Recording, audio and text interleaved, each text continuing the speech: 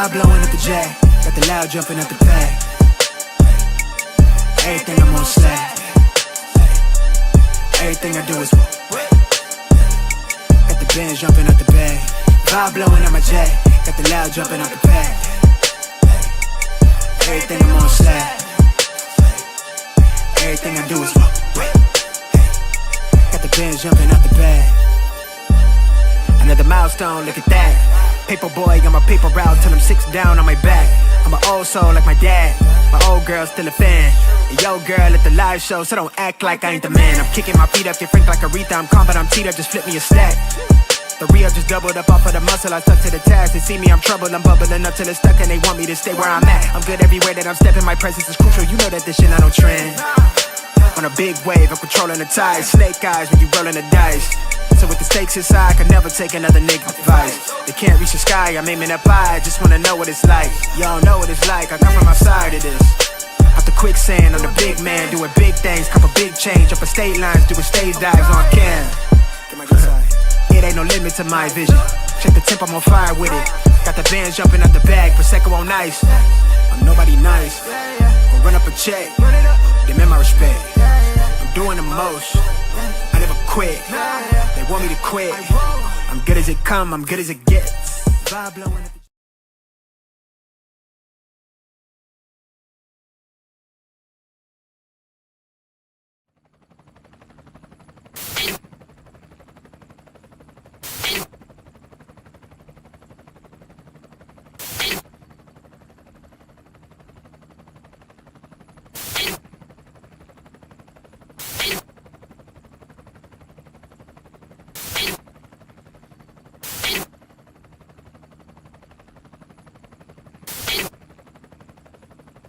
and you're in the Desert Storm bunker with Hollywood CGA. Yeah. Legends ain't born, they built from the grind. From benches to banners, we sharpen the mind. We sharpen the sword and promise and swore that we going hard and leaving it all on the floor. Ayy, yeah, we going hard and leaving it all on the floor. Ayy, yeah, we going hard and leaving it all on the floor. Legends ain't born, they built from the grind. From benches to banners, we sharpen the mind. We sharpen the sword and promise and swore that we going hard and leaving it all on the floor.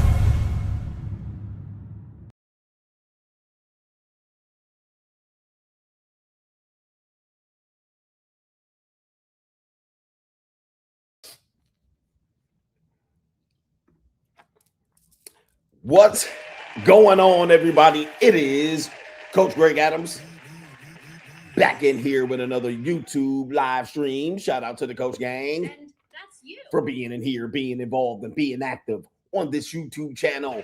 And welcome back to the Ecclesiastical, internationally known and recognized symbol of sports, entertainment, and YouTube podcasting, the Boss Up Show. Part of the Free Agent Lifestyle podcast here on the Free Agent Lifestyle channel. You in here with the Bruce Wayne of this ish, the King of Kings, the King of Content, and the Speaker of Truth. Yours truly, the Notorious One, aka Mr. Coachellini, better known as the Prognosticator, Coach Stradamus. And you're in the Manila, in the Philippines, with none other than EWF. That is every woman's fantasy and Hollywood CGA and the whole fucking show. I'm the CEO Nigero of Fixes Binds LLC, the unbinder, the undebatable, the undisputed best entertainment here on YouTube. You can call me Senor Gregorio Graybeard. The ladies of the Philippines love to call me Mr. Your third leg was just phenomenal. Mr. Third Leg Greg and Mr. Mucho Pesos. You can also call me the Mitch Slapper Ecclesiastically. The anointed one is here. The founding father of the After Pill. The junior college sociologist. The Morpheus of the mating matrix. The chocolate Confucius. The Black Moses. The deliverer, also known as the man that walks ecclesiastically in the spirit of Elijah. I'm the man with more nicknames than anyone in the game. You can call me James Bond, the Lord of the Lings, the Thriller in Manila, You can also call me Malo Poppy, Hentai CGA, and you can also call me Ling Arthur, the extraordinary man himself. But if in case you forget those names, just call me the Benevolent Monarch, CGA. See God Allah. And you're looking at the 14-time demonetized champion of YouTube. We got an ecclesiastical show today. We have a modern sister. She been on my mind. A sister finds 1,000 plus single women at an ecclesiastical church event and 0 men. All right, no men at all. All right, hit them with the horns. I don't have the prices wrong. Okay, whatever. All right, we don't have the prices wrong. Anyway, she finds that there's no men in 1,000. She said 1,000 single women, and she's flabbergasted. She's shocked. She's going to tell you why she's shocked, but I want you to guess why she's shocked. All right, because I got options out here. She's shocked that there's this many single women out here, but we're going to take a look at the data. This is going to be the new trend. All right, I hope we have some time today. I don't think we'll have some time. It's 12 in the morning here in Manila. Okay, 12 a.m. in the morning, as the Negroes would say.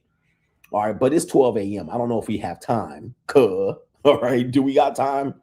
Let me see if we got some time. All right, we got time. I don't know if we got time. All right, they don't say we got time, but maybe we won't have no time. I have no idea, but you know, it is what it is. But she's gonna tell us why she is flabbergasted, why there's that many available single women. She said she thought she was alone. You were not alone, and I am here with you. All right, though you're far away. Yeah, this indeed. Hey, look at this. All right, anyway, we got the voice box here. We got the best sound effect game going on in the building. Tell me if you can hear the sound effects. They're a little low on my side of the stream. Let me see. Hey, look at this. Oh, I can hear it a little bit. But it's a sister. It's a black woman. She can't believe that there's this many black single women. I know that there's that many black single women. I know that there's that many single women. All right, but yeah, we're going to talk about that. Also, today we have a crime and law CGA, a former mayor in Louisiana, gets convicted of getting her cheeks clapped by her 16-year-old son's best friend at a party. Yes, we got that one. Oh, that's nasty. All right, she gets convicted. She's going to serve jail time. She has not been sentenced, but we're going to find out what transpired in that entire relationship based on court transcripts and a little bit of, using somebody else's content via fair use. We got that coming up.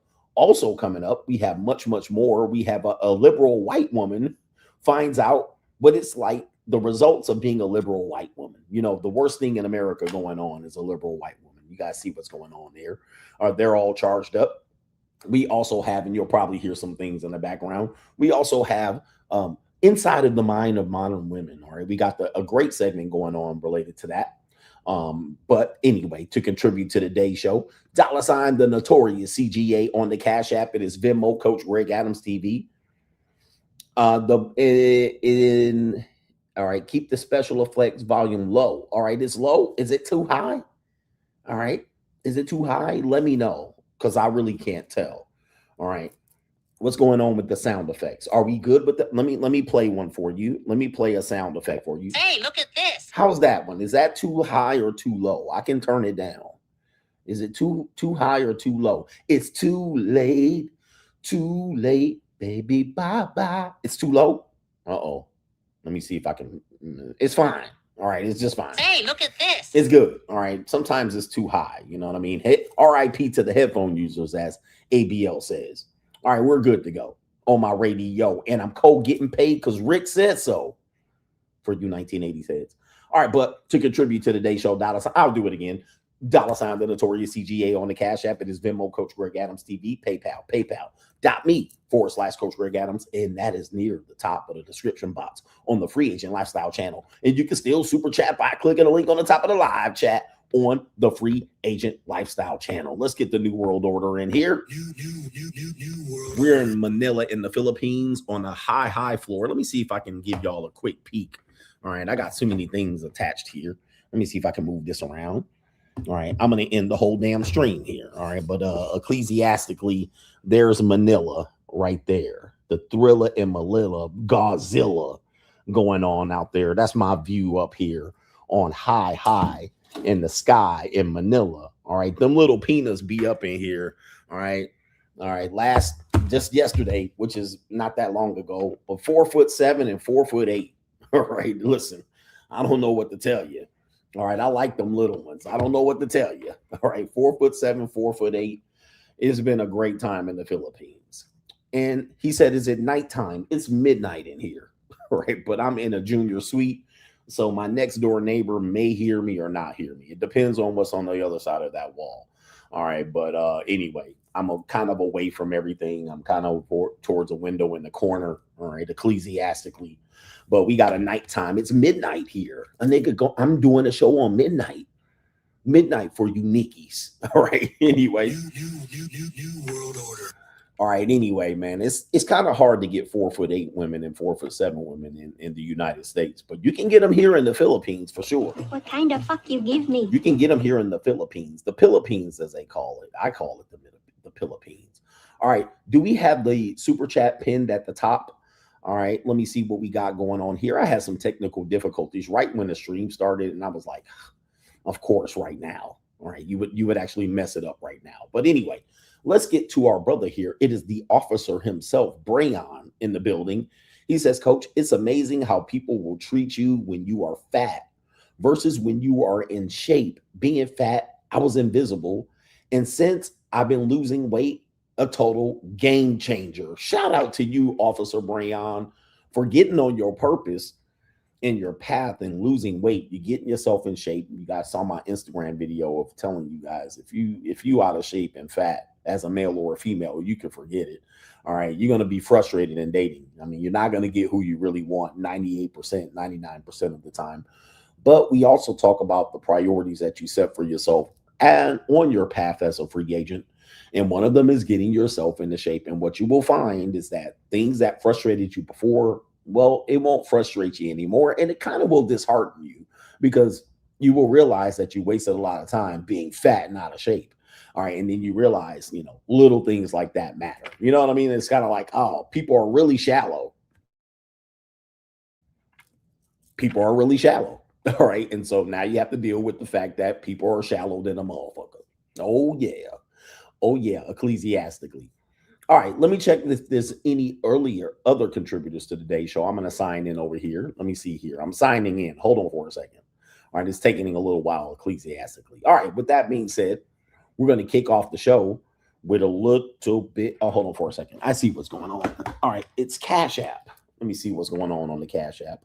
There's a Venmo notification. I got to check my phone. Some of these things,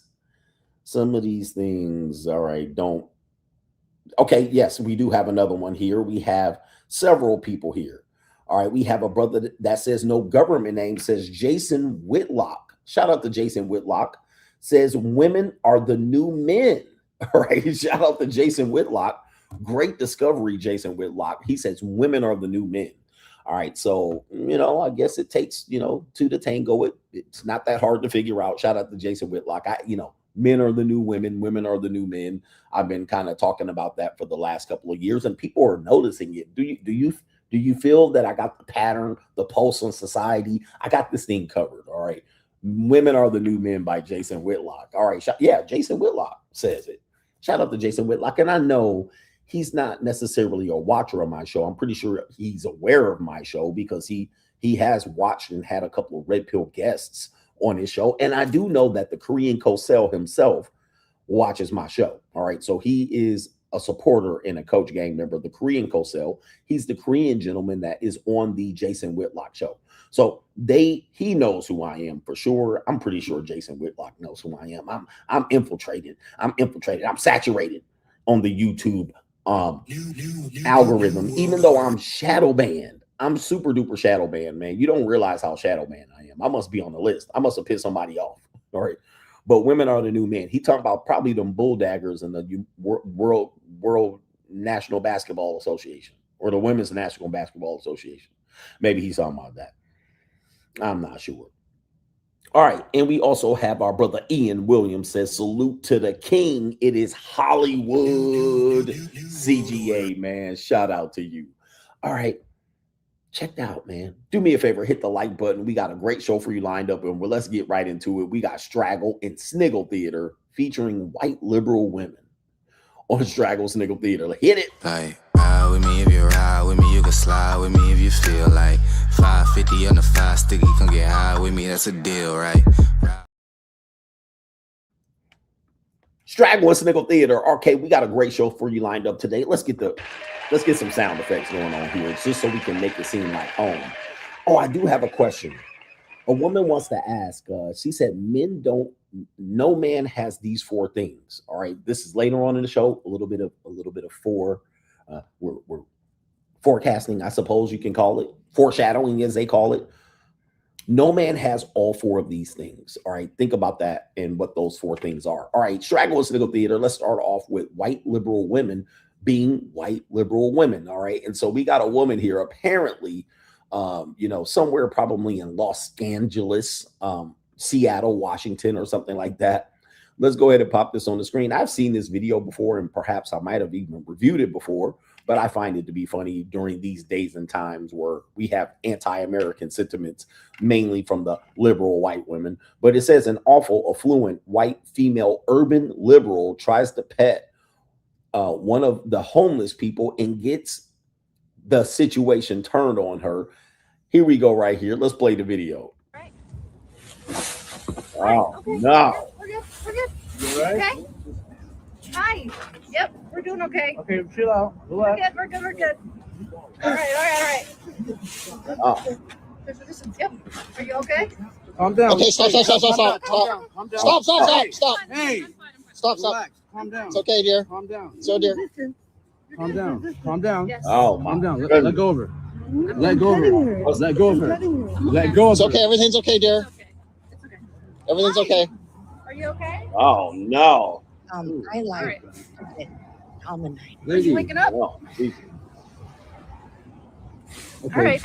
All right, so if you can't see what's going on here, I think this is quite hilarious. Something tells me I can't remember when this was. This wasn't recent. This had been maybe a year or 2 old, maybe a little bit older than that. But as you can see, the white liberal woman is trying to save face.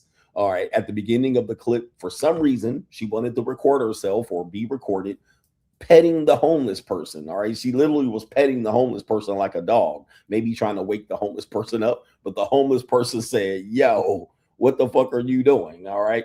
And so the homeless person's now, look at the white liberal woman, instead of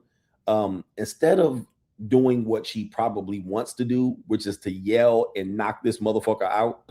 She's got to save face because she's recorded herself. So she's got to talk her down like a therapist. You know, when they want to send therapists, to the police scene. When a man has a knife and he's going to slash, whoever the hostage is, we need to send therapists. We need to defund the police. So now she got to save face and try to calm this person down without yelling and screaming at them. Not only that, she has to look like it's okay that this person's touching them because she's touching them. She's open-minded. She's touching them. But now when this snotty person, this COVID having flu, barren, dirty feet, nasty, mean, nasty homeless person is touching her, she got to act like she likes it. All right, because she's a white liberal. All right, so let's continue with the video here. Stop. Calm down. Calm down, man. Calm down. What are you doing? I think I'm okay. I think I'm okay. Oh my gosh. Oh my goodness. All right, look at yeah. All right, shout out to the white liberal women out here making themselves look like an idiot every day. I think I'm good.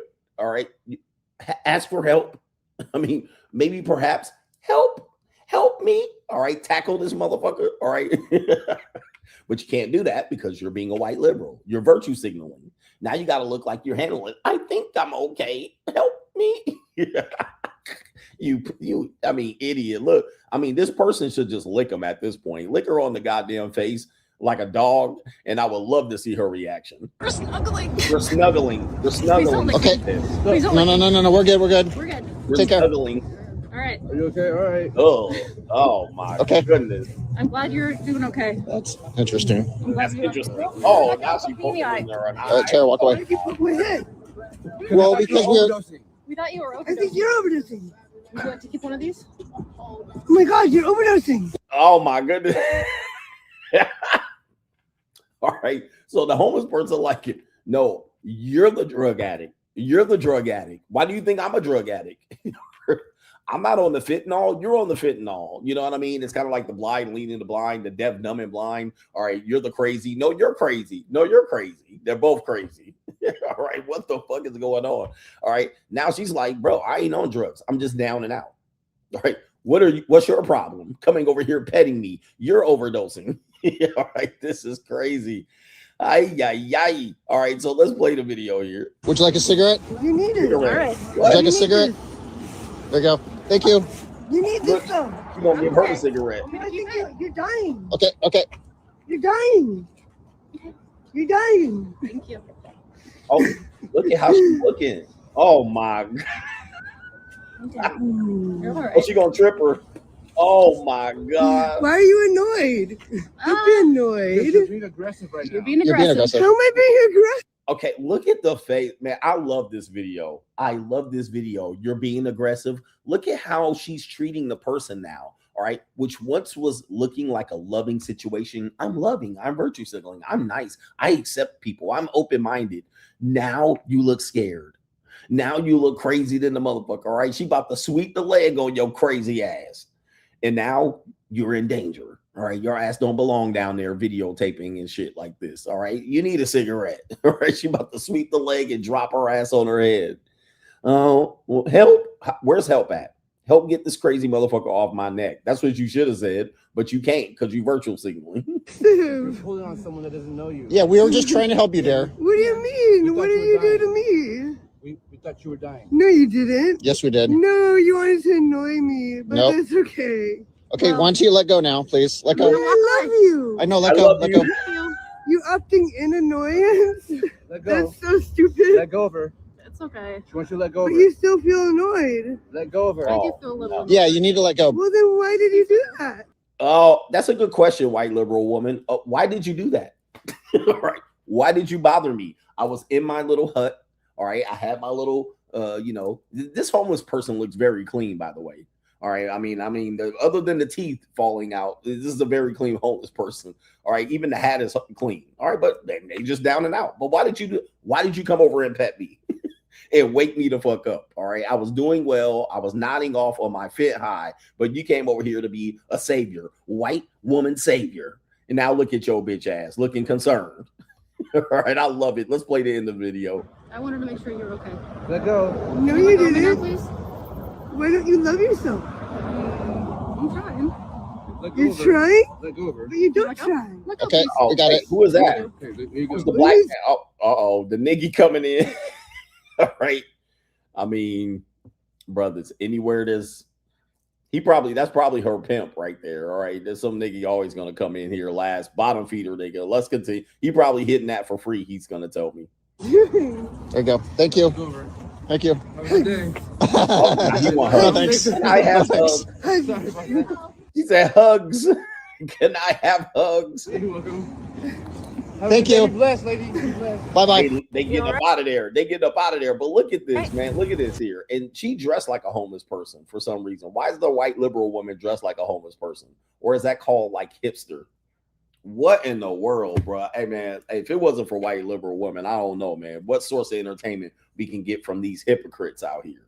These hypocrites. By the way, Jasmine Crockett took that L last night. Thank God, all right, for Jasmine Crockett.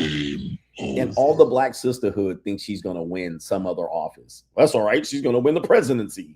All right, come on, bro. She can't even win in basically a primary against another Democrat. Jasmine Crockett. Strag. All right, anyway, let's go to the next video here. We have Straggles. Speaking of bottom feeders, all right, we got a brother out here says he gets punani for free. Coach, I get it for free, and I got game, and you don't. All right, so we got I get it for free ass nigga right here. She says, I love me some him. I love my husband. Okay, let's play the video. Oh, no. Oh, Jesus. Where's the sound effects at? This man can't get enough of me. I can't get enough of him.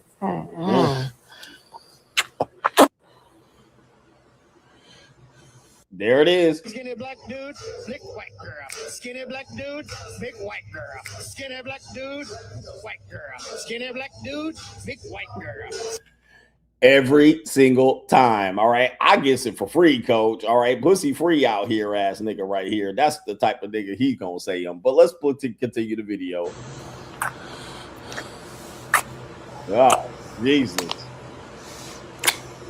Ugh. This man can't get enough of me. I can't get enough of him. Liberal white woman, too. Oh, my God. He getting them reparations back. He getting them soggy. All right, soggy. All right, the Sogmeister done beat her over the head, too. Oh, I bet you it's gushy, too. Ugh. And did you eat that cat? I'm pretty sure he ate that cat. Like he ate it right. Yeah, he ate it good. I can't get enough of him. Me some him. What's she say? I love me some him. All right, that's what a black woman would say. She definitely a mud shark too. I love me some him. Pink hair, liberal. All right, white liberal woman. I tell you, man, what would we do with white liberal women? All right, well, we'd have a peaceful neighborhood. That's what we would have. We would be able to live in the inner cities without a white liberal woman. Safely, I should say. All right, Straggle and Sniggle Theater continues. We have 2 more videos. Actually, let me see what do we got here. It's just another video. Yeah, this is a good video. I think this is a very funny video. This is a video. Oh, what is this? Hold on for a second. Oh, okay. All right. So this is a video of 2 women. I'm going to put them up on the screen and I have to explain what you're going to see, because not a lot of words are going to be used here. So you see these 2 sisters right here. Okay. All right, you see these 2 sisters right here. Well, you're going to see basically they're going to communicate about something, but they're not going to use words. But we're going to see what's happening here. What's happening here is the woman that is going to be on your left, all right, is the woman who is going to react. The woman on the right is the woman that basically is going to follow what's on the caption. And the woman on the right is actually messing with a guy who she told her friend, the one on the left, that she stopped messing with. All right. But as you guys know, women don't stop messing with a guy, especially if she has good sexual chemistry and her peace leaves itching. She's going to keep fucking the guy. So the woman on the left is the friend that's been there and supportive, listening to the drama that is the fallout of the woman on the right's relationship, whatever the relationship is. It could be a situationship. Okay. So the woman on the right is telling the woman on the left that she's done messing with certain person. But as they're recording this TikTok, that male texts the woman. All right. So I'm going to play it for you to break it down. You're going to see the reaction and the fallout of this particular communication between friends. All right. And how women do other women dirty too. Let's play the video. It says, when you get a text from the niggy you got back with, but didn't tell your friend. All right. So you get a text from the niggy you got back with, but you didn't tell your friend. All right. Let's play the video here. Here we go. Ooh. Mm.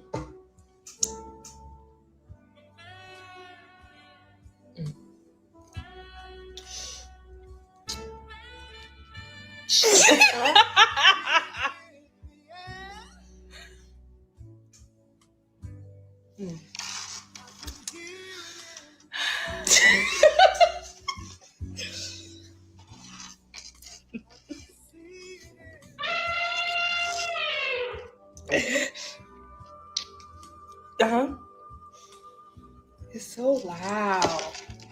Kiana, you're loud. I'm not loud. I'm loud. 100%. Ooh. Okay, so you get what's going on here, and this is a kind of like behind the scenes of what goes on when we're in relationships with them and stuff like this. But the woman on the right, you see her face right here. You see her face. All right, she is panic stricken. Okay, she is panic stricken. Look at that. So she's been talking shit about, oh, I ain't getting back with him. I ain't never gonna see him again. He ain't ever gonna hit this again and smash and whatnot. But he's still smashing. Now the bestie is shocked, like, nigga, what? All right, it's like, hold up. I thought you said you weren't dealing with that anymore. All right, and yeah, she may be eating that cat too. Did you eat that cat? They might be bumping scissor sisters and bumping humps. They might be licking each other. And you see the shock on her face. Like, you're not supposed to see this. So here's some things that I'm trying to even add into this. A lot of times, women's phones are going to tell on them, whether it's a boyfriend that sees a text message or even their friends, because women are liars. Women are liars, all right? They're going to build up all this drama and then say what they're going to do, and they're going to do the opposite. And her friend is just now finding out. So she's like, now here's the funny thing about it. The friend that is shocked might be fucking the other dude, all right? That could be the case, all right? Now that could be, it is in left field, but it could be possible that dude also smashing as well, or she had thought that dude was wide open and she was going to go over there and go get that nigga. So it could be that going over here, but you see what's going on with these communications here. Okay, you see what's going on, how they don't tell each other the truth. So watch this. That's when the text comes in. They're for some reason going to record a TikTok, but as you guys know, when you have your phone, if your notifications pop up on your screen, you can see who texts. All right, that's what happened. And she said, and look at that. Oops. Whoopsies.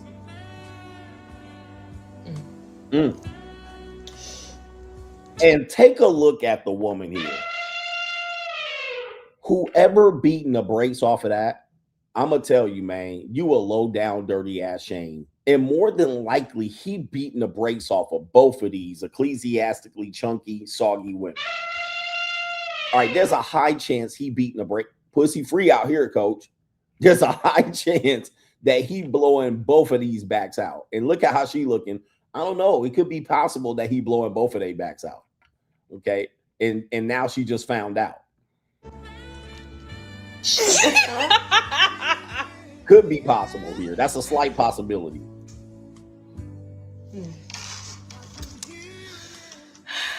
There it is right there. Yeah, man. And see, look, when it comes to the ladies, there ain't much to say once you found them and once you got them caught. All right. Once you got them caught, there's not much to say. All right. You got them where you need to. There's nothing. There's no even. You didn't even need to continue and try to justify it. Okay. You just say, you seen what you seen, and that's enough. Okay. A lot of dudes be trying to make excuses for these 304s. All right. Last one, Straggle and Sniggle Theater. This should be an interesting video here. I'm going to show you what it's like in Asia. Press 1 if you've ever been to any Asian country. All right. The Asian Pacific, the Southeast Asian Pacific, even the South Asians, the Indian niggies, the Sand niggies. If you've ever been to any Asian country, all right, shout out to you. I've been to several, and I've been on a Lean tour going on, crazy going on here the last couple of months, the Lean tour. What kind of fuck you give me? All right, you've ever had a maid or a service worker in many of these areas? I had a wonderful maid in my last place, and I tipped her very well, and she did not know what to do when I tipped her. She didn't know what to do. She said, oh, Mr. Negro, too much. You know, when you tip them good, they say too much. All right, they always tell you too much. Right, and I say, it ain't too much, because I might have to call upon you at some particular point. All right, but this is kind of how it works. I have the perfect scenario, the perfect video of what it's like when you're in Asia and you tip very well. Let's go ahead and play the video just so you can see, just in case you guys want to come over here too. All right, here's a video right here of what it's like when you tip well in Asia. All right, there she is. There's the house cleaner. There she is cleaning the toilet. And there she is. I tipped her well. She didn't know. Oh no, ma'am. No. Oh, Jesus. Oh, no, just it's okay. Yeah. Oh. What kind of fuck you give me? Yeah. Oh no. Poor thing. You know what I mean? She's just trying to make some pesos, man. And I just was trying to be nice to you. What kind of fuck you give me? All right. That's you don't have to do anything extra. All right. Just a look. Just keep cleaning the toilet. Yes. Yes. Thank you very much. Yes. Yes. What kind of fuck you give me? All right. This is how my week's been over in the Philippines. You know what I mean? You just try to be nice, give some things to some woman at Starbucks, and she just start giving you the bung hole. You know, you're like, not the bung hole. All right. Just the mouth. All right. Just the mouth. What kind of fuck you give me? All right. You're like, hey, man, listen, I might have to call upon you here. And she's going to be very dedicated and loyal to you right there. Oh, no, poor thing here. That's somebody's daughter, you know, but it is the culture. It's it's the culture, you know, it's how things go around here. It's, you know, you can go a couple of pesos goes a long way here. Yes, bunghole. Yes, I'll take the bunghole. That too. Yes, a little bit of yes. The titties, the little itty bitty punani. Yes, I got you, baby. Kinda fuck you. All right, daddy got you. Poppy got you. I'll have you. Hentai CGA. It is what it is, you know. That's how you want your service delivered here in the Philippines. That Straggle and Sniggle theater. Like, ride with me if you ride with me, you can slide with me if you feel like 550 on the 5 sticky, come get high with me, that's a deal, right? The Money Mindset 2025. Join us if you are looking to elevate your mindset to the next level and get your financial information and game back to where it needs to be. This is the Blue Chip Mindset on steroids. We have 80 plus episodes from the last 2 years that you missed available via playback. You can get all of those episodes. Also, every live stream on Sunday night with all of our great contributors with subjects, cryptocurrency, investment, money 101, money 201. Also, if you're looking to become a social media content creator, this is the group for you. 2 times a month, we give you content creator information about how much money you can make via content creation. What are the most popular forms of content creation coming forward in the next few years, and how you can capitalize on an opportunity to be a content creator. Join patreon.com/Coach Greg Adams to find the Money Mindset link. Let's get our Blue Chip Mindset on. The window is still open. The window is still open.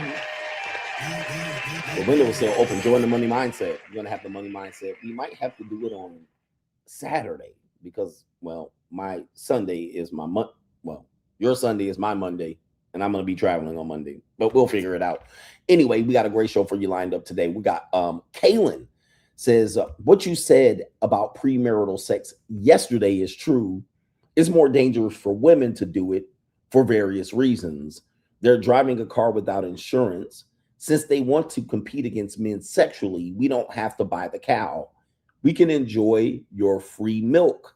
We can enjoy the free milk, men, or for a fee. Either way, I think they're getting what they want. But of course, you guys know how it works. Whatever a woman asks for and you give it to them, they're not going to like it.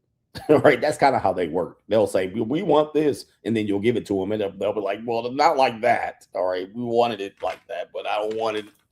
Let's change it. Let's go back. Ass niggas. All right, so they've asked for everything in this sexual marketplace. They asked for everything that they're getting in this marketplace. All right, they wanted to be able to hook up with men like men. They wanted to have sex. Week 2 can play that game. They wanted to have a roster and rotation. They wanted to, fuck who they want and marry who they want later. They're getting all of that.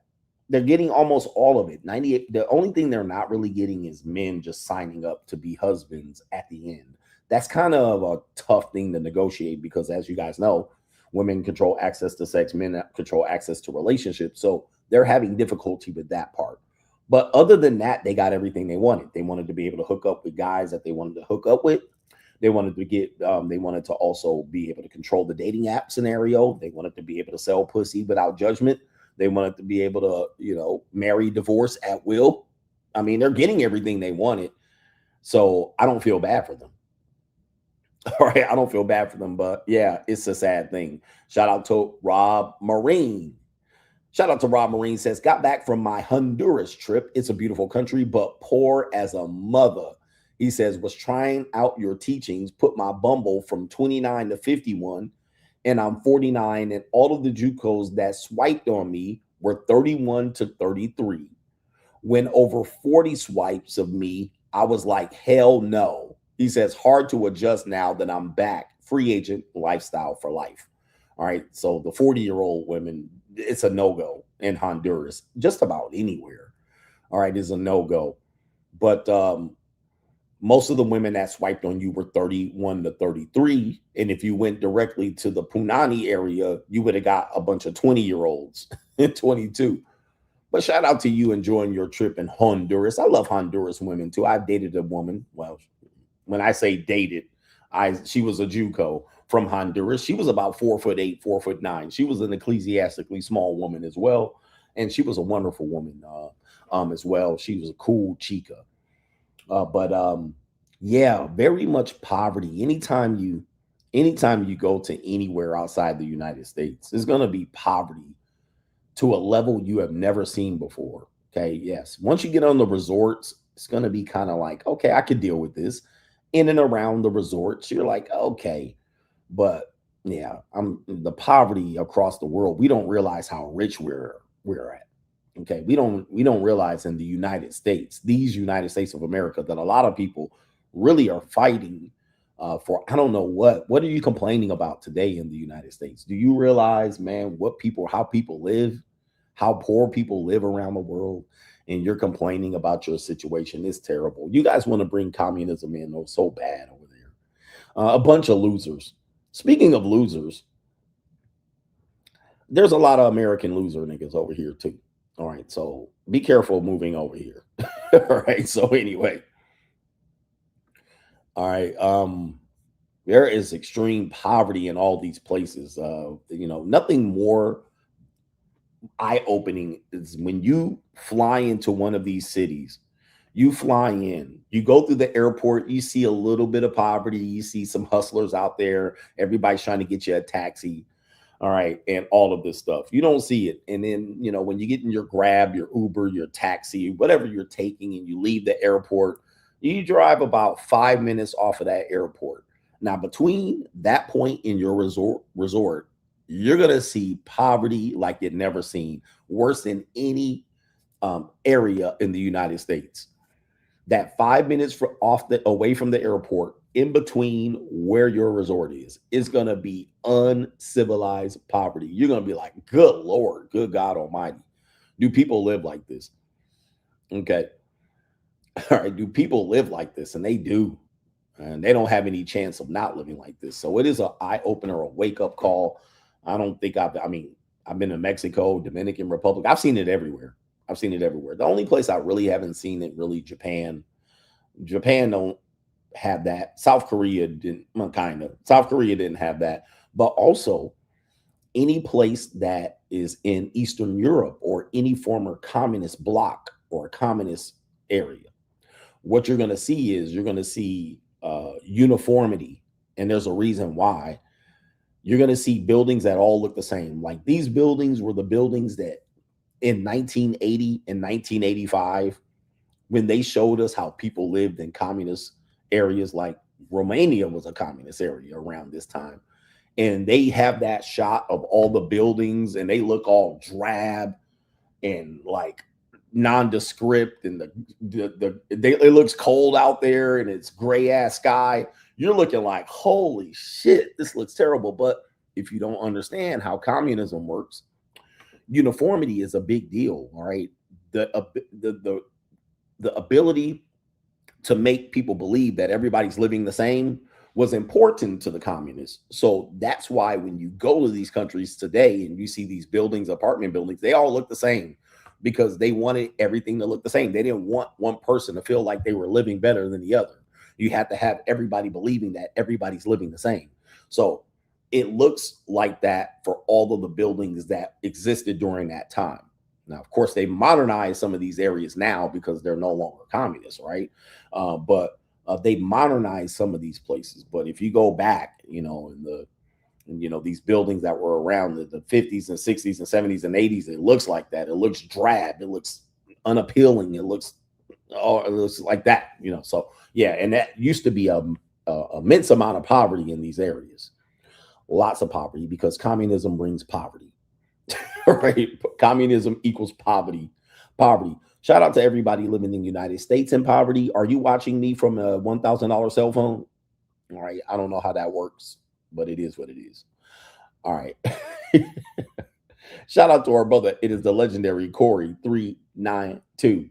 He says, what's up, coach? Just showing my love and support for the best edutainment on YouTube. He says, ain't it such a great feeling when you find a good JUCO, a girl that knows how to play her role and cater to you? I found one this week. Have fun in Manila. Shout out to the coach gang. It is always good to find a good JUCO. By the way, that is a Co-sponsorship from Corey 392 early this morning on Friday morning for me, but it's Thursday morning for you. But yeah, shout out to you. Good JUCOs are hard to find, meaning that they're going to play their role for a long period of time. It is very rare that a JUCO plays a role for a long period of time. Even we teach over on locals. Don't expect it to go past really 3 months. All right, 3 months is tops. And that's based on research. You might be able to squeeze out 3 months. I mean, very rarely does it go past a couple of years. I've had a couple of years these JUCOs where they lasted for years. All right, but it's very rare for that to happen. Most of them implode in the 2 weeks, 3 weeks, maybe something like that. And it also depends on how people are bringing in the relationship. If people keep it, I actually have 4-tier system that I'm going to discuss this weekend. How I present it to my JUCOs. You have 4 tiers. All right, this is how you can fit in. Most of them will pick one, and then I'll see if they qualify for it by asking qualifying questions, and then I'll replace them. I'll place them in another tier. That's going to be beneficial to me because sometimes they have high hopes, and sometimes they're hustling. There's a hustle over here. There's always a hustle. There's always someone taking advantage. So what will happen is if people come in honestly, you can do well. But of course, people try to take advantage of things and make somebody believe that there's more there than there actually is. And it is what it is. So you got to be able to vet that out.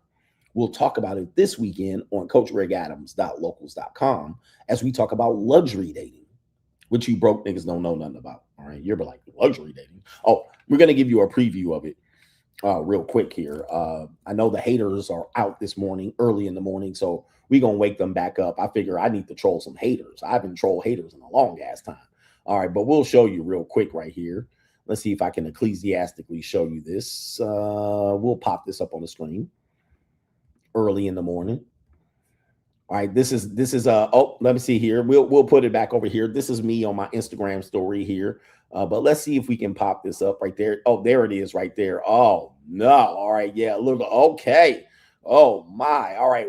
Been around the world and I can't find my baby. I don't know and I don't know why. Why she wanna play me? I don't know where she can be. My ecclesiastical JUCO. All right. There it is right there. Oh, rich nigga shit. Silent. All 100's pockets rotted. All right, there it is right there. That's what we got going on there. The ecclesiastical JUCO, the junior college, as CGA calls it over there. We call it luxury dating, but most people are broke dating and trying to figure it out and lying to each other and lying to themselves. All right, but it's part of the free agent lifestyle. I'm on level 10. I've completed the game already. I'm teaching you guys how to start and how to matriculate the ball downfield so you can get to this level, because this level was part of the free agent lifestyle. It was part of the free agent lifestyle. A lot of guys didn't understand it,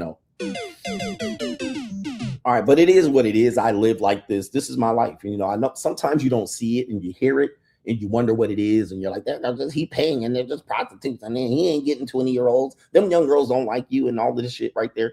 But it is what it is. I got them all shapes and sizes, races and colors and all of that stuff. I'm just having fun. I'm a 50-year-old divorcee. I'm just having fun. I'm not remarrying. I'm just going to have some fun until I can't. And all of this shit. All right. So it's crazy. All right. It is crazy. It's a crazy ass life. But, some of you guys are going to marry some of those girls. All right. Some of you guys are going to marry some of those girls at some particular point. All right. But, what I teach you is this. This is one thing. I teach you so much, but I want you to write these things down and take notes. We talk about things that everybody talks about, purpose, all of these things. And women shouldn't be your purpose. Your purpose should be something that you have in order to build something so that you can attract women or attract whatever you're trying to attract in your life. So for me, I always say women are not the main course. They're the side dish. They're the dessert. They're meant to have fun, not taken seriously. Now, if you want to have kids and all of that stuff, you're going to have to bust a nut in them. Sometimes you're going to have to marry them and bust a nut in them and stuff like that and take them seriously as a mother of your children. These are all good, responsible things that some men need to experiment and some men need. Some men don't want any of that. But what I'm showing you is it's not about segregating yourself from women and hating on them. Really, you don't have to take them serious at all. But you can have fun with them. Now, somebody might say this. Okay. Some people might say this. They may say something like, well, coach, I'm pretty sure that costs something. All right. There was a major cost associated with that. And I say, yes, but it's way cheaper. It's way cheaper than marriage and divorce. See, I'm not just going to be by myself, ass nigga. Right. You niggas going to be by yourself, just enjoying monk mode for 12 years. Shout out to you. But for me, on the other hand, women are a byproduct of success.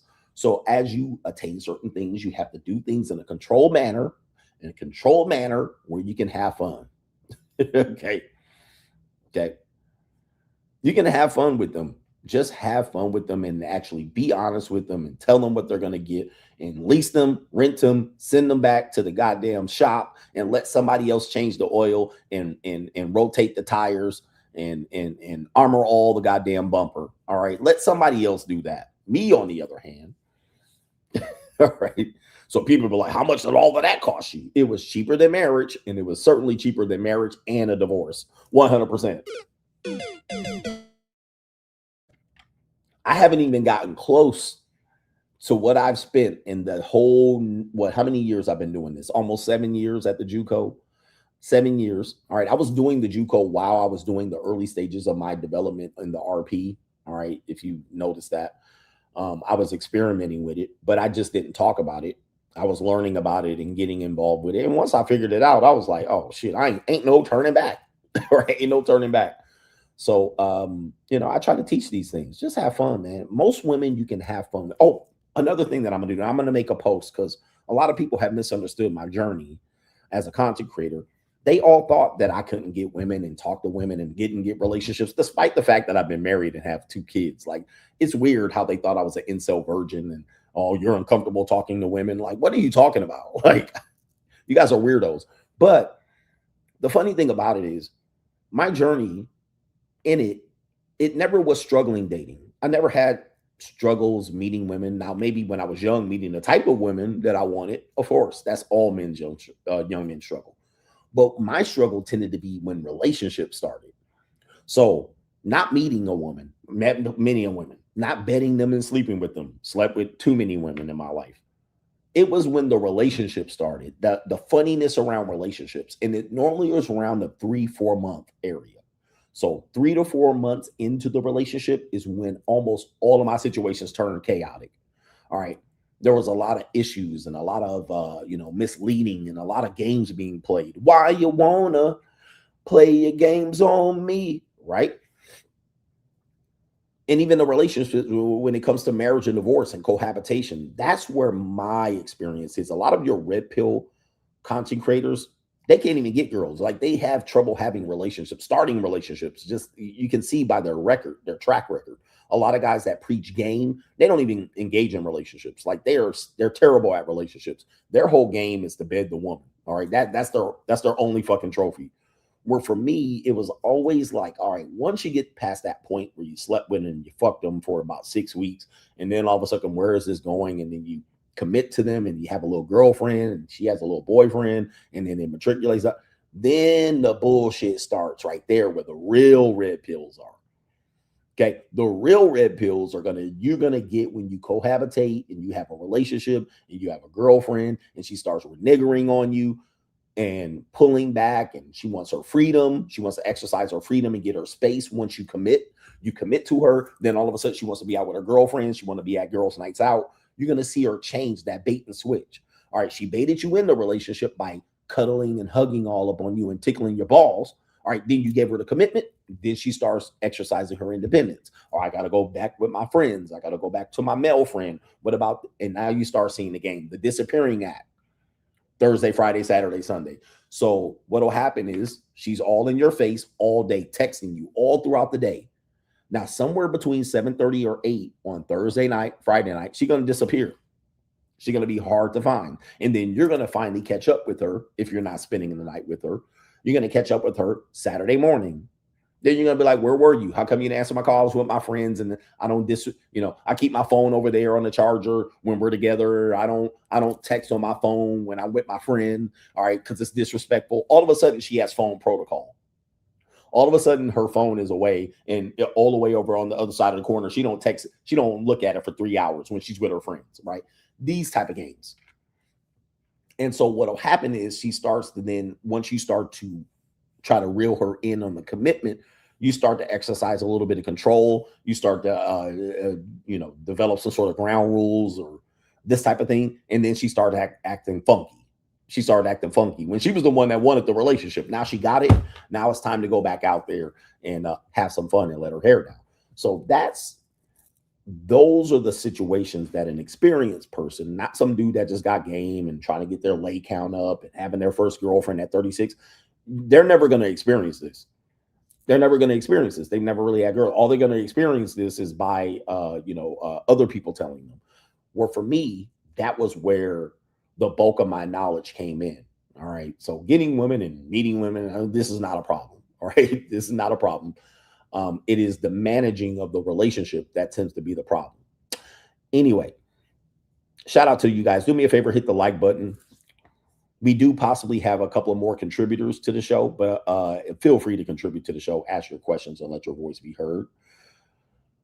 We have Free Agent for Life says you mentioned that you're working on figuring your retirement in Ling Paradise. Will you be making video series on how to relocate and retire in Ling Paradise ecclesiastically? Yes, I will be, because it is a popular piece of content. I do notice content related to men moving to different areas, South America, Central America, even Dubai, the Middle East. Not a good place to be at this particular point, but also in areas like Asia. A lot of these pieces of content are very popular. Now, they're popular with people who are thinking about doing it, not who have done it. And this is where I think the problem is. Okay. This is where I think the problem is. A lot of men are looking for an escape. A lot of men are looking for a solution. A lot of men are looking for a fairy tale, a fantasy. And what they do is they get half-truths through content creators who are looking to promote this fantasy, because men are the new women, because men are in love, women are in business. So men are looking for some sort of solution outside of where they are. And then content creators are providing what I call half-truths, or not showing the full picture of what actually goes into these moves. Okay. Because these moves are difficult. All right. They're not easy to do. You're halfway across the world. You're away from your family. Many of you don't have enough money. You don't have enough money. And if you did have enough money and you don't have enough experience with these goddamn women over here, they're going to run your pockets. Okay. These women are trained apex predators with dirty feet sandals. All right. And it is amazing what people in the Philippines can accomplish in flip-flops. All right. They can do entire construction work, drywall. They can get out here with a jackhammer with some goddamn sandals and flip-flops. These bitches will walk up and down the avenue all day wearing out the bottom of them flip-flops. With that being said, these people are going to take advantage of you, and they're trained to take advantage of you. I've met some of the nicest women in these areas that people promote, that they say you can come here and live cheap and this and that. These are some killers, man. And let me tell you how they get. I'm going to tell you how they get you. Who wants to press 1 in the chat if you want me to tell you how they get you? All right. Because I'm going to tell you right now. All right. Okay. And number 2, if you're not used to living in poverty, when you come over here, man, there is not a lot of, like, I'm not saying these are third world areas, but you don't have to go very far to be in some impoverished shit. Like, it's around the fucking corner, or like around the corner. I'm in the nice area. I can walk 3 blocks. I'm in BGC right now, which is one of the nicest areas in here. It's not the hub. All right. Makati is the hub. All right. BGC is the new modern hub. If I walk to 2 ecclesiastical blocks, I'm in poverty, nigga. Like, God damn. All right. But let me tell you how they get you. I'm going to tell you how they get you, bro. You're going to think this girl is the most innocent, nicest motherfucking woman you ever met in your life. Dude, it's going to get you, bro. especially here, because these little fucking brown fuck machines, like Iggy calls them, they're so polite, innocent. These bitches be coming in here innocent, shy, acting like they can barely speak to, and then you bend them over and they taking dick. All right, they're gonna finesse the shit out of you with that femininity, with that submissiveness, with that innocent play, with that whole I'm shy, and you're gonna fall for it hook, line, and sinker, unless you gotta run through these motherfuckers. When you get out here, you gotta be a beast. Gotta run through them. Okay, you gotta run through them. Because they gonna get you with that little tight kitty, and the kitty be tight, then the motherfucking bag, it be tight. You be like, damn, ain't nobody smashing this. Psh, dude's already smashed it before she got here. Okay, so they'll be oochie, ouchie, ooch, ooch, ooch, ooch, out, holding on to you and gripping you tight and holding you close. Oh, daddy, I can't take. Oh, you be like, and then you be like, I could change your life. You trying to turn into Captain Save-A-Hole in 10 fucking minutes in a nut. Captain Save-A-Hole, you be ready to wife her ass up. Now that's gonna be your goddamn mistake. I cook, I thought I should. That's where you're gonna fuck up. See, in America, okay, in the United States of America, we're so used to dealing with these big shoulder masculine bitches. Okay, we're too used to dealing with very aggressive. And listen, American women, I know you think you guys are feminine and soft. You guys are full of shit and fake.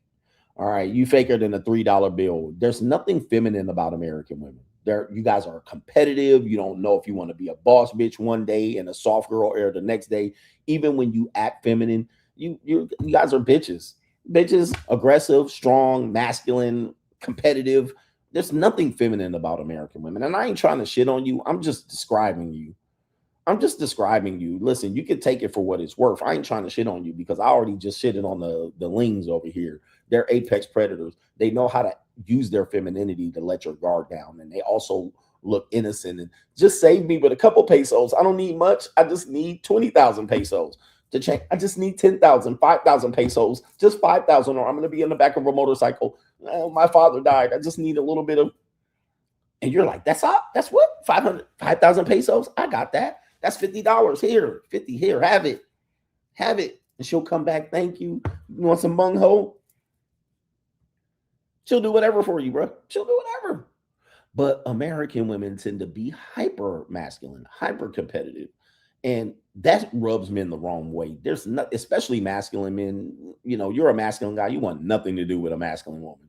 It does nothing. It does nothing. You got to be a feminine son, husband ass nigga to like a masculine woman. All right, I like a go-getter woman. Who likes a go-getter woman, nigga? Other than a weak, effeminate son, husband ass. Well, she could go get the bag and get as much money. No, who likes this shit? All right.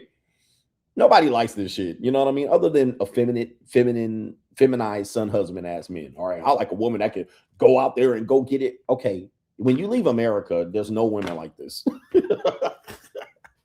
All right. This is an American feminist trait that weak feminine men like. All right. And you only like it because you a bitch ass nigga. You ain't got no boss up in this in you. You know what I mean? Like, I get it. All right. A power couple ass nigga. Power couple. All right. All right. Wait till she turns 45. All right. And see how much this power couple shit lasts. She's going to retire. She's going to get laid off her job. She's going to want to quiet quit. She's going to want to get, and then power couple is over. Okay. So with that being said, this is how dudes get finessed. You're like, this woman's 5 feet tall. How bad can she be as a person? They can get you, bro. They can get you wrapped up and you will run through and blow through 150K before you even know it. Before you even know it, you'll run through 150K. Because it don't take long to run through 150K here, all right? Because you can't buy no house or land, and she'll be like, you'll put it in her name, you'll set up a business, you'll put her as the fucking front, and then you fucking cook. Then all of a sudden she show up with another nigga's baby. And what are you gonna do? Break her neck? I mean, what are you gonna do? You in her country. All right. Then you taking care of her family and they just finessing your ass. All right. So it will not take much. Just a little bit of femininity goes a long way. And they get you wrapped around their little long black brown hair fit fucking fingers, and you're cooked. You're cooked. You'll be toast. So, you know, be careful, because this is their culture. You're here on their turf. They know the nooks and crannies. They know how to get around the city and hide shit from you. They just have so many advantages that they will fucking empty your wallet out in record time. All right, faster than an American woman can empty your fucking wallet. All right, and she'll be giving you that tight Asian poon along the way, or that tight what? She'll be giving you that tight Colombian poon. She'll be throwing that big butt and a smile on you and show up with another nigga's baby. You better watch. Don't play out here, man. And my point was, a lot of content creators, they're not telling you this, because, woof. It's unbelievable what they can do to you. But they can make you feel like a man. All right, they got that down. Just keep your guard up, as Suge Knight said. Hey, Tupac, keep your guard up. Shout out to J Flow, says, appreciate the late night work, coach. You keep me motivated to stay on my grind and to fight the urge to give up. Coach gang, never ever give up. All right, there's so much out here, brothers, for you to get. And we do have some cash apps. It is our brother here. It is Gregory Benjamin Smith, says the nigga is clapping both of them. Look at the death stare. So he was talking about those two big sisters. So yeah, he might be clapping both of them cheeks, and that's why she was looking like that. She was like, "Oh, sister girl, I thought she wasn't seeing him no more." Shout out to our brother Jig Johnson, says. Let me see what he says here. First time in the DR. What's the best hotel? Not cheap. Well, I'm not a big expert on the DR, but I stayed in Caviate. I always mispronounce that, outside of Sasua. And I stayed at a resort. I don't think you can miss, but I stayed at a resort that was undergoing some construction. I don't remember the name of it, but I could possibly look it up and give it to you. But anybody have suggestions on where? And I stayed in Puerto Plata. Flew into Puerto Plata, drove to Sasua, stayed in Caviate, and so forth and so on. And I had a good time there. But I went after a major hurricane, so they were doing massive construction at that resort. It must be better than what it was. All right, but you've seen some video of the resort. It's a nice resort. All right, but anyway, shout out to everybody there. And people say go to Punta Cana. Punta Cana might be a better. I've never been to Punta Cana, although I was just ecclesiastically with a Dominican woman from near Punta Cana. Shout out to her. She probably watching me right now and saying, "Don't say my name, daddy." All right, don't say my name. All right, but shout out to that woman there. And boy, was she giving an ecclesiastical performance with CGA. All right, I might have to bring her back in. All right, shout out to her. You know, we fly them in. All right, around here. All right, anyway, shout out to Dominicanas. And Dominican women can get you too, man. There's no innocent Dominican women. These bitches been fucking since they knew how to motherfucking crawl and walk. All right. I like when y'all try to make an innocent woman out of these foreign women. All right. They're innocent. All right. They believe in the Catholicism. They're religious. All right. Okay. All right. Anyway, let me check the Venmo before we go over here to the next segment. Okay. All right. I'm trying to check Venmo. Let's see if somebody happened to go over there, and well, Venmo won't let me check it. All right. So let's go to the next conversation. And what are we doing here? We're doing crime and law CGA. All right, we got an incredible story here. I don't know if this story is real, but I'm gonna report it here on Crime and Law CGA. Let me see. Do I have the damn sound effect lined up? Nope. All right, but City Boys. City Boy! City Boy! All right, we have a story. Allegedly, a mother used her daughter as a surrogate. Okay, as a surrogate, but apparently they didn't go to the proper channels to perform the surrogacy. So it says a 14-year-old girl used as a surrogate after mother could not have children. All right, what's the crime in that? Well, she's 14, first of all. Second of all, they allegedly did not use medical procedures for this surrogacy. All right, I'm trying to say it without saying it. Basically, they did it au natural. All right, let's play the video and then we'll try to figure out what's going on here. Disturbing story. Oklahoma City police are investigating after a 14-year-old girl turned up pregnant with twins. She's allegedly being used as a surrogate. News 4's Abigail Franklin is on Crime Watch with more. Abigail. Well, Heather, Kevin, the court documents say the victim in this case has not revealed how she became pregnant, but police and Child Protective Services talked with her mother, and that interview revealed something pretty disturbing details. It's a stunning claim. A mother tells police her daughter wanted siblings, and the solution was for that daughter to be a surrogate mom. The investigation began last December. Oklahoma City responded to a possible sexual assault of a 14-year-old at an apartment complex near North Penn and Northwest 122nd. A referral from Child Protective Services indicated the teen was pregnant with twins. The father, possibly her mother's 36-year-old boyfriend. The mother reportedly told police her daughter desperately wanted additional siblings, and she wanted children with her current boyfriend, but couldn't since her tubes were tied. The documents say the mother denied allowing her boyfriend to impregnate her daughter, but police obtained a search warrant in order to collect DNA from the man to determine paternity. The teen, now 15, is due later this year. Oh, the humanity. All right. Oh, my goodness. All right. Do we have the what the hell going on with the sound effect here? Where's the what? Yeah, we do have all the humanity right here. Oh, the humanity. All right. We do have the older humanity there. Do we have the what the hell to go with that? All right. We'll take a little side of what the hell on that one. What the hell? Oh, my God. No way. All right. Shout out to Oklahoma City. Oklahoma, Choklahoma. So, au natural surrogacy. Well, I couldn't have babies, so might as well let the man do it. No turkey baster. Let him clap my daughter's cheeks. And she's pregnant with twins. He's out here nutting in this woman's daughter. I mean, goodness gracious. And the mother let it happen, but I'm just going to assume there was money exchange, Epstein style, right? I'm sure there was money exchanged here for this particular service. Oh, the humanity. All right. Yeah, that does sound kind of out here. Oh, boy. Okay, let's hear the rest of the story. While waiting for those results, neither the mother or the boyfriend have been arrested, and the teen is now in protective custody. Court documents say another child was also taken from the mother. The mother has left the state, and the boyfriend's location is unknown.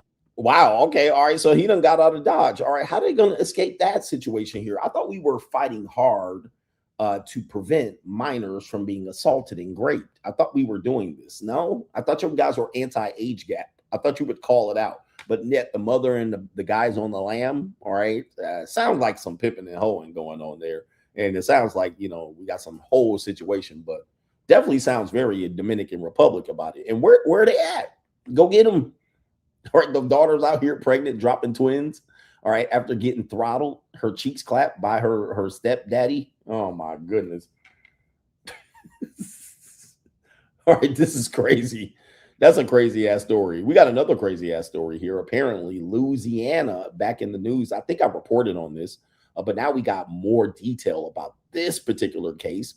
And this case has been adjudicated. All right, this woman has been convicted of gRaping a 16-year-old boy. It says Louisiana former mayor convicted of gRaping a 16-year-old boy at her home while she was still in office. And take a look at that.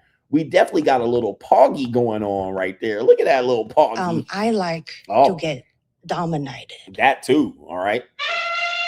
Pogalicious with the cankles and all of that here. It says a former mayor of Louisiana City has been convicted of gRaping a 16-year-old boy during a party at her house while she was still in office. Her name is Misty Roberts, age 43. She was not married. Okay, so she was divorced, and we can talk about that in a little bit here.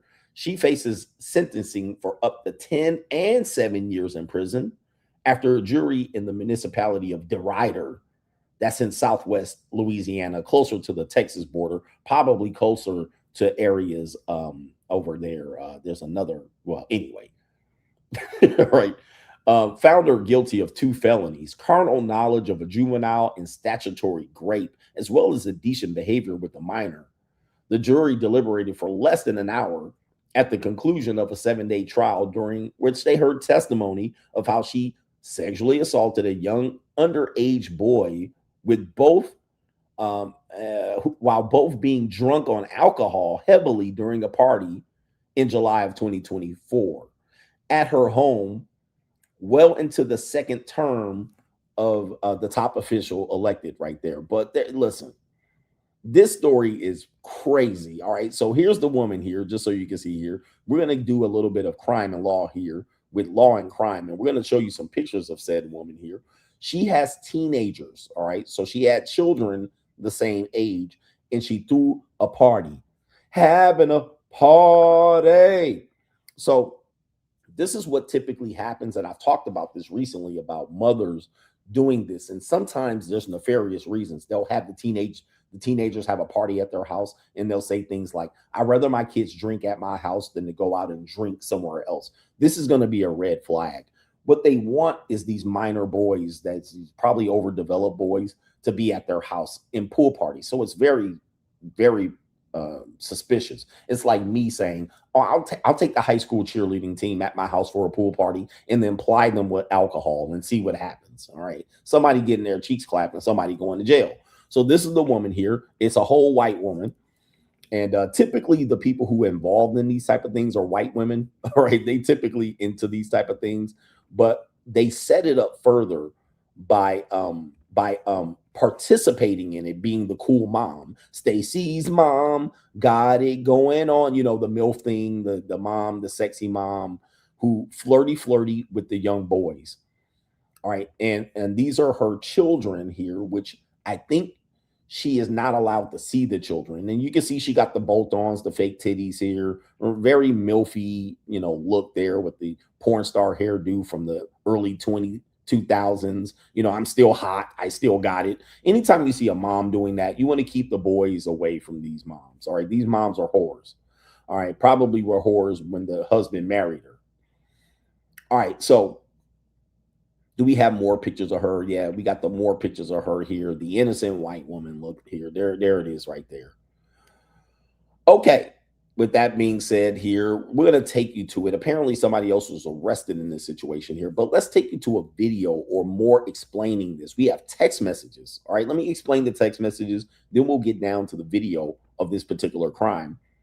It says Mayor Misty Roberts texts the mother of 16-year-old that she had sexual relations with. So you're hearing this right. Her son initially confronted her immediately because you can imagine they're at a pool party. She was flirty with the boy. There have been pictures floating around of her being flirty with the boy at the pool party. And then the kids all see mom take the boy to the bedroom. Okay, so they know it's going on, even to the point where they're saying that they can see through a crack in the window her getting her cheeks clapped and sucking the boy off. Now, I'm being a little graphic here, but her son said, I looked through the window and I can see something was going on. And someone even tried to record it with their phone, but apparently the evidence was erased because, you know, one of the kids erased it. But they witnessed it, and the son immediately confronted the mother that night. All right, that night.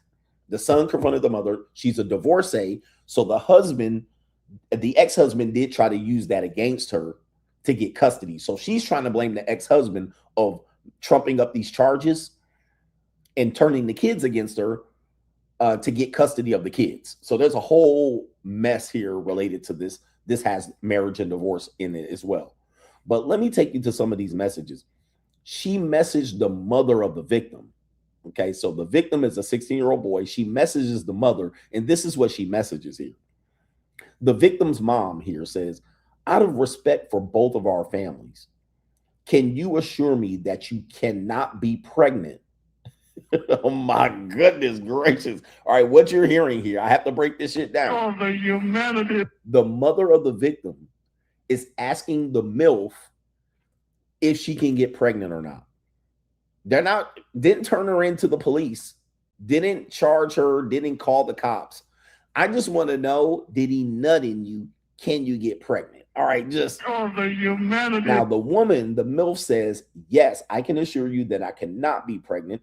So the mother asks, so no protection, no condom, then asks, are you on birth control? Have you had a tubal or a hysterectomy? The woman, the MILF says, birth control. I'm on birth control, but it also didn't reach that point in those few minutes to have that concern. I understand the concern, but I can assure you of that. Basically, she's saying he did not cream pie in me, but he did go there. So he got inside them guts, but he did not nut. Apparently, that's what she said. Then she also says she shared a screenshot of this exchange in a group chat with friends, where some suggested that she take a Plan B emergency contraception as a precaution. A DoorDash driver testified to delivering the Plan B medication to her house following the event. All right, so she said I couldn't get pregnant. She said he didn't cream pie me, but as a precaution, she ordered a Plan B and on DoorDash. All right, boy, I tell you, boy, we're not trying to hide the evidence. All right, so let's go ahead and go into this particular subject matter deeper, because yes, deeper and deeper. It gets deeper than this. All right, let's talk about what's going on here. This is a whole mess. Bikini Mayor, all right, they call her. Let's play the video here from Law and Crime Network. Time that Roberts was on trial in this particular case. And her first trial actually ended in a mistrial. That was after her defense argued that judges who oversaw the grand jury proceedings had been recused from the case. So prosecutors had to file a new indictment against Roberts. And this time she was charged with carnal knowledge of a juvenile and indecent behavior of a juvenile. Those are charges that she faced in the trial that we're now talking about. So let's break down what authorities say happened at this boozy pool party in 2024. Now, Louisiana is a state where they don't allow cameras in the courtroom, so we were not able to see the testimony for ourselves, and we have been relying on the media reports by local outlets like KPLC TV, which did a great job covering every single day of this trial. Now, before we get to what was the finale of the trial, this bombshell verdict, let's talk about the testimony in this case. And the star witness in this case was the victim, and it appears that he was the last witness to take the stand. And all the testimony from the several witnesses and the people who took the stand in this trial, it centers around this pool party that was held in the summer of 2024. So Mayor Roberts holds this pool party, and it's not a pool party, it seems, really for adults. It was a pool party that was for her kids and their friends. Roberts has a son and a daughter, both appear to be teenagers, and prosecutors say that there are text messages, and they're text messages that they presented to the jury, of Roberts asking her son what kind of alcohol he wants at the party. This kid is roughly 16 years old, so he is not 21. Prosecutors say that as a man that's grown up in the suburbs, that definitely is white folks' activity. All right. That I mean, I know, we talk about the community a lot and black parents and the lack of parenting, single motherhood of black kids. At some particular point, black moms do get weed and dope from their sons, right? So their son is a drug dealer and the mom is a buyer, all right, or a trap queen, and whenever she needs some weed or dope, she'll get it from the son. That does happen in the hood. But in the suburbs, most of the time when a parent went out of town, they left that liquor cabinet unlocked. They knew the kids were going to get into it and throw a party. That definitely is a suburban thing. And another suburban thing is the moms and the dads supplying their white suburban kids with alcohol and pills. They know it's going to go on, and they kind of facilitate it, but act in ignorance that they don't know what's going on. But they will make sure they have access to it. All right, so let me continue here.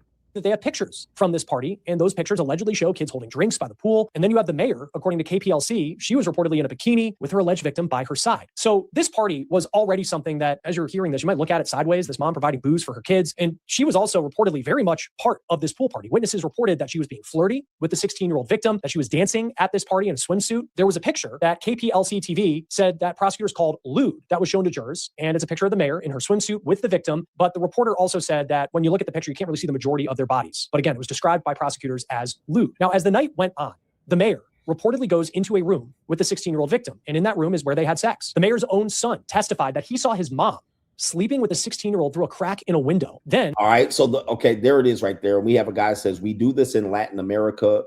the United States is so sensitive, and you guys also rob niggas on scooters. All right, so I don't know what you're trying to say here. All right, you also have bitches pull up on your scooters and draw guns. I don't know. You guys also have the motherfucking cartel slash throats and cut off heads and leave them hidden there. I don't know what you're trying to prove, that you're better nigga than the rest of everybody because we have sensitivity around alcohol. You guys also have T.O. snorting lines of cocaine and leaving the dope residue on his nose and having a party all night. You guys also throw parties until 5 in the motherfucking morning. I don't know what are you trying to prove here. We definitely have a we definitely have a problem here with alcohol. It's the worst drug. It causes the most deaths, certainly when people are driving. You also have people out here killing themselves slowly with the poison we call alcohol. I don't know if it's better in Latin America with alcohol, but y'all niggas are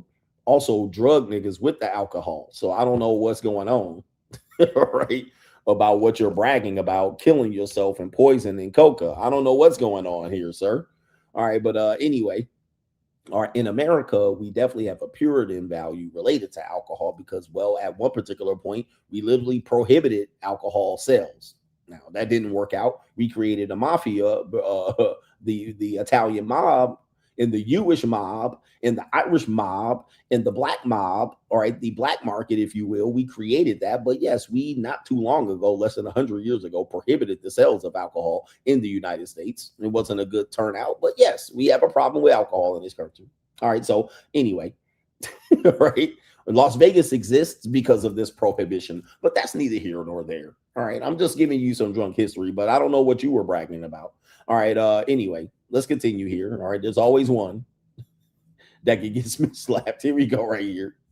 And you have Robert's nephew who said that he used his phone's camera to see what the mayor was doing inside the room. And he told a courtroom that he was unsure if he ever hit record. So it's not like he sent a video to anybody, but he turned his phone over to investigators. He said that his snap. Somebody even says here, Gen Z, he says right here, hold up for a second. And this is a big one here. He says alcohol sales are down. Gen Z is not drinking, but they're smoking a lot of weed. This is another one of these things that people give a half truth. Well, Gen Z's not drinking alcohol, but they sure are shooting motherfucking Molly and all kind of pills. Like, you guys take pills, mental health pills, Molly, Percocet. Those are up. NyQuil sales are up. Scissor is up. All right. So is marijuana is up. All right. Up to record levels. So what are we talking about here? It ain't better because Gen Z ain't fucking drinking. They certainly popping pills. All right.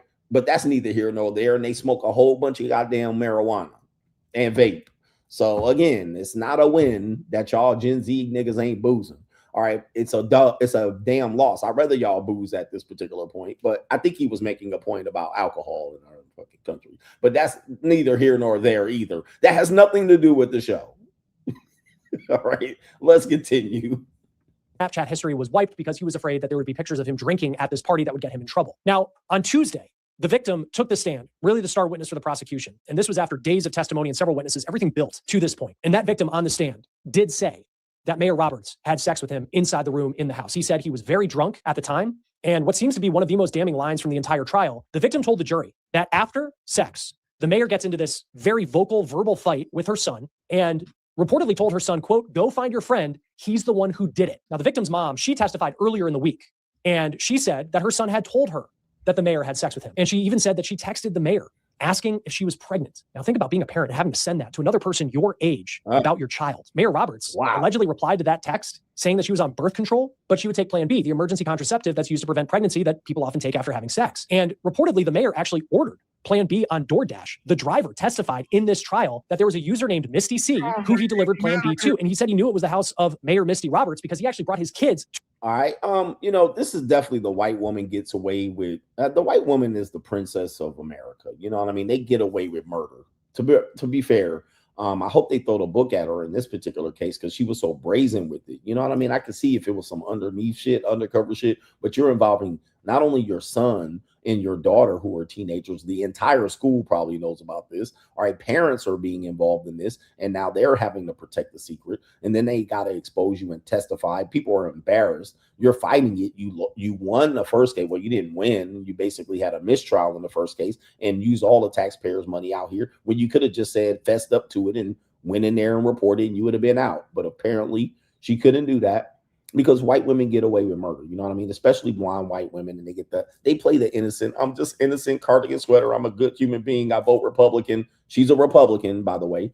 I vote Republican. I'm a good mom. I'm a good mom. They get away with that bullshit. I'm a good mom. All right. And you're a horror mom. All right. You cause a divorce of probably your family. The ex-husband divorce your monkey ass. All right. And they get away with this because, oh, innocent. I would never do anything like that. I'm a good person. I go to church. I'm moral, and I'm a Republican. All right. Nobody gives a fuck. All right. You're still a skeezer at the end of the day. You're a skeezer. And these are the ecclesiastical marriage ass niggas. All right. Anyway, what a farce. The son can't never live this down.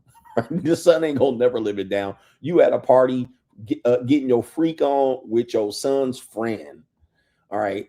Getting your cheeks ecclesiastically clapped in the bedroom, in the marital bed. This is crazy, bro. This is crazy work. Like your son can't live that down, man. I fucked your mama. All right. Remember, I fucked your moms and nutted in her. I mean, come on, bro. Now, fathers can fuck their, never mind. She did try to victimize herself and make herself the victim. I don't know if you heard it afterwards when the son confronted her. She said he did it. All right, so she did try to say he was the one that came on to me. He was the one that nutted in me. All right, he was the one that went in raw up in my MILF guts. Okay, that's crazy, bro. Oh man, I fucked your mom and nutted in her at the party. Because we still talk about women we fucked when we were 16-year-old. Like, we still doing it. We still talk about it right now. I'm 50, and I'll be like, when I was 16. All right, my first couple of bodies was done we still talking about women we fucked at 16, and I'm 50. You definitely ain't never gonna live this down in DeRuyter, Louisiana. All right, remember, man, my first woman, I fucked, you know what I mean? I fucked this one girl, and then I fucked your mom right afterwards. Like, oh, nigga. Small town, he gonna have to move. All right, this is gonna cause some sort of trauma here. And this is a family show, so I can only say so much. How much time are we at? We got a good show coming up here. All right, inside of the mind of modern woman. Let's talk about this one. We got some great videos of the modern mindset of modern woman here. All right, what do we got here? Oh man, we got so much. Okay, we got 3-4 videos. Anybody heard of Christina Applegate? Anybody heard of Christina Applegate? All right, a lot of you old niggas know who Christina Applegate is. All right, she was Kelly Bundy. All right, rhyme so dumb, beat so dumb, call it Kelly Bundy. All right, Kelly Bundy on Married with Children is the woman here that we're going to talk about. Now, her name is the actress that played Kelly Bundy is Christina Applegate. In fact, she did not like this character. She thought she is a thespian. She was a thespian. She was a real actress, and she playing this dumb character, dumb sexy character was beneath her. Lots of problems with the Kelly Bundy character, but she holds a special place in our heart. Now I look at her now and I be like, damn, she's super duper flat back. Like, why did we think she was sexy? Just because she wore some off the shoulder shit? I guess because she was a bimbo. All right, but she looked like anyway. She looked like any woman from She's My Cherry Pie. All right, but Kelly Bundy was a person to be known in the industry. Well, there's a story matriculating around the internet right now. It could be urban legend, but we're going to report on it right now. Kelly Bundy, Christina Applegate she has multiple sclerosis. I'm not sure what that. I think that's what she has. She has one of those diseases that really has been affecting her negatively. She definitely is what they call hit the wall, but people are going to say, nah, you can't say she hit the wall because, well, she blew up like the Goodyear blimp. So for the young people of the audience, we're going to show you what Kelly Bundy used to look like when blonde bimbos were a thing back in the days of, great bands like Whitesnake and Def Leppard, all right, and Metallica. All right, shout out to the great white bands of America playing that guitar, electric guitar. This is Kelly Bundy back in the day. You see her there with Brad Pitt, but we're going to show you what she looks like now. All right, Christina Applegate. So we got to show you. We got to show you because it's part of the story. All right, because, women have it good when they're young. Excuse me. Women have it good when they're young. All right, this is what she looks like now. I'm from just, Oh, the humanity. Yeah, but of course she is going through some health issues and this and that. ACDC. All right, yeah, it's not good. As much as they want to say women look better when they're 30, they look better to themselves when they're 30. Right? Let's ask men what they like best, but they don't want to do that. All right, so apparently there's a story going around Al Gore's internet. I don't know if it's true, but apparently Kelly Bundy, Christina Applegate, has written a book, a memoir. And in the memoir, she divulges that she once left Brad Pitt for Sebastian Bach mid-date at the 1989 Video Music Awards. All right, so for context here for Black people, hang on, Black people. We're going to make this make sense. Black people are lost right now. All right. So Sebastian Bach was a musician. All right. He was popular at the time. All right. But Christina Applegate was with Brad Pitt. And as you can see in this photo here, I don't know how old both of them were. I would assume they were in their early 20s. Brad Pitt was not Brad Pitt. All right. Brad Pitt was an up-and-coming actor. He wasn't who he is that we know him today. So she's going to acknowledge that. But she went on a date with Brad Pitt, but Sebastian Bach was a little bit more popular at the time, and she monkey branched mid-date at the VMA on Brad Pitt. Now, this is what I want to talk to you about as a man, because you think there's men out here that are undefeated when it comes to women. You think that they don't take no L's. You think it's impossible to take an L. But here we are, which we know Sebastian Bach looks like shit too today. He doesn't look very good. We do have a picture of Sebastian Bach. We can pull it up. Both of them, Kelly Bundy, there's Sebastian Bach right there.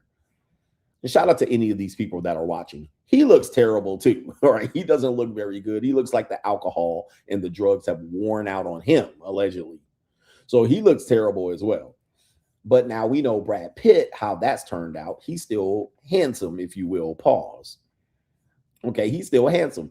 But let's read the story. And there's Christina Applegate there. You can see right there. She definitely has seen better days. And both of them look the same at this particular point. They make a good power couple.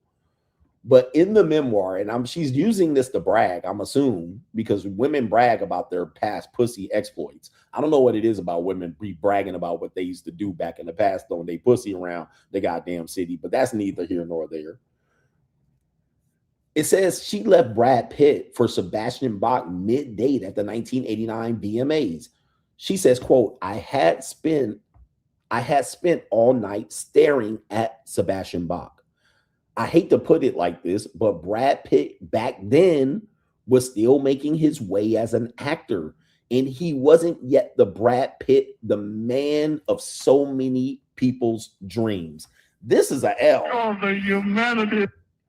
Now think about this, what she's saying here. Think about what she's saying here. She said, yeah, he was handsome and all, but he didn't have the status. See, I was a celebrity. I was on Married with Children. There's a rock star over here. This is just a handsome nigga. He just handsome, but he ain't got no money. Who is he? Who, nigga, who's you? You was a waiter last year, nigga. But I'm on TV every week, and there's a rock star over there from Skid Row. Nigga, but now in hindsight, well, she's like, you have to understand, he wasn't the man yet. Like, if he was the man, I would have stayed with him. So when people say money, looks, status, and all this shit, there's a combination. We're going to talk about this coming up in here in the next video. But she's even putting it like, yeah, he was handsome and all, but he was a nobody. Holy mackerel. All right, goodness. Gotcha, bitch. Women are cold, bro. Women, they can be very cold. All right, so that's a pretty interesting tale there. Then she says right here, and it gets worse. Brad was left to suddenly drive my mom home. Apparently at a gas station on the way back to the mom's house, Brad almost got into a fight with a bunch of gang members and, not surprisingly, was subsequently very mad at me. Okay, so it really didn't go well for Brad. He took 3 L's. All right, he lost his beach. Then he was a gentleman enough as a nice guy to drive the mom home after the girl ditched him. He still was like, well, I guess I better go ahead. This is how men get fucked over and played and develop their villain arc very early in their lives. This is why men really thrive to be something, because bitches be playing with niggas. All right, just drive my mom home after she getting tossed. Let's just fill in the blank of what Sebastian Bach was doing with her. Okay, okay. Let's stop right here. So while Brad Pitt lost the woman, you know, because this is a major this is a goddamn party foul for me. All right, a woman leave me or go looking at another nigga, I'll be like, take the nigga and I'm out. All right, you go with him. All right, that's a party foul, and that comes from experience with me. Soon as I see another, I'm treating you out, I'm taking you on a date, and you looking at another dude, and you having a sidebar conversation, I'm leaving. Fuck your mom, fuck you, fuck everybody else. All right. And have that nigga like, I'm not going to facilitate you fucking. I brought you here and I'm not going to set another nigga up and alley-oop the nigga. All right. But if he gets you, hey, bitch, your bitch chose me. But I ain't going to sit around here and look at this shit and take the mama home. All right. So here's what happens. He already lost the girl. Then he was being a gentleman. And she was like, look at this bitch ass nigga. All right. She thought this nigga right here. Look at this bitch ass nigga. She still thought he was a bitch ass nigga because he was like, well, I guess I'll take your mom home. And she was, and what was she doing with Sebastian Bach? Sebastian Bach knocking the Mario coins out of her while you driving the mom home. Sebastian Bach, while you driving her mom home, knocking the Mario coins out of your date. When I tell you, men, stop taking what women do personally to you. It is what it is. They'll do it to any goddamn body.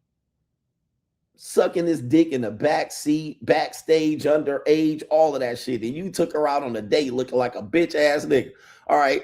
Not only that, it gets worse. Nigga, you about to get your ass whooped trying to take the motherfucking mom home in your bucket. All in the middle of goddamn San Fernando Boulevard in Encino, about to get your ass whooped in the process. You about to take 5 L's. This nigga took 5 L's, bro. And she don't give a fuck. She telling it in the book to sell them goddamn goofy ass books. She go, who gonna read this shit? And she kind of halfway bragging about it. She kind of halfway bragging. And then she says right here, Applegate said she regretted the decision as she soon found out that Bach had a long-term partner and a 1-year-old child. Lord have mercy. Okay. So now it gets even worse. So she tried to monkey branch to the celebrity, but he had a girlfriend that he had impregnated and knocked up. So she gave up the pussy coins. Thought she was going to monkey branch to a relationship with Sebastian. Oh, you're married? Oh, you have a kid? Whoops. She also said Pitt did not talk to her for many years. Man almighty. All right. Never take it personal. Good Lord. So she was side pussy. She thought she was going to move in. Oh, he wants me. And women will do that. They listen. What I don't know, you know, they're interesting characters. Women will do that. They'll have you, and she'll be like, Then they'll go with another nigga that live at his mama's house or live with his wife. All right, she don't know it, and then she'll go with him. Oh, I think I got a good one, and then find out, oh man, he was married. I don't know what happened. Oh my goodness. Oh man, and to top it all off, Kelly Bundy takes a further loss. Brad Pitt becomes Brad Pitt. All right, so there's another loss for her there. There's losses all across the board for everybody involved, except for Sebastian Bach. Well, other than the fact that he looks like what he looks like now.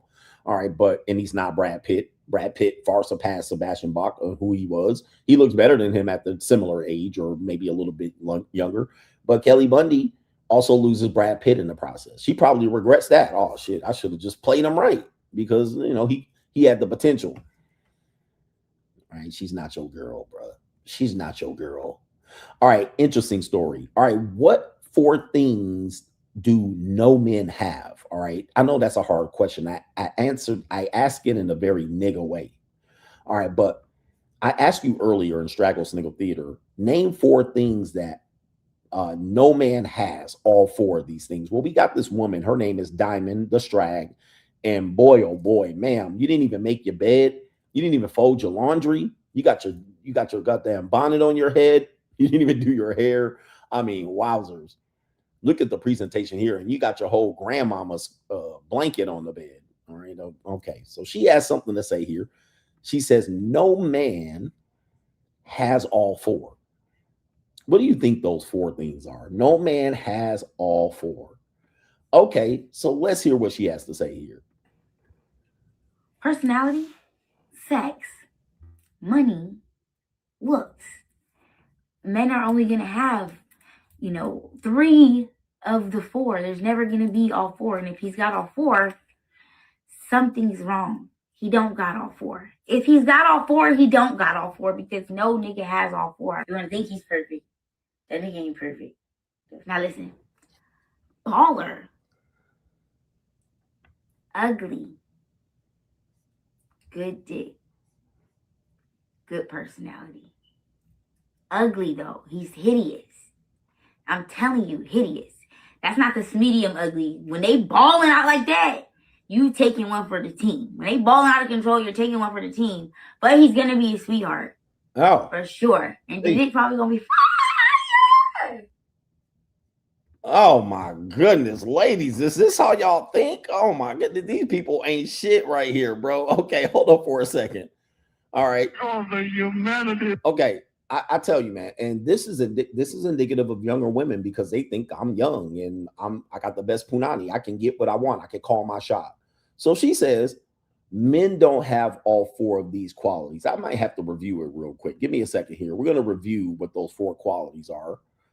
Bear with me just so you can see what's going on. And we got to break this shit down. All right, let's see what the 4 qualities are. There we go. You probably do better, but can I get a Let's go. Personality, sex, No. money, looks. All right. So personality. Oh, somebody remixed me into the video. All right. How did that happen? All right. Let's see what's happened there. How did I get into the video? Personality, sex, money, looks. Oh, it looks like somebody has all 4. All right. Looks like somebody has all 4 here. Ma'am, you said no man has all 4. I'm seeing that guy right there. He has all 4. Hell yeah, he does. He does have all 4. All right, he has them great. I am so happy and grateful that the Lord has blessed me to play in some snow. I got all 4, ladies. I got all 4. All right, look at that. Personality, sex, money, and looks. Look at your boy right here. Every woman's fantasy, Hollywood. I got all 4. Bitch lying. Said nobody has all 4. Don't let the glasses fool you. All right, I got it. All right, yeah, let me see. Yeah, anyway. All right, but then she says here's the messed up part about it, because now she's saying no man has all 4. Okay, but ma'am, do you have 4? Let's just talk about this. Let's just break this down like a fraction. All right, because this is the arrogance of the modern woman. All right, listen, men have their shit going on here, but ma'am, I'm looking at your bedroom. I'm looking at where you live, the filth, slime filth going on. You don't got any of them. You got a personality of a goddamn trash can. You then ask for looks, so we can clearly see, other than them goddamn soggy ass titties on your chest, nothing going on there. All right, nothing going on in the looks apartment. Maybe you clean up better. I have no idea. Then you ask for money. We can clearly see you don't have that. Then sex. I mean, come on, men do all the work in the bedroom. I mean, I'm the one out here flipping you over and smacking you and pulling this and choking that and pushing and shoving. All right, every now and then you might get on top of me, but you gonna wear out in about motherfucking 15 or 20 seconds. I mean, what? You got a damn clam between your legs. You don't even have all 4. And why are you out here talking about men don't have all 4? And then saying if the man has money, he gonna be ugly. Now, let's just say for the women, we got it. Do women have all 4 of these? We'll change it, because we're not gonna use that to measure women by the same criteria. So we're gonna say, ladies, do you have all 4? Do you have a nice set of titties, a nice tapered waist, nice booty, and a face card? All right, I guarantee you no woman has all 4. Okay. No woman has all four. A nice face card, a nice rack, a tapered waistline, and that don't have a fupa, that don't have their stomach looking like balled up homework and tiger stripes, and a nice ass. No woman has all four. I can almost guarantee you not a woman. If a woman has all four, she one of like 10 women the goddamn worldwide. No tattoos on her fucking back. Yeah, no surgery. No surgery. Women only gonna have at best two. The average woman got two. The above average women got three. All right. If you find a woman with a nice face card, I can guarantee you she got small titties. Or if her titties are big, I can guarantee you her ass is flat. Or if she got big ass soapy titties, I guarantee you she ain't got a taper waistline. And if her titties are big, her face gonna be busted. All right, 100%. And if she got a big ass, she either got big titties or a face card. All right, she don't got both. All right, and if she got a nice ass, her titties are small. If she got nice titties, her ass is like a box. I mean, most women don't got all motherfucking. And then how many women got narrow motherfucking waist, taper waist into the booty, natural booty, and a good set of titties and a face card? Who? Show me. Who? It's damn near impossible to find this shit. Certainly in the United States, them GMO hoes. All right, anyway. I was just trying to even the score. All right. I'm not being petty. But I got all four. And here's the thing. Here's the kicker. Here's the kicker. When they meet a man that has all four, as you can see, somebody edited me into the video. I don't know how it happened there. I don't know. They found Mr. Wonderful or himself. They said they found the total package. They were like, yeah, he got all four. And they're like, but coach, you're old. All right. Nobody said anything about age. She didn't say anything about age. She asked for those four criteria and I got them. All right. Nobody said anything about age. Nobody said anything about height. I got it all. I'm the total package. Now, here's the thing. Here's the kicker. When they find someone that has all four, they still are going to treat them like dog doo-doo. They still going to think that they're going to get another one. Oh, okay, he got all four, but I don't want to be up under his program. He got a strict program. Hey, he got all four, but he's old. He got all four, but he's short. They're going to find a way to reel out of that. He got all four, but they're going to go with a nigga that got 3 or 2. So I'm telling you guys, you cannot win in this situation here. You think you can win? You can't win. You will find a woman that be like, you got all four. I like you. But they'll go with a dusty ass nigga. All right. They'll go with a broke nigga. They'll go with a nigga that got 2 of the 4. All right. They'll go with an old man that got money and but he ugly and fat. He just gonna give her more money. Look, it ain't gonna stop you out here. Where's my you can't win shit going on here? All right. There it is. You can't win. You can't win. These women will still be out here trying to keep 2 niggas that got 3 of the 4. Right? Or you got 4 of the 4 or 3 of the 4, and they keep both of y'all niggas. Inside of the Modern Women continues, and then we'll do the super chats here. What do we got here? And then the main event. What is this video?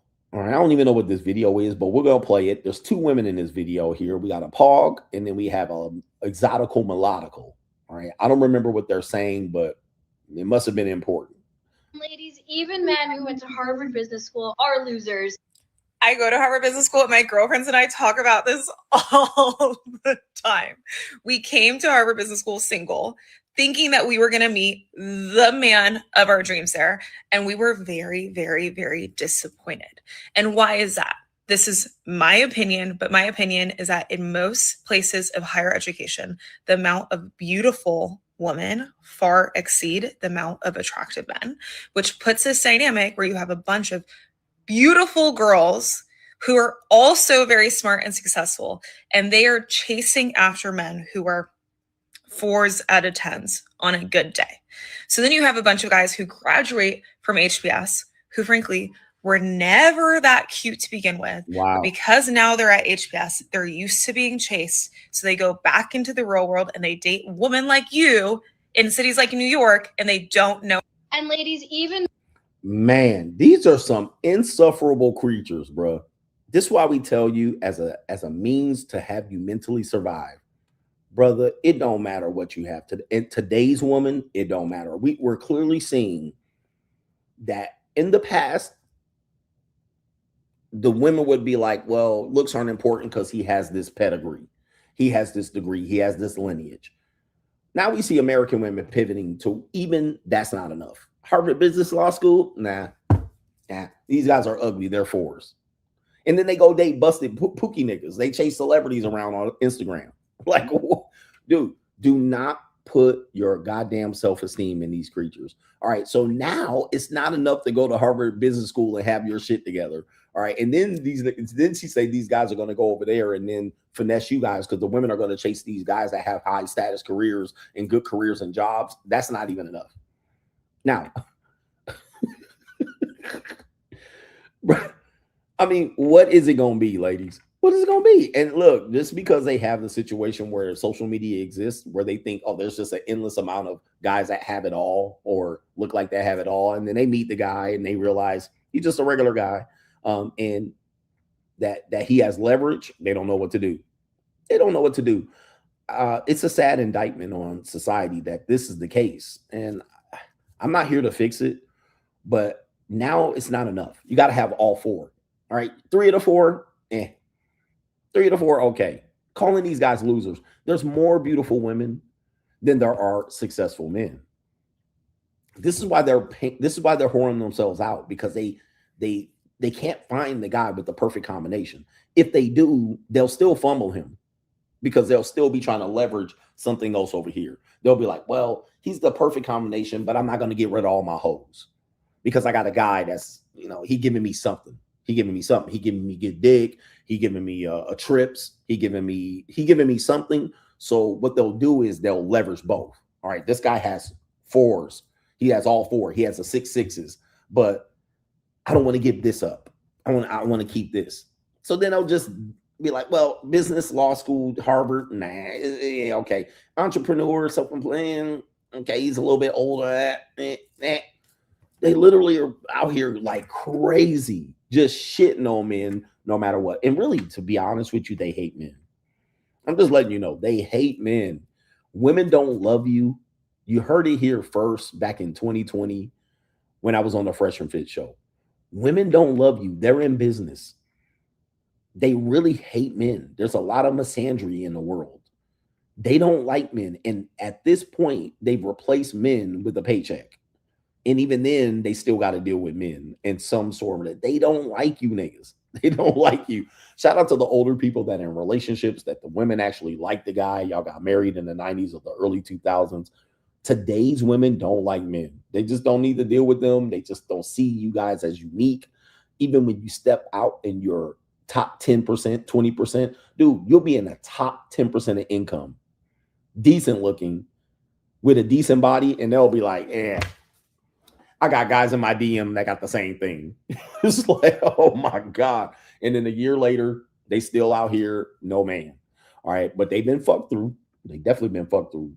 We're going to talk about that on the next segment, which is the main event. But let me check these super chats. All right, ladies, y'all quiet again. And I know y'all ladies watching me. Dude, it is an interesting time we live in. It's an evil world we live in. But shout out to our brother here. It is, Don said, I see the DR survival mode cycle at 28. Women choosing street autonomy over stability, importing Western mindsets without the U.S. infrastructure to back them. Classism locks them out.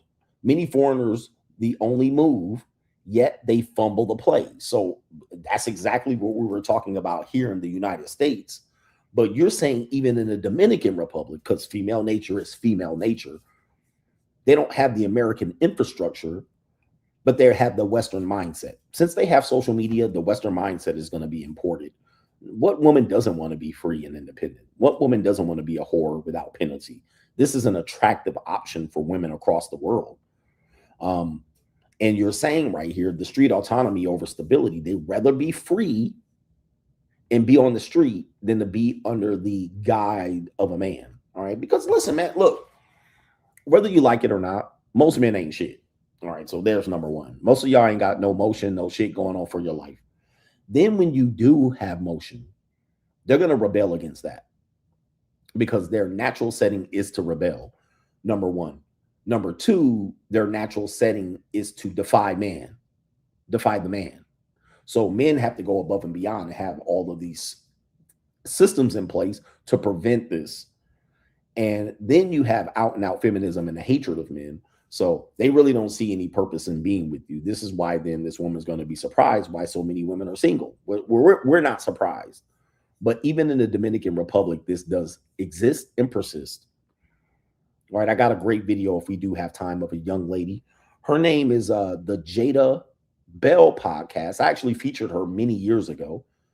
And she has an interesting take on why women don't like masculine men. All right, we might talk about that later on coming up. And I'm a masculine guy. I promote masculinity. I don't promote alpha lifestyle. I'm not an alpha male podcast. I promote masculinity. And masculinity is not what you think. It's not just coming out here thumping your chest. Masculine, any man can be masculine. You don't have to have a certain look. You just have to have certain qualities about yourself and a certain respect level about yourself. So yeah, shout out to Don talking about the Dominican Republic. And you don't realize how close the Dominican is. A lot of women live in the United States, or a lot of women that live in the Dominican have lived in the United States, or vice versa. So a lot of women that live in the United States from the Dominican, or their parents are from the Dominican. So yeah, once they get westernized, it's a little bit tough. YouTube guy says, you are truly funny. He says, if you put your time and effort into being a stand-up comedian, you'll have a Netflix special. I might have to pursue that. Although that is a different skill set. But yeah, man, I could probably rock the house. Okay, because I see a lot of Instagram influencers turning to stand-up comedy. Although, yeah, it's, I'm going to need some money for that. Snap Tech Fix says this mayor is despicable and disgraceful and reprehensible. Most politicians are fake and do nefarious activities behind closed doors, but this is reprehensible. If this was a man who would have gotten 30 years plus, shaking my head, oh, the humanity, protect your kids out here. These women are demon. They on demon time. More and more of these female teachers are out here fucking these young kids. And you could call it grape. They're graping these young boys. All right, putting themselves in position. It's getting far, far more common than it used to be. Men be out here used to touch the girls. But, most teachers aren't men. So, like, why would a nigga go major in math and go teach math in high school? Unless he just wants to be around teenage girls. No nigga in their right mind. Like, you got to be the dumbest math major to go major in math and go be a teacher. Right? You don't even know enough math to figure out that that's a dumbass move. Now, shout out to Larry C. We're talking about high school teacher. He's a college teacher. All right, bro. We're talking about high school. You're going to make $30K after you done did all that goddamn math in college. All right. You've been sit up there and figured out the goddamn, all right, looking at this fucking rule and figured out X, Y, and Z and the factor of this and the motherfucking variable of that and who's the constant. You done did all that and you so dumb in math, you're going to teach motherfucking middle school math at the end of the day. You got to be the dumbest math teacher in captivity, making $28,000. All right, nigga, go be an accountant. Figuring out the right isosceles triangle, the right angle of this, and the isosceles of that, and the Pythagorean of this. Nigga, you done end up there, X plus Y equals Z, and now your ass in teaching math. Nigga, not, unless you motherfucking want to be around teenage girls or boys. Oh my goodness. Anyway, who gonna major in biology, cutting up all them goddamn pigs and dissecting human dead people and go teach biology in high school? Who gonna do some shit like that? Anyway, shout out to no government name. Sorry, shout out to Dennis S. says, I always thought Peggy Bundy was better looking than Kelly. All right, press 1 in the chat if you agree with that sentiment. You thought Peggy was the sexy one. All right, she was the most curvaceous and she wore the MK Ultra sex kitten Monarch programming. All right, you saw her with the print, the leopard print, and that sexy print. This is all women. This is all programming, Monarch programming, right? Shout out to Chronicles of Judah. I was more wanting Kelly Bundy to meet. All right, I didn't want to fuck Peg. Neither did Al Bundy. No government name says if one is on child support, should they get a second job? It's only for 5 months short term to get out of a bind. Appreciate your wisdom always. I remember you said this sort of thing makes one not want to make more money, and it can make you sit on your hands. If you can get a second job that pays you under the table, they can't track it. If you get a second job and it is a W-2, they're going to take that money too. All right. So that's an L. You don't want to do that. Okay. So make sure the second job, number one, pays you off the books or some short like that, Cash App, something that she cannot track. Then if she finds out about said job, she still could try to modify it and take you in. Now, there is a paper trail, which is very difficult today. Everything's a paper trail. There's a Cash App, PayPal, Venmo. Not many people pay in cash unless you're getting some sort of tips. And even then, so, you know, that is the new world order system that we live in. I don't know how if people realize that. Shout out to the new world order related to that. All right. I've been telling you that for a long time. So working under the table becomes very difficult. Here we go. New world order. So, you know, not many jobs pay with cash, and even people who run businesses, they might find it off-putting that you get paid in cash. They're like, why you want me to pay you in cash? It's easy for me to Zelle you. You know what I mean? You're like, oh my fucking God. And then you got to explain, I'm trying to get around my mama, my baby mama, and child support. Now, if they're in the matrix, they're not going to listen to you. They're going to be like, why you want to get around child support? Just pay your child support. What kind of motherfucking felon piece of shit dad are you? You don't want to pay your child support? That's if they're in the matrix. Okay, just pay the child support.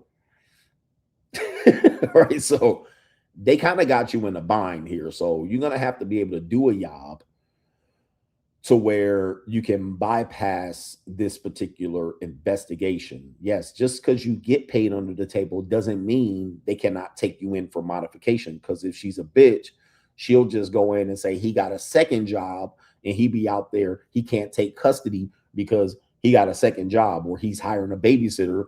He got a second job, or his mama's the nanny. He got a second job, and she's going to take you in there. Now, they might ask you to produce this evidence, which I call self-snitching. All right.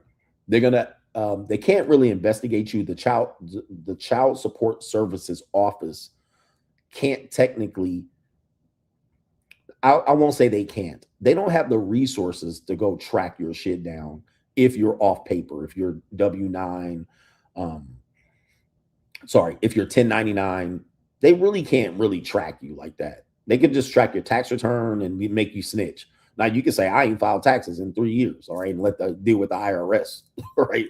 Like you can play it how you want to play it. And you'll be like, I'll pay the IRS, fuck it, penalties and late fees and shit like that. I don't know, but there's ways around it. But most of the time in child support court, they want you to self-snitch.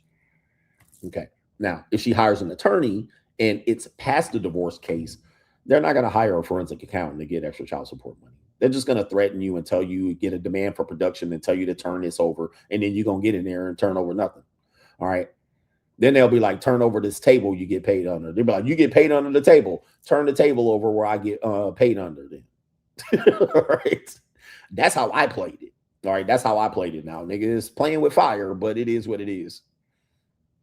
All right, it is what it is. All right, she'd be like, he get YouTube money. He get paid under the table. I was like, all right, you turned over everything. Turn the table under. Let's see what motherfucking table I get paid under. All right, is this the table I get paid under? Let's turn this shit over. All right, if y'all want to turn over some shit, turn over your paperwork. Turn over the table I get paid under. Nigga, what? All right, anyway, fuck you, bitch ass niggas. All right. So anyway. That's how I played it. I played it like that. Well, you know, and then they started playing after they went to like 3 and 4 hearings. The judge was probably like, the judge finally was like, bruh. All right. The judge didn't say, you better turn this over. I did have one judge who was like, you better turn this over. I'm going to do penalty of perjury. Never in the history of child support hearings have they taken somebody and charged them with perjury. Never. Right? It's never happened. If it has happened, I've never heard of it. They don't have time to do a perjury motherfucking side trial. All right, we're gonna charge all the niggas with perjury. If they charge people with perjury in the family court, nigga, everybody will be in jail. The mom and the goddamn husband, everybody in there lying.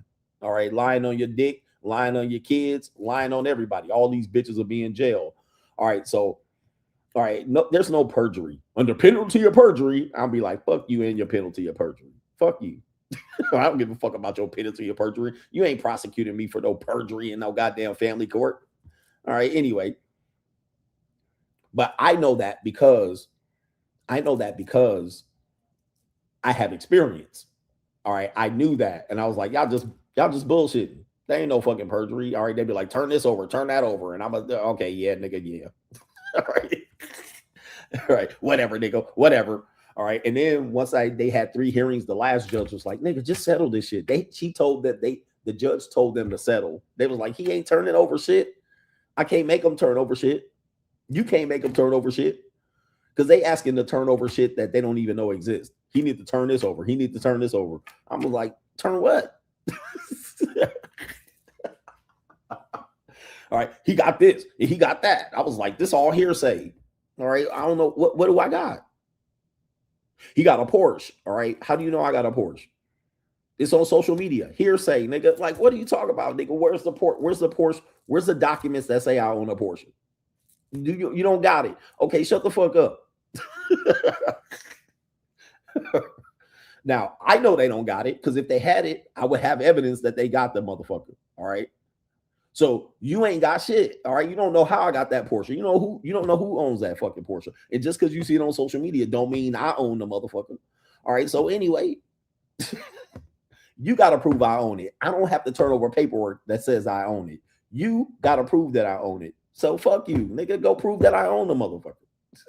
All right. All right. Remember, they have the burden of proof. I don't have to do shit. All right. I just got to show up. I got to show up to the hearing. And I've showed up to how many hearings?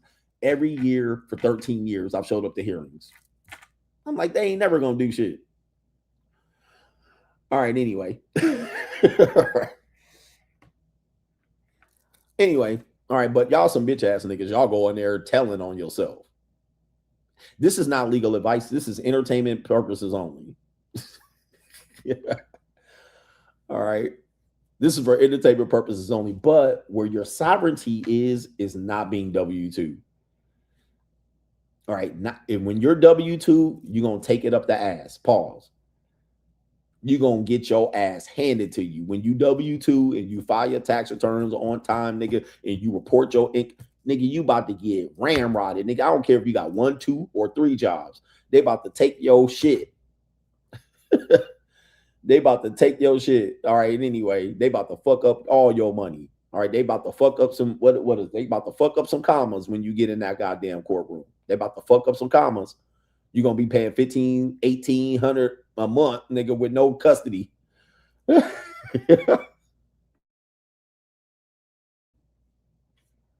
right. So your sovereignty is be free, and free agent lifestyle also includes not boxing yourself in on these jobs. All right. Because soon as you on paper, nigga, you cooked. So don't ask me, nigga, I'm going to charge y'all $8,000 an hour if you ask me how to beat this and you got a W-2 job and you got 2 W-2 jobs. Yo, you up shit creek. That's what you at. Because they can just pull them records. All right, they can just pull it. They go into the system. They can be like, all right, where his income, point, boom. As soon as they find out, they get your baby mama in there snitching. Where he works, she telling you the motherfucking name where you work, the floor you work on, the address. All right, she got your social security number. They about to whoop your motherfucking monkey ass.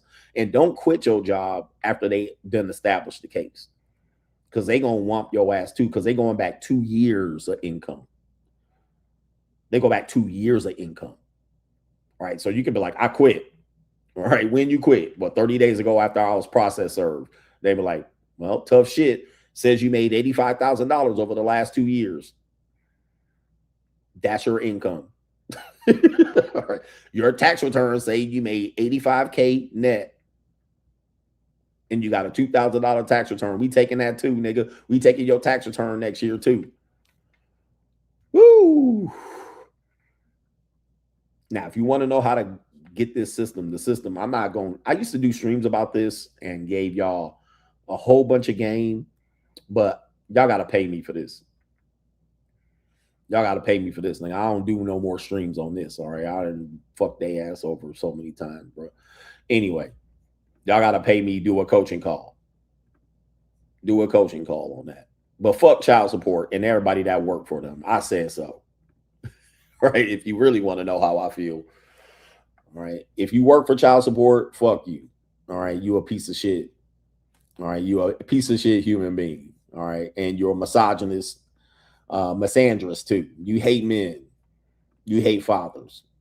And no, a real father don't pay child support. A real father has custody time and parenting time with their kids. And if you live in a state that make you get 50-50 custody and pay child support, fuck you too. Shout out to Pug Dad says the female mayor will never do a day in jail for her crimes. She'll get probation and community service. Women are never punished for their behaviors, even in the courts. Do we know why, historically, why women are not punished? Okay, we could just say women aren't punished. But historically, we're going to tell you why women are not punished. Just so you know, and this is not to make an excuse. Okay? The reason why women aren't punished is the same reason why they don't get sent to war. It's because women are seen as able to have children and raise families in the absence of men and able to procreate. It's the same reason. So this is why they get less time in prison. Okay. This is why they get less. This is why they get probation for committing heinous crimes that men would get 30 years for, because they can have children and raise families and be grandmothers. They can do it in the absence of a man, a grandfather, a father, a baby daddy, whereas they will more likely take on this role and they would rather, the system, the welfare system be used than to actually throw them behind bars. And fathers are not going to take over the custody of the kids when the mom gets thrown in. They're going to go to a family member. This is typical. This is typically the case. Okay. A female family member, an aunt, a grandmama are going to have to take the kids. Some of you guys were raised by your grandmama in the absence of your mother. You weren't even raised by your father. So this is why they tend to get less penalized. Okay. People see them as, you're basically ruining the family, all right, generations of family by throwing this bitch in prison. All right, you give her, this woman's facing 17 years. All right, she's gonna miss her kids' wedding, kids, grandkids, and all this shit. All right, you're talking about 2 or 3 generations of people greatly affected. That's why the courts are lenient on women. Now, you could talk about accountability and all of that stuff. Yeah, that plays a part in it. And it also is less of a deterrent for women to commit crimes, right? So the prison and jail is a deterrent. So that if you're thinking about committing a crime, you're thinking about doing 30 years, right? You're like, shit, if I'm going to do this crime, I got to do the time. Well, as women know inherently they're going to get less time, they can go in there and cry and get probation, community service. So jail and prison is not a deterrent to them. So that's why they carry out more crimes. They're carrying out more and more crimes because they're like, I'll just go in there and cry.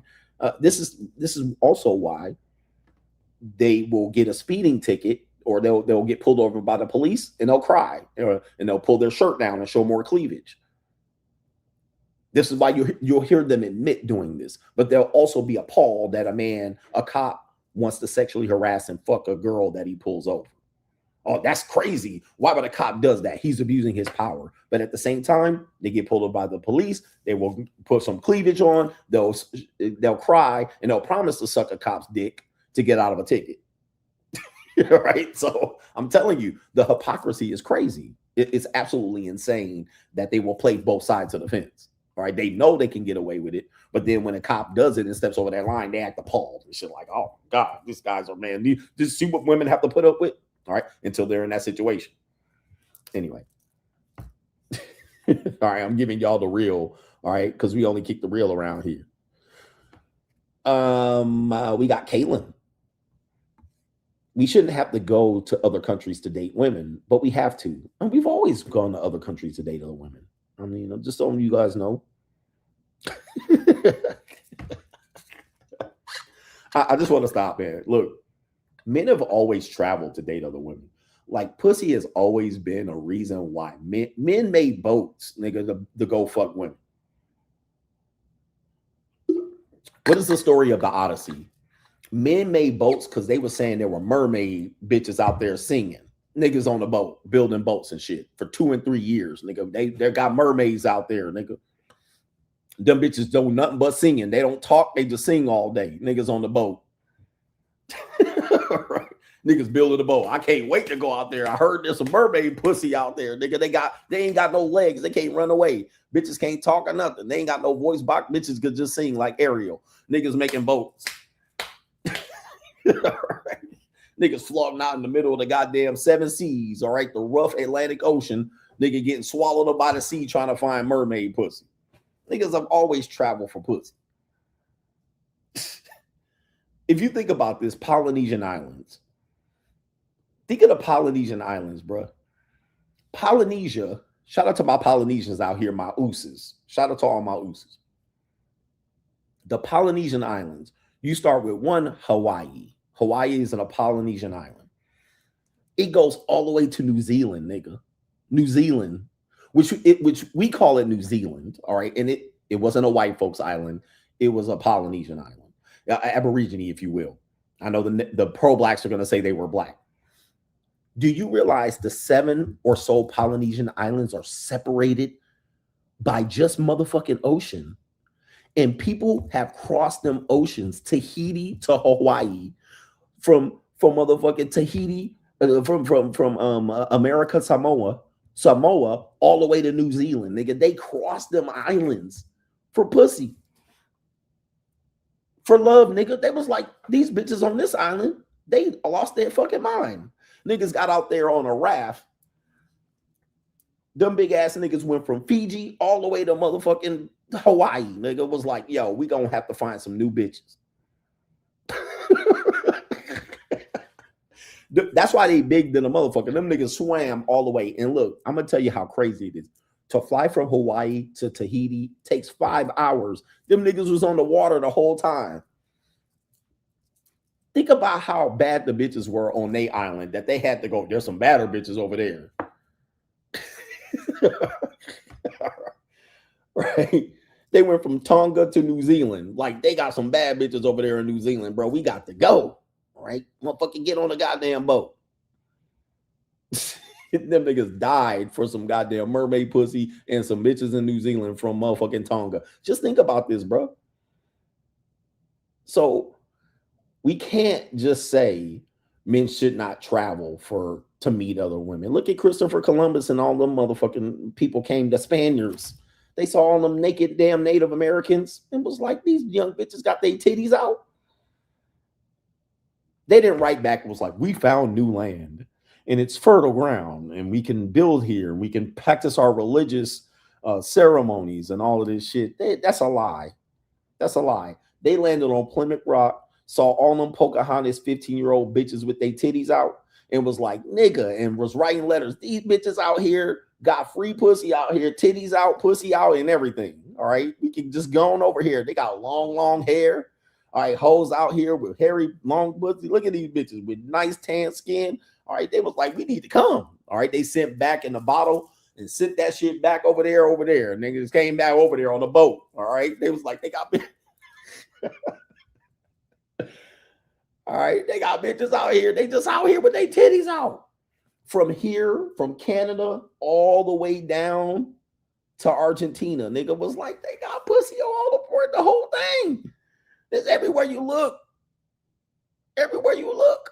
Anyway. Young pussy, ready to go. All right, young pussy. It ain't no laws. We could just take it whatever the age. We could just fucking kill these guys and take their pussy.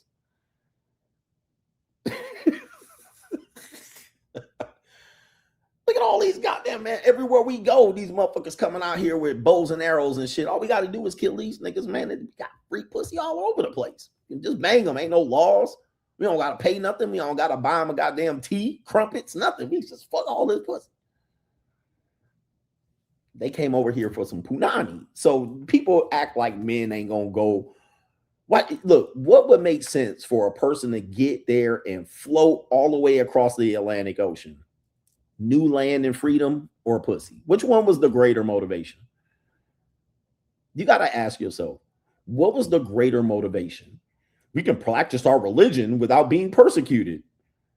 We can go to this land where we don't even know how to grow shit, so the king can't tax us, or pussy. Which one? What you think made them niggas get on that boat? In fact, them niggas done got on that boat. Dude, there's stories that back this up. There's stories that back this up. I'm gonna tell you a quick story. Y'all want to hear some drunk history? There's a story about a group of people that came over from England. They landed here. It was mostly men. Those men were married and had families. Okay. Something happened where I think they was running out of food. This was somewhere in like South Carolina. This was like one of the or Virginia. It was like one of the original settlements, because a lot of the settlements we heard about weren't the first settlements. They kind of tried it a couple times and kept failing because they kept running out of food, right? They didn't know how to survive. White people. So they came over. They didn't know how to survive. And they needed help from the natives, right? And they were running out of food. So they were running out of surplus and food. So they sent the dude back. All right, they sent him back. But a lot of these men that came over, and a few women and a few children, they had families over there. But they was like, when you go back, which was like 6 months, they sent them back. And they was like, when you come back with all the kids and the wife and all, bring them back, but bring some surplus, bring some food back, because we're running out of fucking food. We're going to be eating each other. Now, apparently, this group of people have disappeared historically. Nobody knows what happened to them. One Indian tribe says that we killed them. Another tribe said they integrated into our world. All right. So they basically integrated into the Indian Native American culture, whoever. So we have two tribes that have two different stories. This actually happened. So this group disappeared. You know what happened? Them niggas got to that fresh pussy. And so when the wife and kids came back on the boat, they couldn't find them niggas, because guess what? They was in that pussy. They got some new pussy. That was like, hey man, because it's 6 months to go back, 6 months to come, a whole year. I ain't waiting for my wife. We in some old teenage Native American punani. All right, them niggas that integrated into the whole system. Like, man, we lost. They didn't move camp. They was like, they came back and it was just remnants of these niggas. Where'd they go? They never found the bones, no dead bodies, no skulls, no nothing. All right. All right, anyway.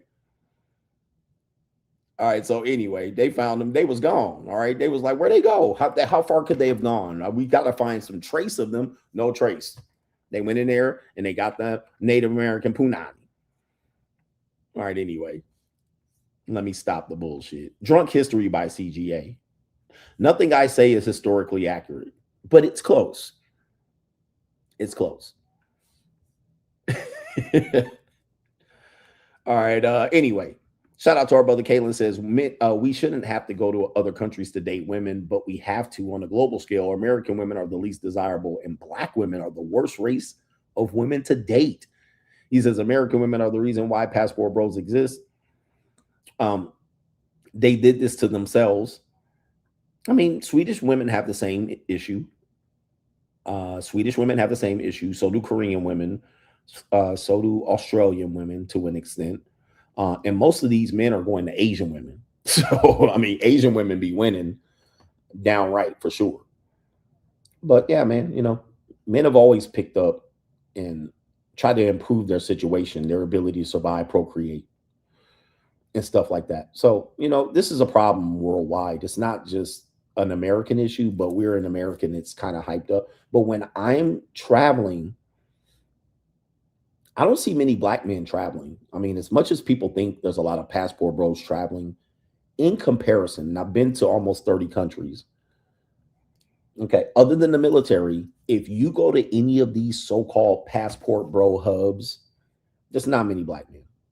All right. So the passport bowl hubs would be Colombia, Dominican Republic, Philippines, Thailand. Now they moving every goddamn week. Now they in Cambodia. Them niggas be moving. All right. We left Thailand. We in Vietnam now. All right. They will just pick up and move.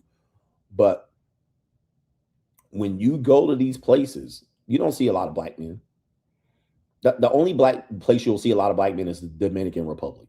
All right. That's about the only exception. Even in Colombia, not that many. All right. There's a lot. There's a lot, but in comparison to the other cultures that are traveling. All right. So that's what I'm trying to say.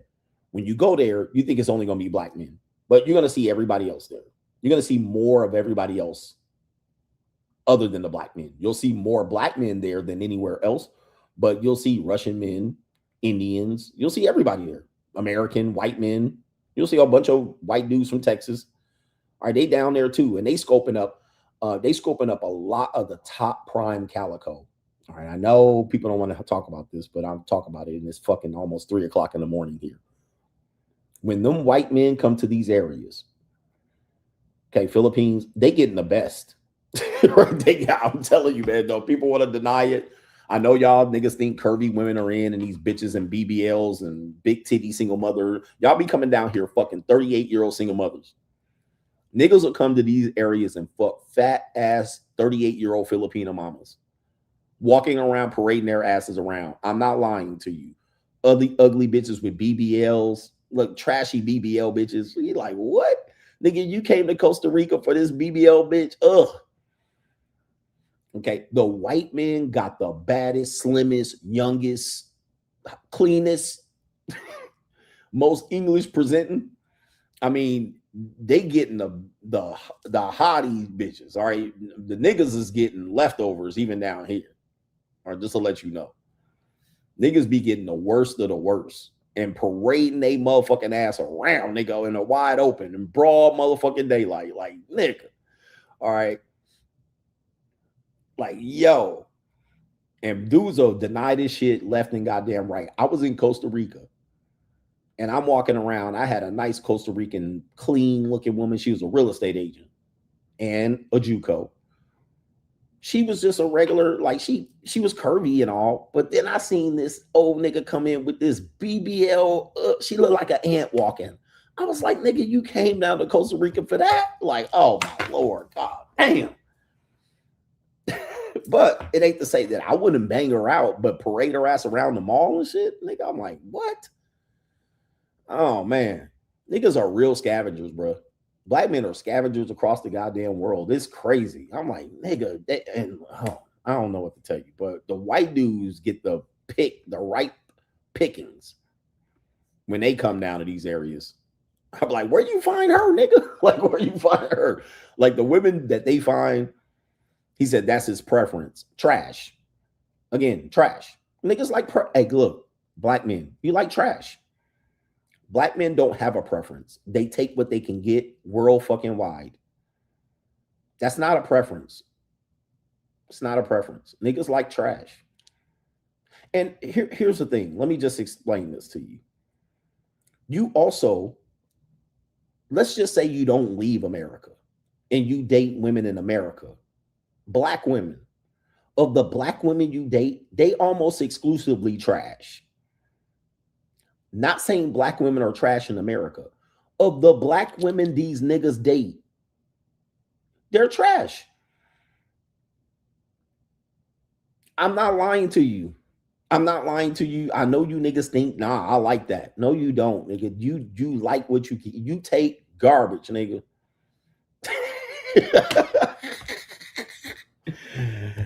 He said, my preference is for women who look like kids. You mean healthy women? Young women, healthy women, not old women shaped like motherfucking butterball turkeys and hens. Washed up women, 38-year-old single mothers. Fat bitches nobody else's want in their own country. What are you talking about, bro? We talking about a bitch that can turn into a good woman at the end. Y'all get the woman at the tail end of her fucking woman. She already built, ready to be destroyed. This woman will self-destruct. All right, no, nigga, this bitch about to self-destruct, nigga, one burrito, one empanada, one cup of coffee, nigga, one goddamn piece of fruit. These women gonna blow up like the Goodyear goddamn blip. She on her last leg, nigga. Women with tits and ass. No, nigga, they not supposed to have that all developed, nigga, when you first get them. Nigga, they overdevelop when you get them. Nigga, they got tits, ass, and belly and kids to go with it, nigga. Like, what the hell you talking about, nigga? She already been done through. Garbage. Okay? By the time you get her and she developed, nigga, she over goddamn developed, nigga. And not only that, she manufactured in somewhere in goddamn Colombia, nigga. Who wants a over manufactured poor bitch from Colombia with a BBL? What kind of decision making is that? That's not a woman. That woman is definitely past her prime. She look like an old hen by the time you picking at that carcass, nigga. You down there, you guys are bottom feeders, like you guys come from slavery, bottom feeders, nigga. You like chitterlings and when they say eating high off the hog, I eat high off the hog, nigga. You eat right at the bottom where all the dark meat and the goddamn tendons and all kind of motherfucking gristle and gizzards is at. All right, that's what you like to eat. Come on, man. Those are not women shaped like women. Those are women shaped like old women, grannies. You get women built like grannies, nigga. They already grannies because you guys don't remember. Look, I'm just telling you, man. Look, I know you guys are confused about how women have turned into the women they become, right? Women have become very blossomy. You know, they look good in their 30s and 40s. I don't know if you remember, and I'm old enough to remember. Dude, women really were messed up by 35. I don't think you guys really know what goes on out here. I don't think you know what goes on out here. You guys have missed it. Back 35 years ago, when I was a youngin', when I was bare like 15, by the time a woman was 35, it was over. Done. Right now, what has changed? Fitness. We are now more fit. All right. Women are more fit. They be in the gym doing kickboxing, running. Okay.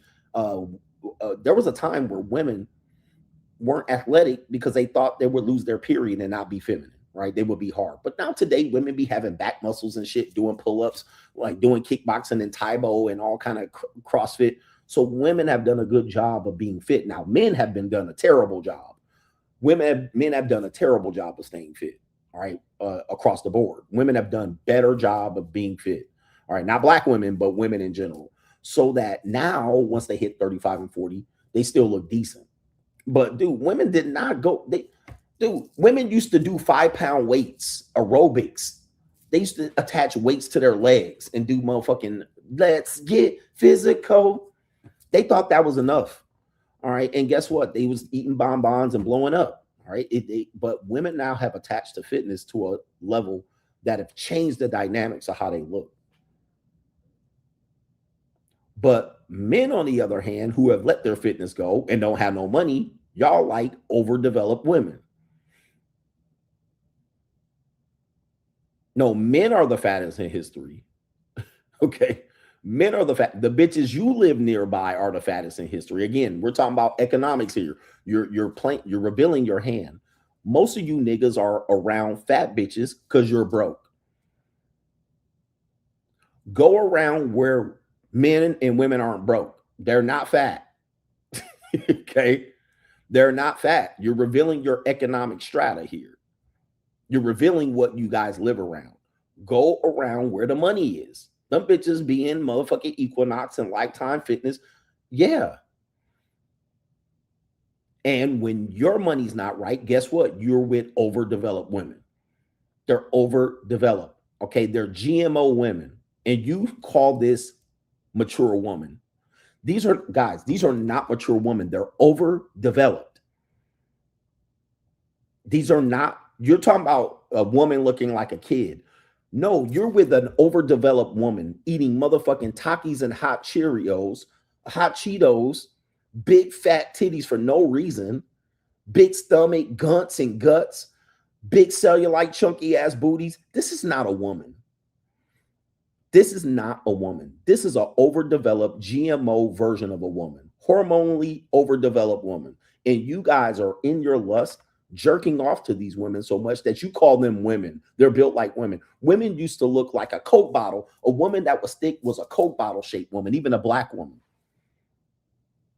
She didn't have all this fat, flabby ass on her. That's a new concoction of the GMO bitches that you guys fuck for pleasure because you guys are lusting after them in your pornography addiction. These are not women. These are genetically modified women. Right? You're not supposed to get them overdeveloped, nigga. You're not supposed to get them overdeveloped at 36, nigga. Jesus Christ. Okay. You guys need to check your motherfucking fetish. You're talking about a fetish of low quality behaviors. Low quality behaviors. Okay. And we got a nigga in here. Hey, I'm glad you're here, but see you later. All right. We got a guy out here being disingenuous about what's going on here. Uh-oh. Hold on for a second. I banned the wrong nigga. All right. I banned the wrong guy. All right. I meant to ban somebody else, but it's okay. He's a good guy. I banned him wrong. So I have to go ahead and dig him out. Let's see if I can do it live. All right. All right. But we got a fat girl lover. We got a fat girl lover in the building trying to come up here and defend his fat fetish. All right. Don't talk to me about that shit, you low quality nigga. All right. You just a low quality nigga that likes fat women. All right. We all like a little fat women on the side, nigga, but you put her ass on the motherfucking plate. All right. Come on, man. These low quality niggas got to go, bro. These low quality niggas got to go. All right. Go get your motherfucking broke ass out there. Go date the fat women all you want, nigga. They all yours. All right. I'll fuck them in privacy. All right. Here we go. This goddamn people, man. I tell you, these motherfuckers are absolutely crazy. Coming here defending they fat fetish. All right. That's not a preference, nigga. That's a fetish. All right. What are we doing here? I got to find the goddamn thing. All right. What are we doing here? All right. The one dude got banned and he shouldn't have got banned. All right. So, oh, there it is right there. I got to go right here. All right. Where'd it go? All right. There it is right there. Okay. Why is KT King banned? Oh, no. That's not the banned people. All right. These are the banned people. Oh, of course, it's not in alphabetical order. All right. Look at all these banned motherfuckers in here. How just Pearly Things got banned? And I can't even look it up by name. That's how bad it is. All right. Hidden user. Francine got banned. Look at all these names of familiar ass niggas in here. Where's that old fetish ass nigga in here that got banned? He probably still talking shit. I can't even see it.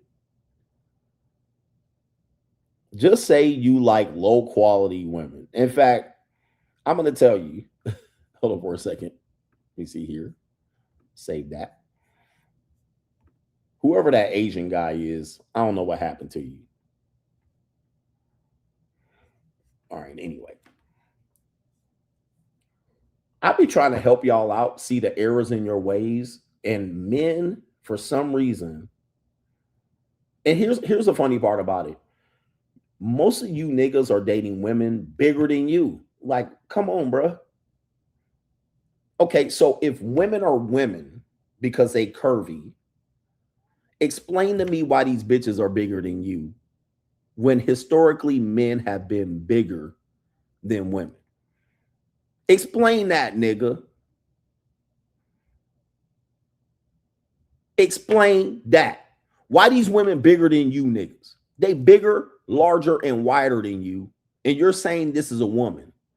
But they bigger than your motherfucking ass, and you could be 6 foot tall.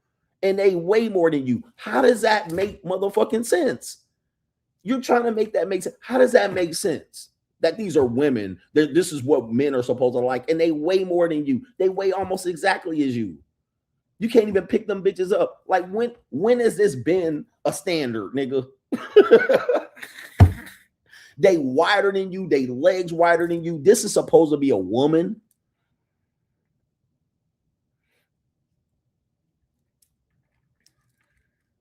This don't make no sense. Now, let me make it make sense.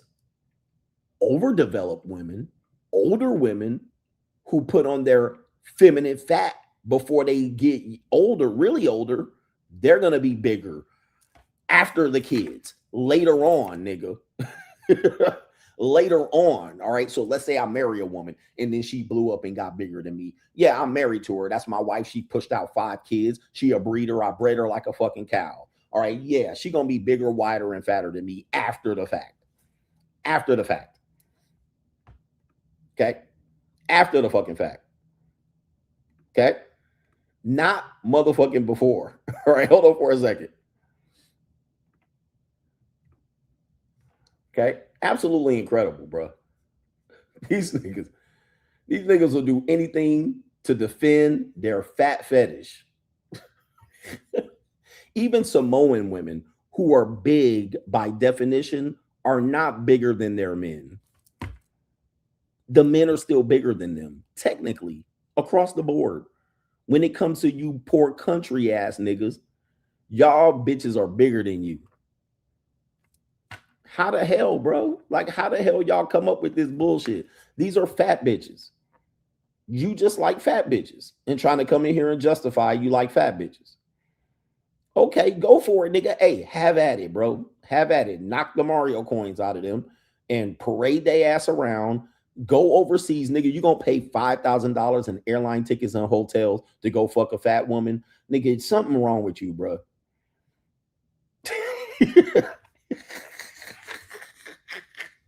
You're going to pay $5,000 in tickets and airline and motherfucking cheap food to go fuck fat women. Nigga, you could have stayed right here in the good old United States of America, nigga. You didn't have to go nowhere. You talking about it's a preference to go across the fucking world and fuck fat women, nigga. Right? Yo, you got to be crazy. That ain't no goddamn preference. That's sickness, nigga.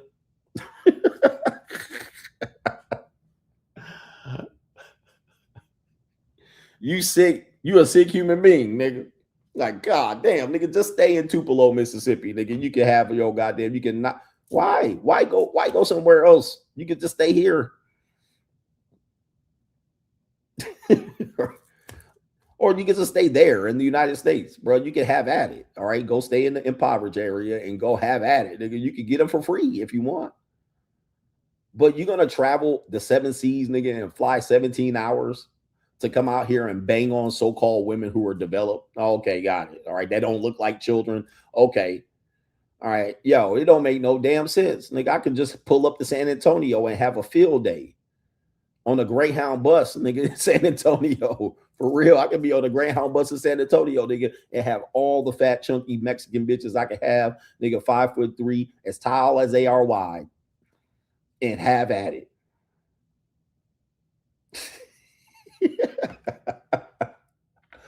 All right. Hey, we all do some shit in the dark, but come on, bro. You out here in the lighttime trying to come out here and simp. This crazy. Shout out to our brother here. It is the real Rich Miles is in the building. He doubles up.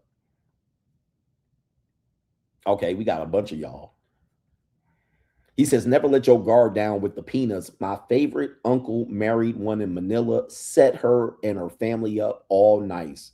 He thought he was in heaven living the life, but they murdered him, took all of his money, paid off the cops, and made it all go away. Stay sharp at the JUCO, guys.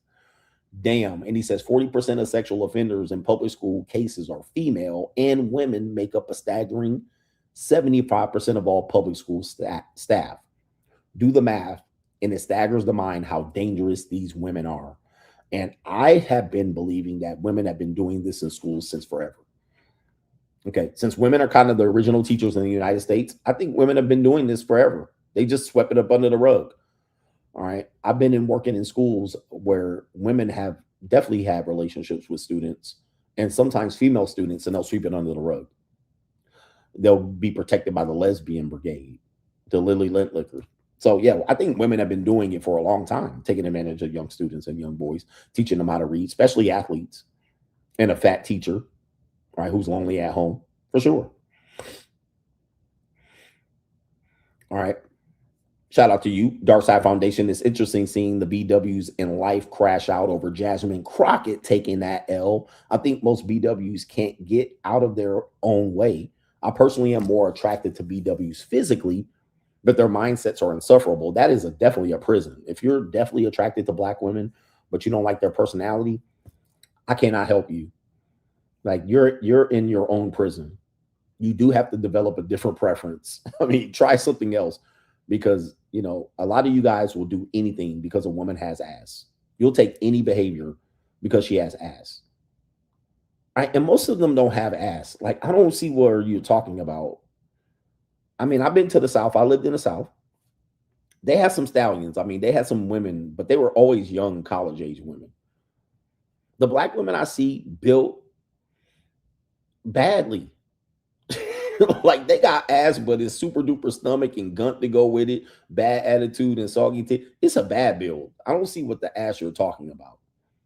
Because they used to be like, Kim Kardashian, you know, she made ass famous and she copied black women with lighter skin. I'm like, huh? Pull up 10 black women just at random. And I'm not shitting on black women. I'm just saying, because I grew up in a melting pot, California. California's a melting pot, which means we experience people culturally. I experience Middle Eastern women. Middle Eastern women tend to be thick. All right. Sometimes you can't see it because they're kind of covering their bodies, but they tend to be wide hip, especially when they're older. All right. 35, 30, 40. These bitches be thick. All right. Armenian women, which is Kim Kardashian. She's Armenian. They're known for having ass. They're known for having ass in Glendale, North Hollywood, Burbank. Most Armenian women be having ass, like, and they're got tapered waist, ass, nice ass. Now, Kim Kardashian is manufactured, but Armenian women have been known to have ass. All right. Since back when I went to Cal State Northridge, right? All right. We had an Armenian girl on our basketball team. She had crazy ass. Like, her ass used to wobble up and down the court. All right. I used to be like, good Lord, like, that's crazy. She had a crazy ass, lesbian chick. Her ass was just like unbelievable. So when I hear they'd be like, oh, black women have ass and Kim Kardashian got ass, and you know, she tried to copy black women, I'd be like, dude, pull up 10 black women. Pull them up. I guarantee you they don't got no ass like that. They got ass, box build, widespread booty and shit like this, gunts to go with it, stomach on top of it, titties sitting on top of the stomach. Like, it's not the ass y'all think. It just be wide. They don't be big or curvaceous. Now, there are some ones that do have some crazy bubble butts, some apple bottoms, but you ain't getting them. You're not getting those girls. You get a version of her and you just get the stomach to go with it. All right, but I'm just trying to give up too much information here. It's 3:30 in the morning almost, and I'm just bullshitting. All right, that one dude got sniped for no damn reason. He like, yo, what the fuck? Let me know if you in the chat by another name. It was the Asian market guy. All right, but anyway, this whole ass thing, man, is interesting. Kevin Sullivan says, I got a question for you, coach. With all the teachers grasping kids, do you think it's due to them not being satisfied at home, or men their age not being really interested in them right now? Shout out to the coach gang. My opinion is that the teachers are doing something they already done. All right. Their teachers, women have always preyed on men, young boys. This cannot do, like, there were women that were adult women fucking 17-year-old and 16-year-old boys back in the 80s. All right. This has happened. All right. And they had careers, and they had a bum ass nigga that lived with their mom or their dad, and they would fuck on them. And you know, it might have been one of your mamas, and they would get their cheeks fucking clapped.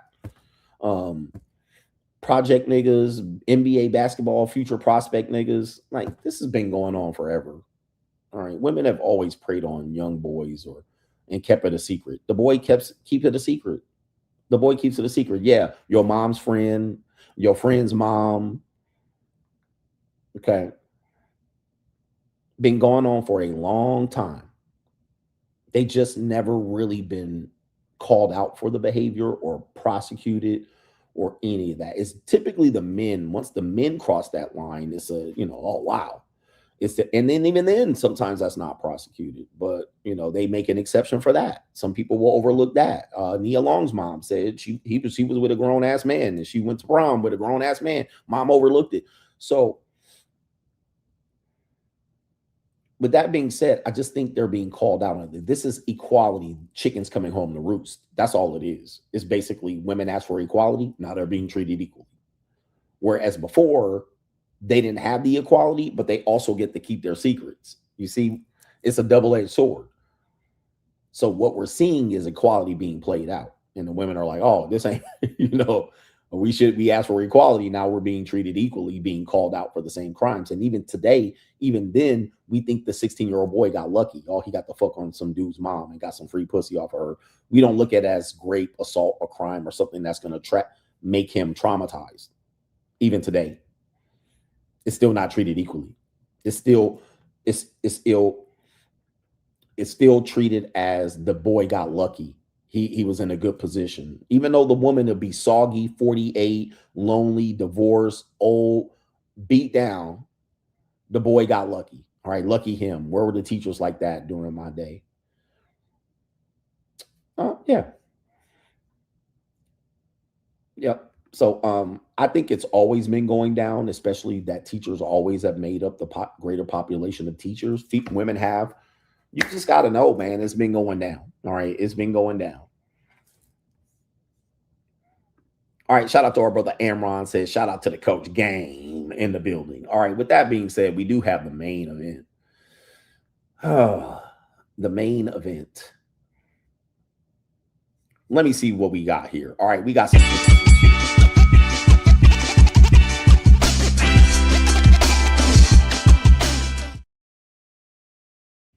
Speaking of equality, we got the main event. Do me a favor, hit the like button on here.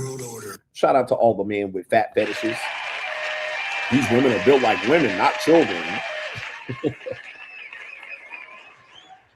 All right, y'all getting leftover women. All right. Anyway, shout out to the coach gang. We got the main event here scrolling across your screen coming up right here. We got main event. We'll just type in main event right here.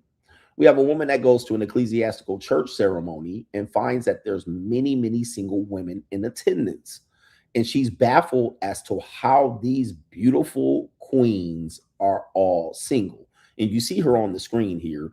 Am I looking at this right? She has a tattoo of a chain all the way down to her cleavage and some scribble tattoo right here across her collarbone all the way to her titties. All right. Wig, nails. I mean, listen, this is not prime Giddings here. This is the bottom of the barrel woman, but she's going to talk about how all these beautiful women don't have men. So we're going to read the comments on this one just to figure out what's going on here. Shout out to LL Cool C here. And we'll play the video. Sitting here thinking about how I went to singles night at church and it was hundreds. I mean, at least 1,000. First, I thought it was 500, but the pastor said it was 1,000 singles in attendance. Like, are we all living the same life at this point? Because I've never been in a room with that many single people, or even thought that it was even, I thought I was like the only one left. I mean, beautiful women, all types, shapes and sizes, literally African-American women. Like a room full of singles. Just sitting here thinking about how I went to singles night at church and it was hundreds. Okay, so she said hundreds initially, then put it up to thousands. But I think here she's right here is love dying. A room full of singles. And I'm like, this has to be an experiment. Like, this has to be like a simulation. Is that the word I want to use? I think so. Like, I'm confused and I'm like low key, like nervous, like for us. We're shit for myself, fuck y'all. Because where are the men? Where are the men? Then again, don't know. Never mind. We know where they at. Bye. All right, bye. A room full of singles. Okay, let's take a look. There's some women in here that this guy's gonna call shaped like women. All right, let's see if I can pause. And I'm like, all right, take a look at this. This guy's gonna tell me that this is a mature shaped woman. This woman is ready for breeding. This woman is developed. She's not shaped like a minor. This you see her right there with the blue jeans. You see that shit bursting out the sides, looking like a busted Pillsbury biscuit can. This man's gonna tell me I have a preference for women who look like minors, but this is a developed woman. All right. According to that nigga. Okay. So there's that. All right. That is definitely a woman way past her expiration date. All right. This woman definitely pushed out some kids, or she'd been eating too much Church's fried chicken. All right. Her diet is shit. All right. There's no way this woman can produce anything but a fat kid, but that's neither here nor there. All right. Goodness gracious. All right. That is not a woman. That is an overdeveloped woman. She's overly developed. She's way past her goddamn prime. Anyway, but this woman is actually interesting commentary. I'm interested of how old she is.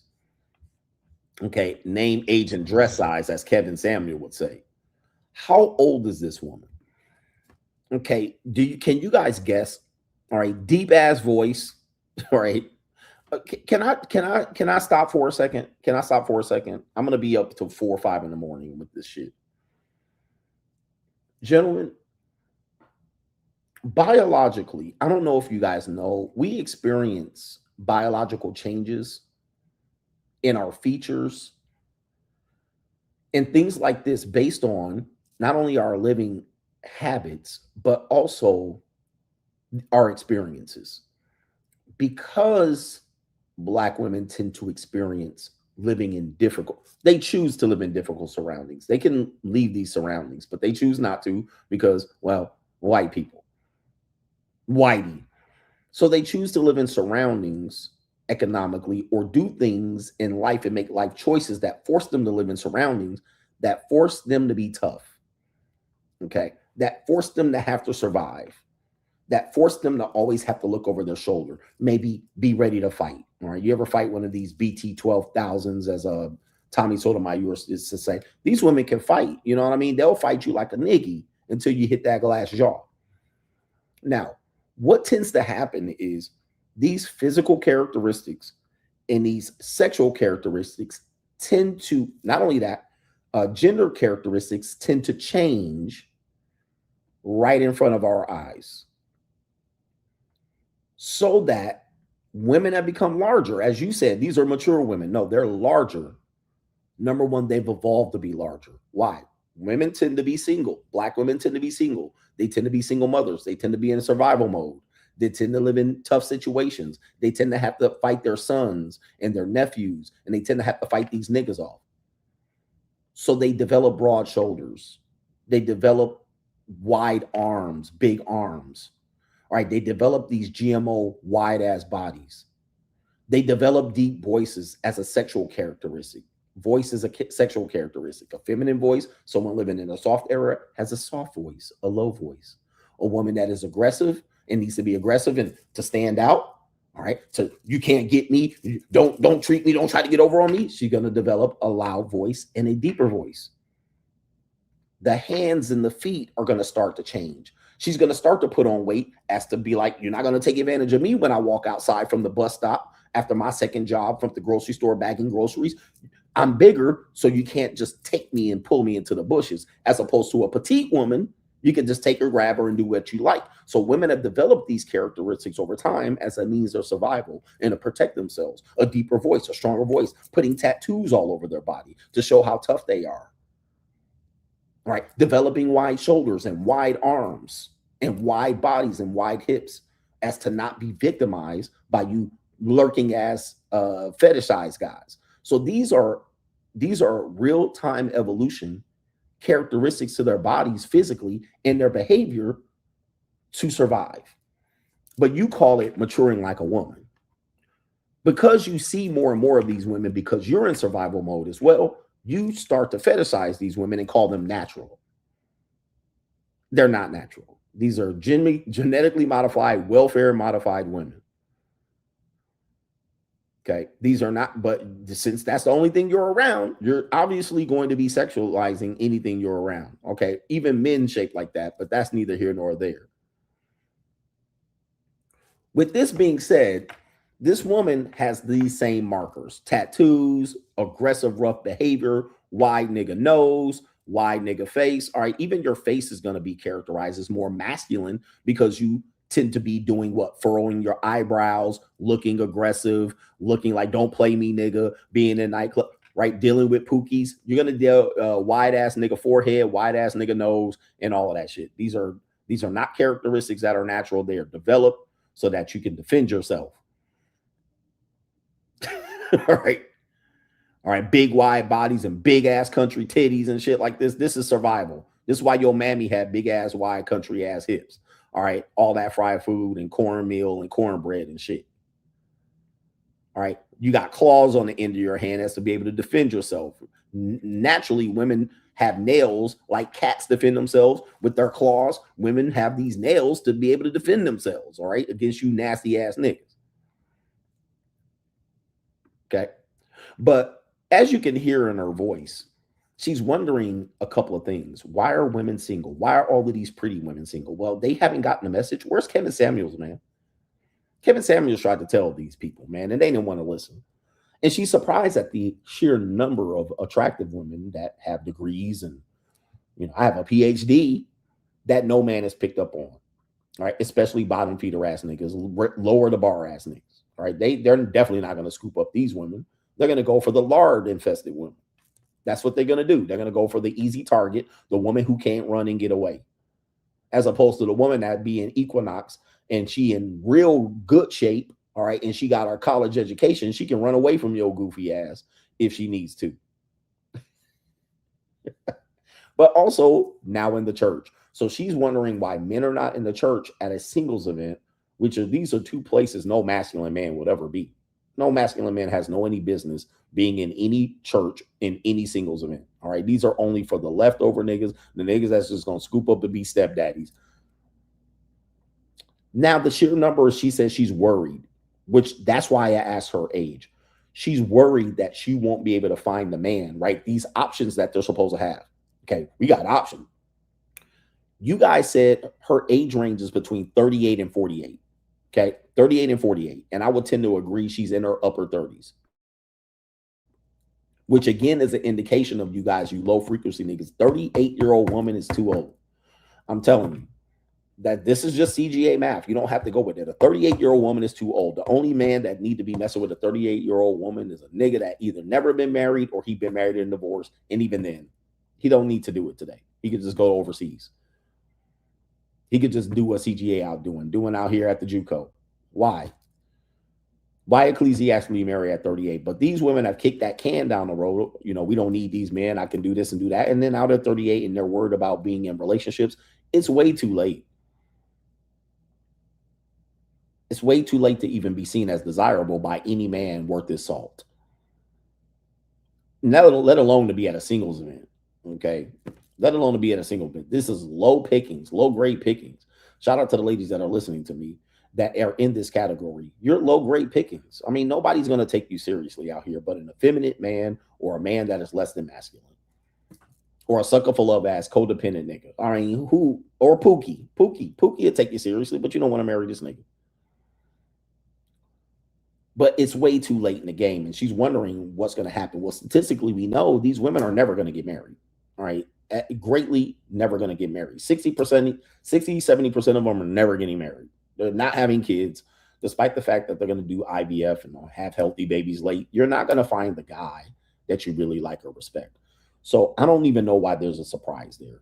Number one, that's number two, number 3, 4, 5, 6, A, B, and C, and D. Then you look at the black men. The black men are definitely down bad. Okay. They're bottom feeders. They aim low and hit. They try to lower the bar as low as you can possibly get. These niggas do not mature. They have arrested development. These niggas out here still talking about pimping and player at 35 and 40. It's just terrible. And how much player and pimp shit they used to do back when they was a teenager. It's pathetic. Most of these niggas don't grow up. They don't even got good clothes. And if they do got good clothes, they don't fit into them shits after about 3 or 4 or 5 years. These niggas shaped like women with these big wide ass hips. Okay. Most of these niggas got felonies and child support. They ain't got no time to be dating and marrying these old skeezers. So what in the hell are they going to do sitting up in some black church with some bunch of old, washed out, washed up single women? This is not going to work mathematically. Mathematically, there's not enough available high tier men that are looking to marry someone late like that. If he is high tier, he's going to date younger women. He has access to date it. And even if they shame him out of dating it, he'll just go over to another country and date them openly. All right. As opposed to deal with you heathens out here telling him that he's a pedophile.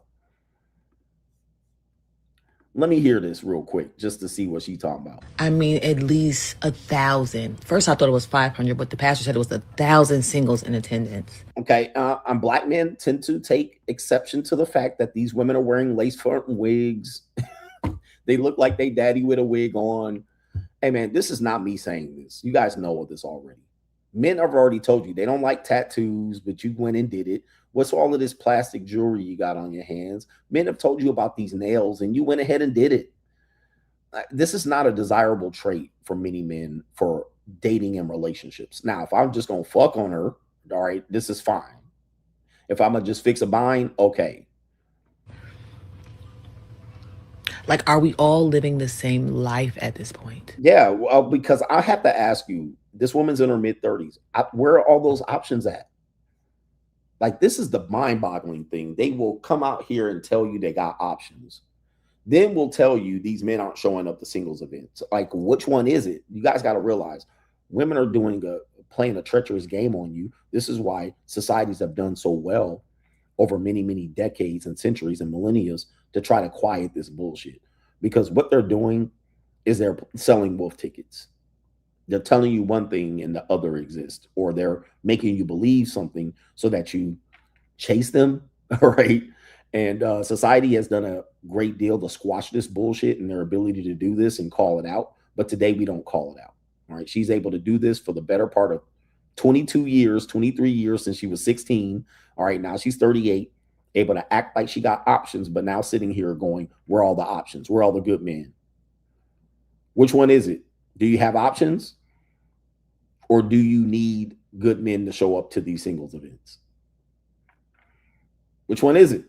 Okay, it can't be both.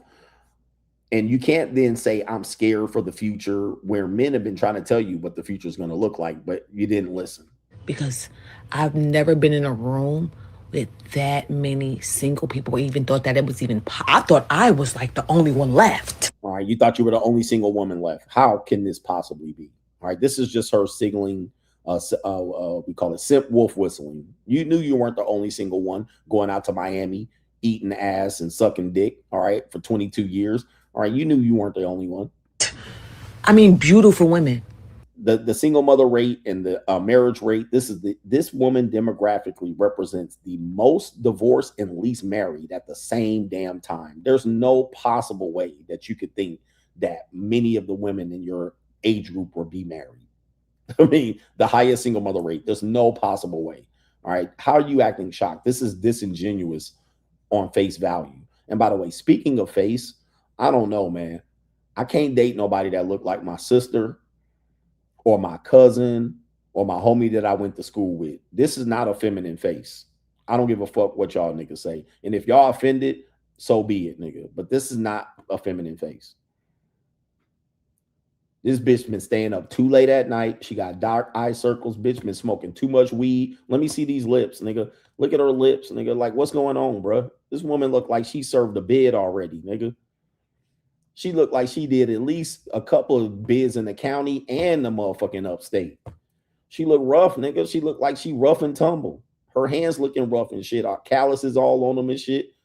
Burnt ass, crispy ass knuckles and shit. This is not a feminine woman. She too rough looking. All right, anyway. That's just me. All right, but I got my preference, but you know. All types, shapes, and sizes. Lips all black and shit. Literally African-American women. Like a room full of single. Just sitting here thinking, all right, hold up. This has to be an experiment. This has to be an experiment. No, man. This goes right par for the course. Right? What do you mean an experiment? This is not an experiment. This is basically a government psyops. This is the CIA. All right, the CIA on y'all fucking necks. All right, but that's neither here nor there. Like, this has to be like assimilation. Assimilation. Look at how she's blaming it. No, how about this? Y'all old and fat. Like, take a look at this, bro. Like, look at what we're looking at right now. Okay, on your screen. This is the guy that says these women are shaped like women. Right? You like women that look like children. You mean fertile? Right? Like, this is beyond fertile. This is mammy. She's shaped like a mammy. Look at what we doing here, bro. All right, I don't know what we're talking about here. What this woman's single for a reason. Look at these shoulders and shit. Look at the buffalo hump on the back of her neck. Like, what are we doing? Look at this, man. Where's her ass at?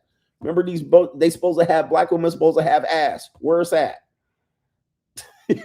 She got titties on the back. All right, she got titties on the back, udders in the front. Stomach. I mean, come on, man. We can't even. This woman should not even be in the singles event. She shouldn't even show up. Just stay at home. Like, what we doing? Let me check out these. I'm in assimilation looking at this shit. If I would have showed up to this shit, I would be like, bruh, like, what are we doing? Right? Black women was there. So what? Okay, what about this independent shit? Black Spidey guy advice. When you live in a society that glorifies independence over partnership, what do you expect? Black Spidey guy gets it halfway right, because what I see is independence and partnership. Guys, any woman asking you for a partnership is a feminist, and you should stay. Hold on, let me go full screen. Any woman asking you for a partnership is committing fraud on your marriage. This is not what anybody intended to be a marriage. This is a feminist. You will regret marrying her. Please do not fall for this shit. You can fall for it if you want. There is no such a thing as a partnership. Okay, that's just feminism. And it's black feminism at that. All right, this is some Nikki Giovanni shit. All right, no, do not go for this bullshit. Partnership is LBGTQ rainbow mafia politics. So you got independent women now merging with partnership. All right, I mean, he got it right, but I see what he's saying, but I just had to correct that. Partnership. This is bullshit. This is minimizing your masculinity. And we're going to be here all day with these lessons. Love isn't dying. Let me see. I just want to see the women. Love isn't dying. The men want each other. Okay. Ladies, don't look, just be. He'll find you. Oh, my God. Listen, at some particular point, you're going to experience this. Some of you will. You'll become way more intelligent than the masses. You'll see the masses as less than. You'll become elite. I have become elite, okay? And I see the masses as nothing but deaf, dumb, and blind, motherfucking cannon fodder, just saying bullshit. Saying bullshit. This is another one I see men and women doing. I cannot stand this, okay? He'll find you. You just got to find her. This is offering absolutely nothing. It solves nothing. It adds nothing. It's going to be nothing. This is absolute bullshit.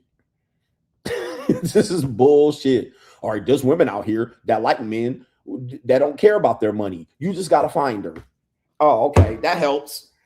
All right, that helps. I just got to find her. Oh, okay. Where do I start, nigga? Where do I go? Where would you like me to start? Should I start in the Philippines? Oh, no, man. You got to have game for that. I thought you said I would just find her. Okay. So that, again, moronic statements like this that get people to cope, to keep punching the bag. All right. Stay in there. All right. But you taking L's. All right. Don't look, just be. He'll find you. Okay, great. Guess where I found my king, the gym. All right, we talked about that. We found each other in our 40s. We just hit 2 years and plan on getting married. Okay, so she's not married. So it's next. Let me just say this. I mean, I'm trying to give y'all too much here because I'm already up. Before you speak on relationships and the state of your relationship, you have to at least be married for more than 5 years before you open your motherfucking mouth. At least 5 to 7 years. Do not tell me I met someone and we plan on getting married. Nigga, so what? I plan on starting a business and being a billionaire. All right. But what is that doing for me today? Nothing. All right. But don't use that as a success story when you ain't put in no goddamn skin in the game. All right. Look at these morons. I mean, this is crazy. The type of men most of us want don't go to single events. I mean, she makes sense. They don't have to. Exactly. Men meet women during their normal routine. Guys, when you are that guy or you're a guy women like, you ain't got to go to no singles event. She got this right. They really go out of their way. Facts. They'll have 10 or 12 women texting them.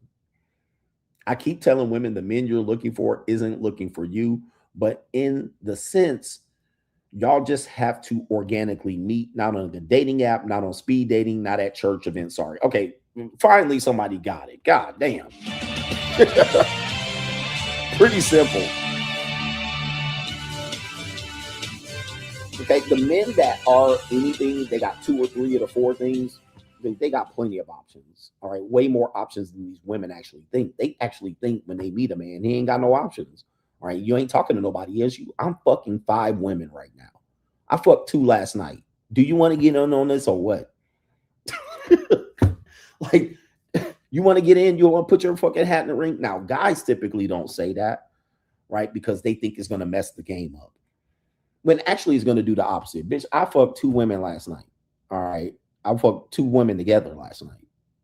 So is it the fact that you want to toss your fucking hat in the ring? Do you want to put some pressure on it, nigga? Do you want to improve my life? Do you have something to add to this shit? Do you want to put some ass on the table? Do you want to show me something different? Because these bitches throwing ass at me. Maybe you could be a good bitch. All right, what lane you want to pick? All right, but what do women do? They hear that shit and they don't want to compete, so they leave. All right, I ain't competing for that shit. All right, he got too much shit going on. Why? Because you ain't got nothing to compete. You ain't got nothing to show that you're different. You just thought you was going to show up with some ass and I was going to fold like a goddamn cheap suit. All right, no.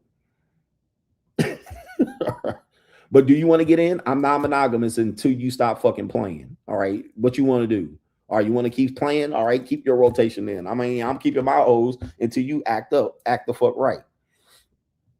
But they don't believe that shit. All right, y'all, what kind of dude are you? You're a heathen. Well, all the dudes have that if they're worth their salt. If they're worth their salt, they all got those options. But women think that they show up in a man's life, they ain't got no options. So when you're single, you obviously ain't got nothing going for you. Wrong. Wrong. So this woman actually got it right. And even they got to see it to believe it. All right, like, all right, you don't believe me? Sit out here in this motherfucker right here between 5 and 9 o'clock. You're gonna see my 5:30 show up. You're gonna see her leave at 7:15, and then I'm gonna take a shower, wash my dick, change the pillowcases. You can come change the sheets, hide in the motherfucking closet. You're gonna see my 9 o'clock coming. I'm gonna knock the Mario coins out of her ass. All right. So what you want to do? You want to waste my time? I don't know. And she gonna tell you, boy, I got options too. Go get them, nigga. We all fucking each other, so go get them. Here we go, right here. Let's go over to this one, and then we'll conclude the day's show. We'll conclude the day's show.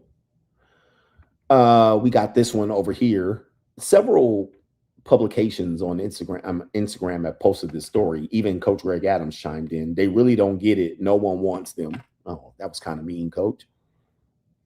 Social media destroyed y'all's perception of reality. Most people aren't married. Most people aren't marriage material because they can't forgive. Marriage requires a lot of forgiveness and selflessness. And this new marriage where women are somewhere in control, their partners, a real marriage. Here's the thing. A real marriage requires that. And I'm going to tell you, this is where we're going to get traditional. If the man provides, where's the ladies at? Where's the ladies? All right. If a man provides, he gets to exercise his options, as Kevin Samuels used to say. He gets to have multiple women. Okay. I'm going to prove this by example because y'all niggas ain't going to believe me and y'all going to bring up some Christ or some shit like this. In traditional marriage, this is what men got to do. Y'all going to think I'm lying, but it's the truth. Now, women don't want to hear this shit, and I get it. It ain't fair. Life ain't fair, nigga. Hey, look, you drew the short straws. You had the pussy, and you get to bleed all like 25 years of your life.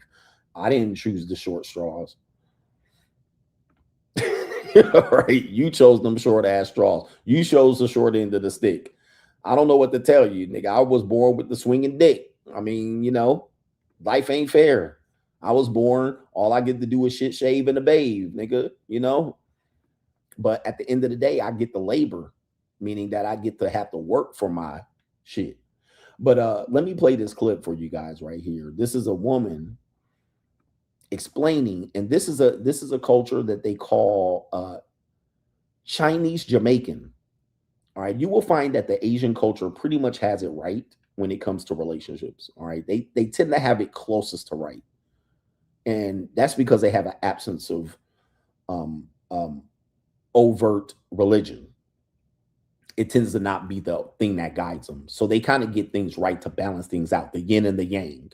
All right, and they take the energies and they meld the energies and they say this works if we yin and yang. Fuck what the Sky Daddy says. All right, Sky Daddy wrote through this nigga. All right, they tend to balance things out to make it make sense, and that's why it works. But it works in a way that works for them. It doesn't work for us. It works for them. But this is here. This woman's gonna. Her parents are gonna explain what traditional relationships look like for breadwinners. Okay, here we go. Within the Chinese Jamaican community, I know it's probably uncomfortable for some people to talk about. I even see it in the comments where people are saying, my grandpa never talked about his family and family politics and them type of thing there. Them never talk about it. As a rich Chinese person, they have outside children. It was a thing. Common for a rich person. Right. To have more than one woman. Is it multiple wives or just like one wife, multiple women? And some other extras. women. Okay. At the same time. Right. And the wife was in the know. Like the wife knew. The wife knew. In the old days. They call them concubines. All right, so this is Jamaican Asians. I mean, that's a new delicacy. Okay, Jamaican Asians. All right, but concubines went to rich men, and I know the women are going to say, well, there ain't no rich men out here. One of the reasons why there's less rich men is because women have invaded the workspace and taken most of the middle to lower end jobs, creating a difficulty, a bottleneck, if you will, for men to earn more money. Baby, you wanted it that way. You do you, boo. Hey, I can't solve every problem. We can't have it your way. This ain't Burger King. If y'all bitches want to be out here invading the workspace and making careers and earning money, you do realize this does kind of take away from men earning money. All right. It makes it a lot more competitive. So now then when you have quotas and DEI and affirmative action, and then there's a benefit for the company to hire more women, that means men are going to be more disenfranchised in those employment areas. Okay. So you guys want it both ways, nigga. You can't have it both ways. You can't have it your way. So that is the truth. That is the truth. So men have to be more innovative. And then in the fact that they're not innovative, that means there's less men that are going to be breadwinners. Then there's going to be fewer men that are breadwinners based on this math. So now you're picking from slim pickings. All right. There's a bunch of bum niggas at the bottom, a bunch of niggas in the middle trying to survive, and top breadwinners, which are characterized as the top 20% that have the 3s or the 4s of the things you like, and y'all all are going for that guy. Anyway, but in this case, they were saying, bro, it's okay. It's what it is. It's what it is. That's a traditional relationship. In biblical times too. Up to the wife to accept. I just want my future husband to know that me no business with them things, you hear? we no business with them things. All right, so she doesn't want that because pride, right? But she wants a breadwinner. Family, we have a little bit of a story to tell too. I have 4 grandmothers and 2 grandfathers, right? Because my 2 grandfathers came from China to Jamaica. Instead of sending for their wives in China, whatever the reasons are, they didn't, and they remarried in Jamaica. And this, we were just talking, guys. We just talked about that. We just talked about that when Caitlin said men shouldn't have to travel. These niggas came from China to Jamaica, left their wives over there, and then said, honey, I'm gonna send for you. And when they got over there, they was with them Jamaican broads, all right, and didn't send for the wives. So now you have a whole clusterfuck. We were just talking about that. Okay. So we're seeing what's happening here. Now we then try to paint traditionalism into something else, which it doesn't exist. The traditional man focusing on one woman, and he only gets to get one marital piece of pussy, all right, and she gets to govern the when he gets laid, and he's the breadwinner taking care of shit. What do they try to do? They try to say, women will typically do this. I'll buy my way out of that. So what do? They come in for partnership. They bring in their job and their careers and their degrees, and they say, well, I'm going to put a 50% stake, a mythical 50% stake into it to buy my way out of you treating me like the women of the past. That's how they got around to it. And guess what? That is falling. That is the equivalent of going off like a wet fart in the church. That shit has not worked. Men have not gone for that. They've not taken that deal. All right, they're like, I don't think so. So when it's time to marry and be single, guess what? We could just fuck girls because they want to be men. They want to do what men do. They want to fuck and have fun. Okay, so we gonna fuck and have fun. Why do I need to get married? Just quickly here. And I grew up in this time towards the end.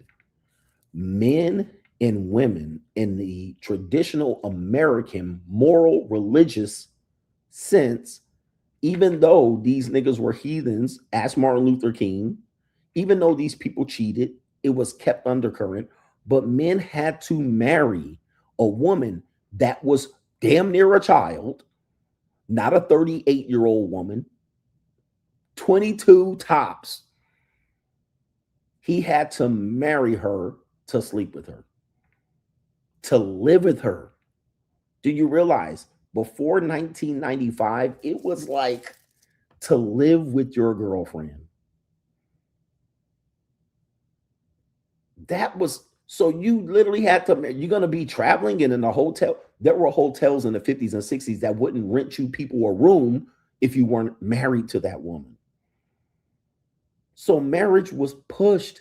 You're sleeping with her, make an honest woman out of her. You're rolling around with the, hey, you're fucking on her. Oh no, you got to make an honest woman out of my daughter. You knocked her up, make an honest woman out of her. You got married.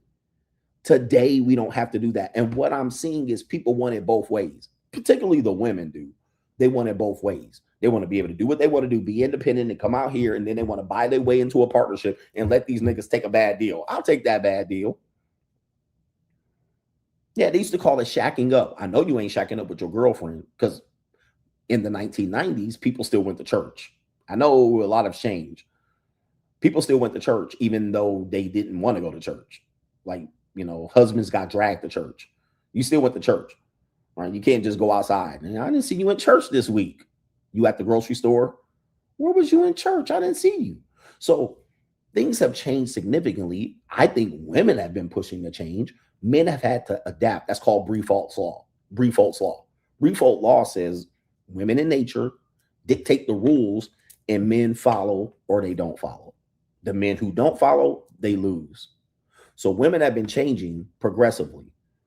Men have not adapted or chosen to fall out or chosen to participate and just take the opportunity to fuck whoever they want to fuck, right? All right, these women want to fuck.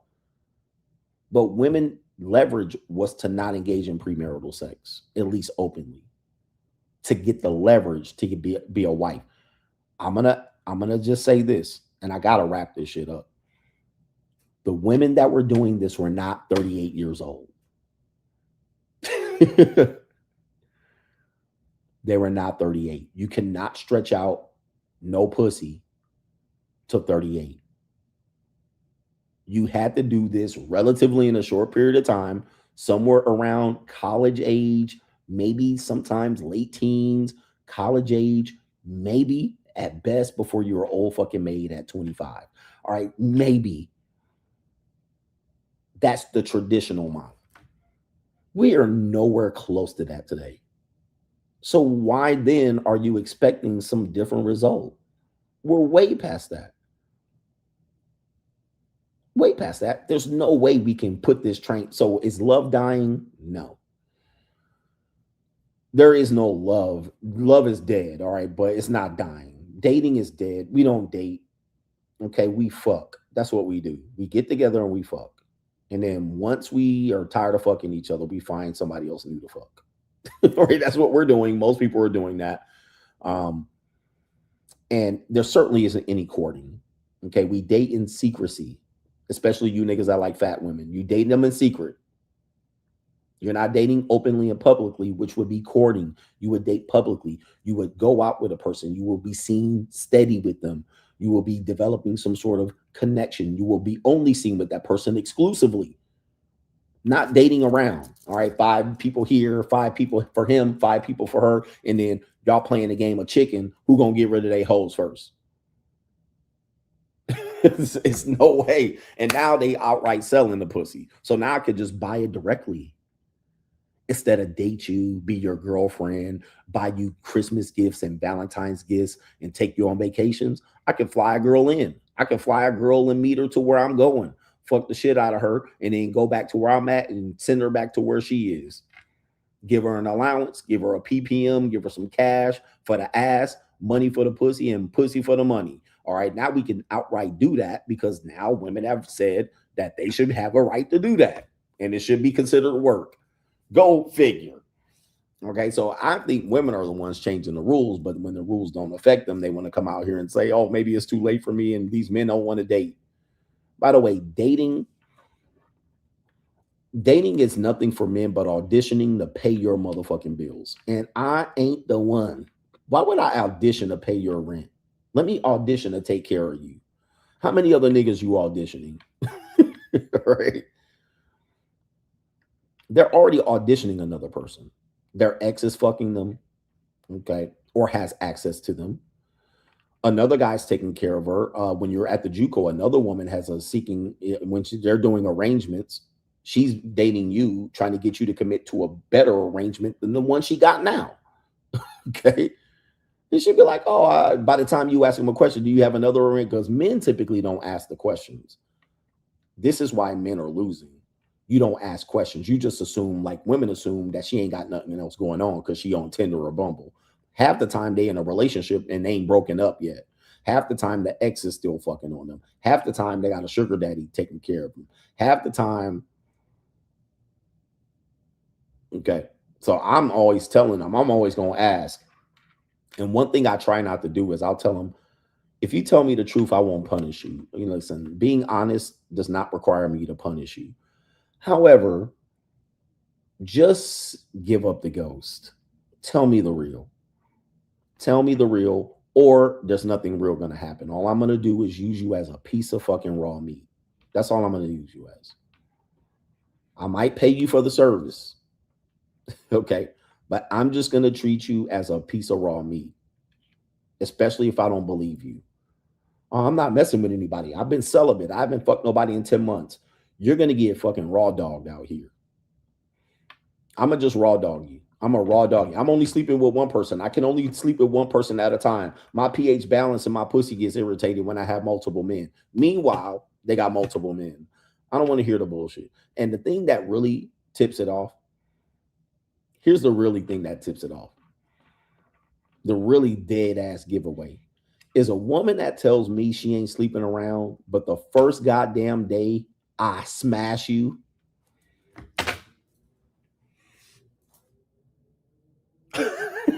Let me get to these super chats. I met you one day. You ain't been sleeping around for 10 months, but I put the raw dick inside you. That don't make no sense, man. Ma'am, that don't make no sense. I don't know how the fuck did I get easy entry? Like, ain't nothing special about me. Well, there is, but damn. Like, how the fuck I get freed, nigga? Like, I just grabbed you. You came, I grabbed you by the scruff of your neck, and you already got your ass tooted up. Like, I can't buy the fact that you ain't been fucked in 10 months. Like, how the fuck? Like, how does that even make sense? All right, at least make me work for the shit if you out here celibate. Pussy can't be that itchy. But I was supposed to believe you ain't getting the Mario coins knocked out of you when I turn my fucking back. All right, okay. I don't get it, bro. He said, I'm just lucky, nigga. Hey, I must be that nigga. All right. Cause I get a lot of bitches. I ain't been fucked in 10 months. All right. I'm super tight. I've been waiting on you. I got women waiting in Las Vegas talking about when you get back, it's gonna be ready for you. I ain't gonna touch it. It's gonna be super extra tight. Soon as I got on the fucking plane.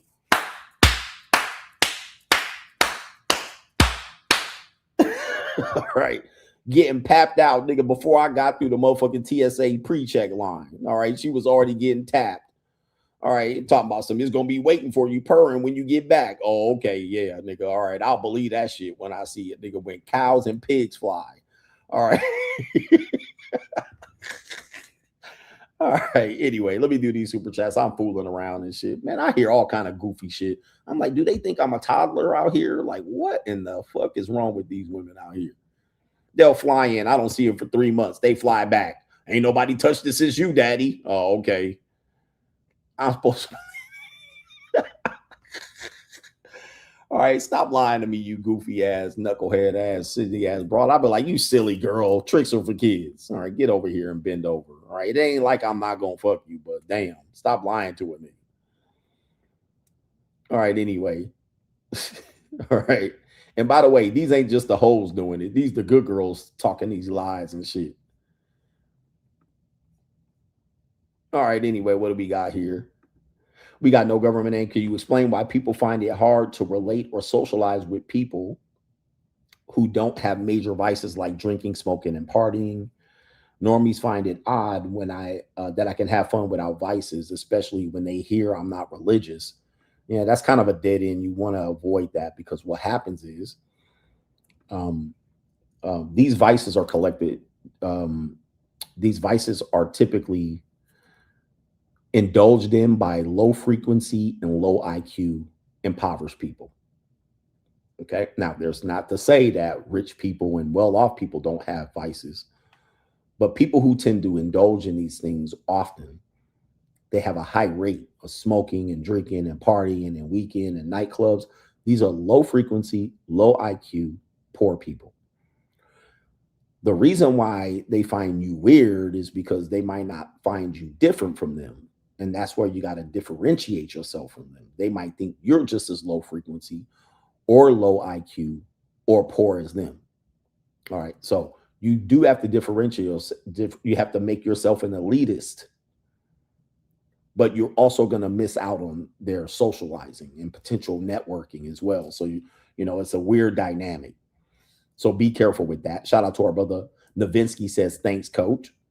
Shout out to Big Boss Man D, and thank you to you. There's a difference between getting an overdeveloped woman and molding her from skinny to having some shaped, someone shaped that you like. There is a big difference. All right, just to make it a simple fact that some people like a woman that is looks young, all right, versus, you know, to try to make it a crime. It's a crime that you like a young woman. Like, I don't understand. Like, there's older women that look young. All right. Dude, there's women in their 30s that look like they got bodies like little kids. You know what I mean? Like, it happens. Right. So it's not a crime. She's 32. She's a fully grown adult. That's as far as she's going to grow. So don't criminalize it. Nigga, I didn't criminalize your behavior. I just called it low frequency.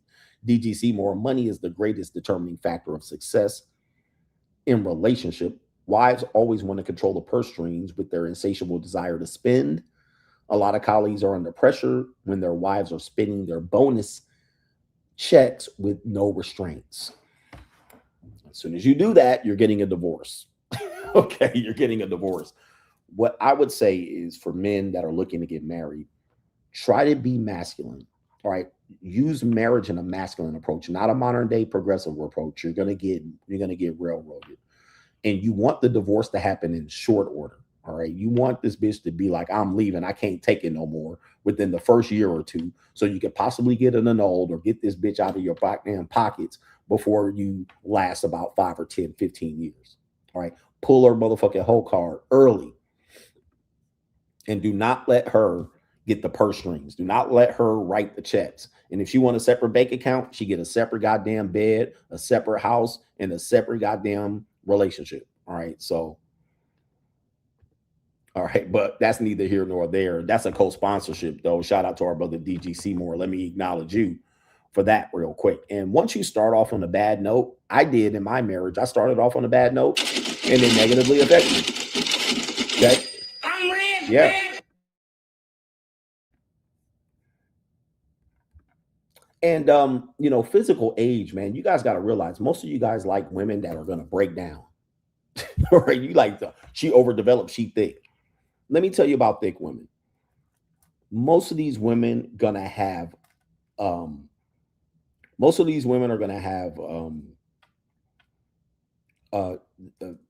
ailments that are going to prevent them from moving, all right, in the future. And particularly bunions, all right, bunions. They're going to have supinated feet, knock knees. They're going to have tight hamstrings and shit like this. All right, these women that are overly developed and thick are going to have problems physically that are going to cost you hip subluxations and shit, and hyperextended knees, and can't get up and down the goddamn stairs. You think this is a thing, it's a joke, especially when they're older, 35, 40, and 45. They're going to have some issues moving around. They can't lose weight. They'll never lose weight. The only way they'll lose weight is Ozempic or a lap band surgery. They can't use fitness to do it because most of them don't even have a midsection. They just titties and ass. All right, you ever see these women built like this? All right, they like 5'4", no torso, just body fat on the titties, all on the back in the midsection, and ass meeting the titties like this. All right, the titties be right here, the ass be right here, and her torso be like this.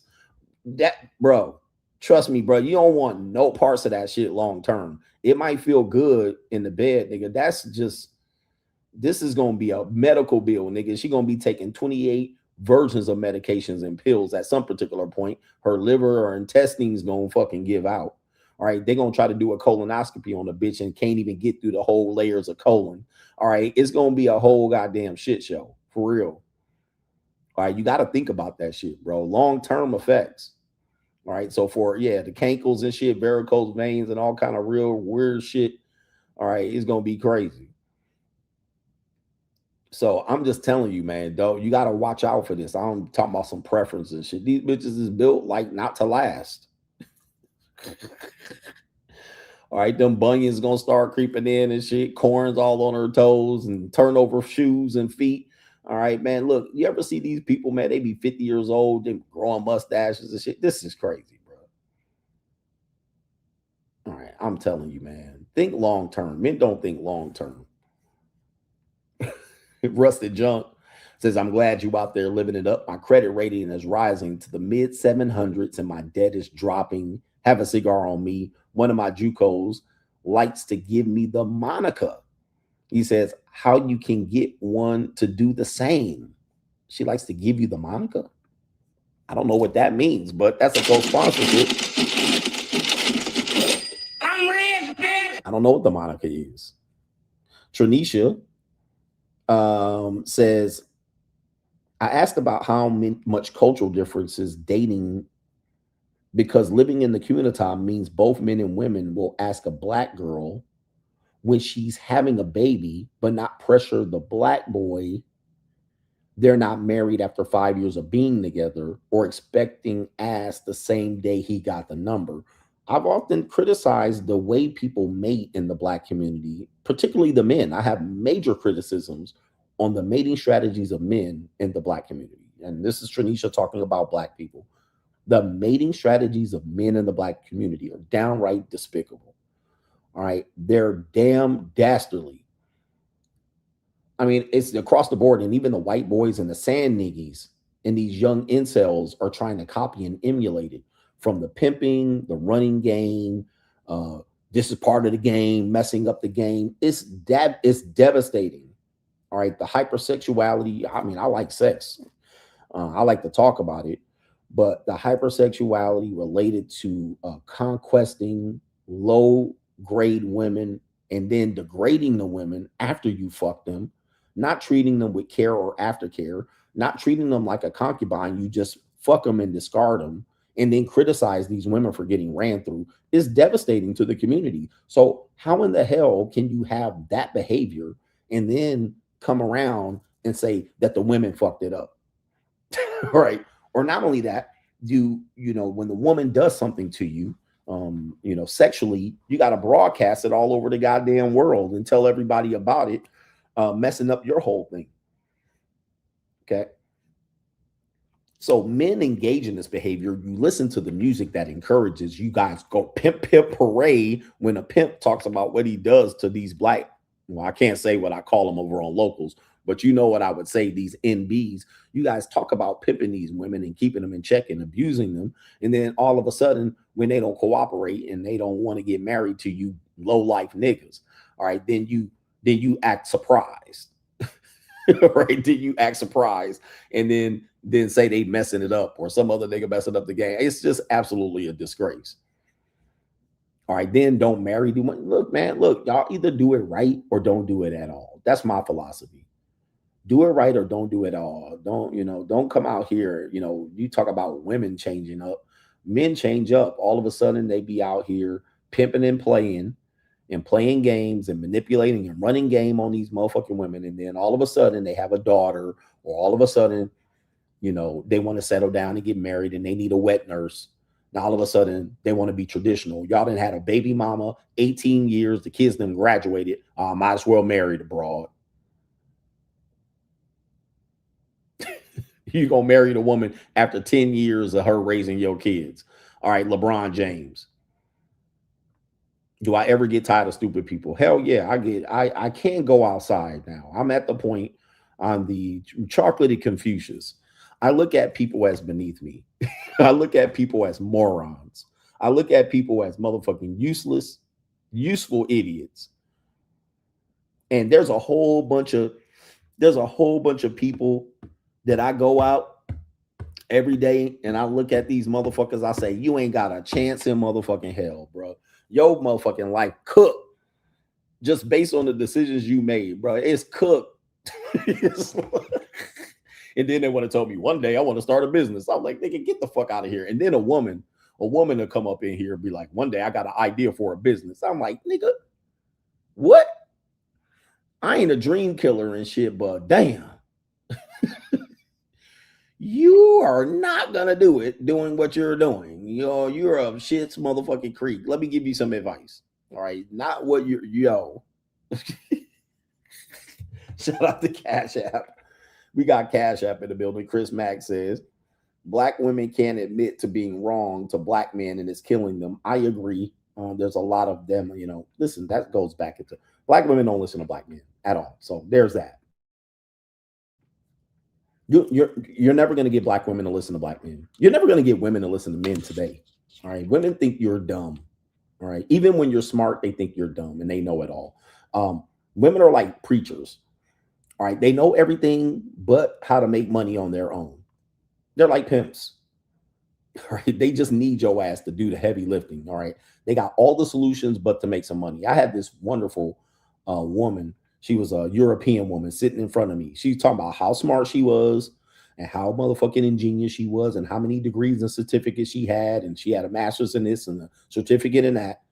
And sat up there and said, I just can't figure out how to make money. Like, come on, bro. How? How did you get this goddamn far? And you can't figure out how to charge somebody for your services accurately so you can survive. What they want to do is, and I'm going to tell you a secret. We go on a marathon. What women want to do is they want to socialize. That's what they want to do. They want to find a way they make money socializing. Well, if ain't no pussy on the table, ain't no money going to be made. All right. So I'm just telling you as me, the motherfucking chocolate Confucius. If you want to socialize, throw some pussy out there. Money gonna rain on your goddamn head. All right, now you need somebody to manage you. But what they want to do is make business socializing. They'll do a boutique or they'll plan an event planner and shit like this. They don't know how to market and promote the shit. They just know how to put the motherfucking balloons up and the streamers and the motherfucking stage, and they know how to dress this up and order flowers and bouquets and shit like this. They know how to do all that. They know how to do all that. When it comes to motherfucking invoice and charging, they motherfucking lose their marbles. All right. They get dumb all of a sudden. Well, I don't want it. Okay. All right. Well, who gonna pay for all this liquor? All right, it better be some naked bitches out here where we eating sushi off their body. It better be something up in this motherfucker. It better be something. Eyes wide shut.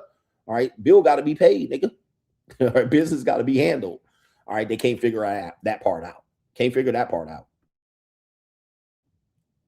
So they can, they want to get together and talk about themselves and how great they are and tell everybody, oh, you're so great. You put that together and you made that and you made this program and you typed this up and you posted this up and you did this. You're so wonderful. And she'll get up there like it's a fucking beauty pageant and she'll get up there and celebrate herself. And look how great I am. I put this together. If it wasn't for you, we wouldn't have been able to put this wonderful event together. Go home and she'll be broke as a fucking joke at the end of the night. Nothing. No invoices paid. The motherfucking, all the people who brought all the shit in ain't got paid. All right, the niggas is calling up. What do they call them? What do they call them? The people who do the services. All them niggas ain't got no pay. They looking like, where my money at the end of the day? All right, I don't know. All right, they calling for 3 fucking weeks, trying to find they goddamn money. She was supposed to pay for some flowers. She told me she was supposed to pay for. Dude, I've seen this in my real life. These people get honored and cherished and shit. At the end of the day, not the catering, the contractor. There's another word for these people. But it's the caterers. There's another word for them. I can't think of the name off the top of my head that people use. I can't think of the name. Anyway, there's another name. It's a corporate name. You have for the people who do these type of things. Vendors. Thank you. Illuminati just got it. Vendors. None of the vendors paid. Invoices ain't been paid. People ain't been tipped out. Nothing. Okay. It's the vendors. All right. The vendors ain't been paid. All right. Vendors include all the people who brought in the flowers and the goddamn catering and all of that shit. None of the vendors in the tent, the people who put up the tent, the people who blew up the balloons. All right. The vendors ain't been paid. All right. So then you're like, damn, that was a great event. But now she's like, okay, feel like how to balance the books. All right. Give yourself a damn. All right. Thank you for the people who got it. Smack yourself. You know how many women I've seen do this, man, and ruin themselves? Shout out to our brother. They have consultations and don't know how to sell consultations. Because what they'll do is they'll network. Again, socializing. I'm networking. No, you're not. You're talking. That's what the fuck you're doing. You're talking about yourself. You're not networking. I went to the Chamber of Commerce and networked, and I did this and I networked, and this person promised me that if I did work for them, they'll refer me to them. Shut, bro. Get the fuck out of here, man. Your business is going to go belly motherfucking up. All right. Anyway, shout out to Chris Mack. Crazy. You're going to be broke. All right, with people with pictures. That's what you're gonna have. Pictures and videos on Facebook of you doing shit and no goddamn invoice and no paid. No goddamn, it's crazy, bro. I tell you, I'm tired of morons.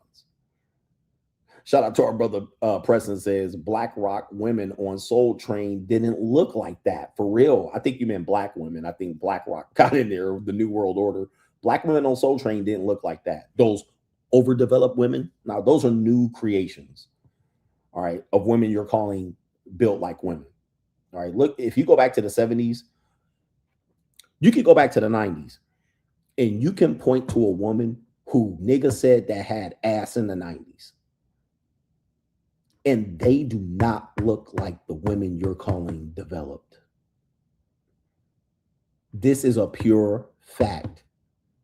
The women today that had ass in the 90s would be flatbacks. Today, flatbacks, no booty having bitches. You don't realize, bro, I'm too old in the game for you to fool me.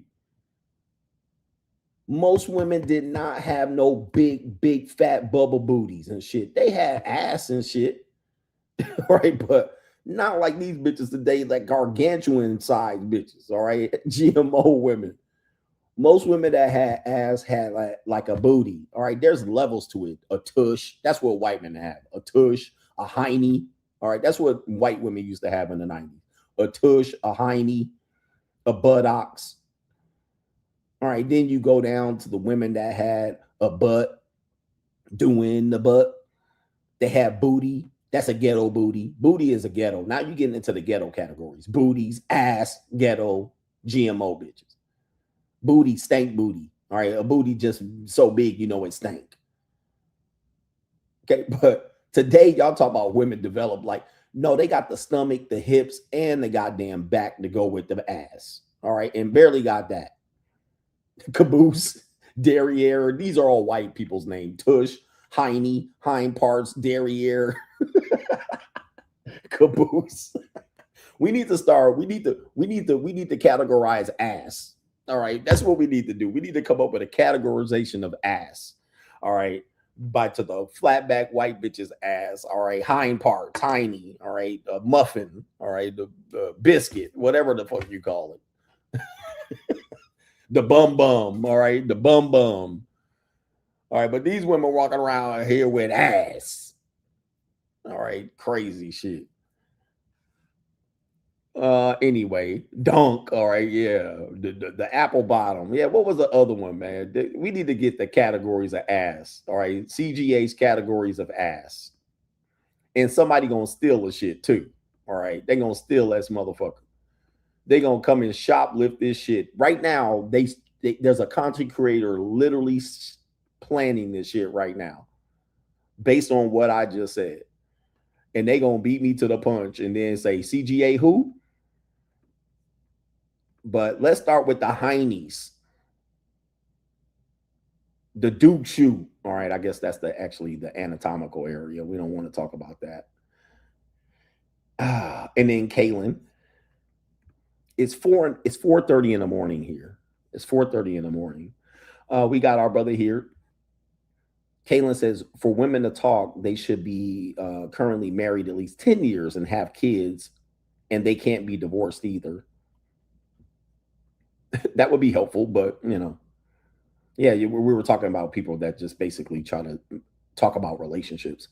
Even the men's side, people talk about relationships and got no relationship experience. Like, or they'll do shit like, you know, talk about dating and nigga, you ain't never dated.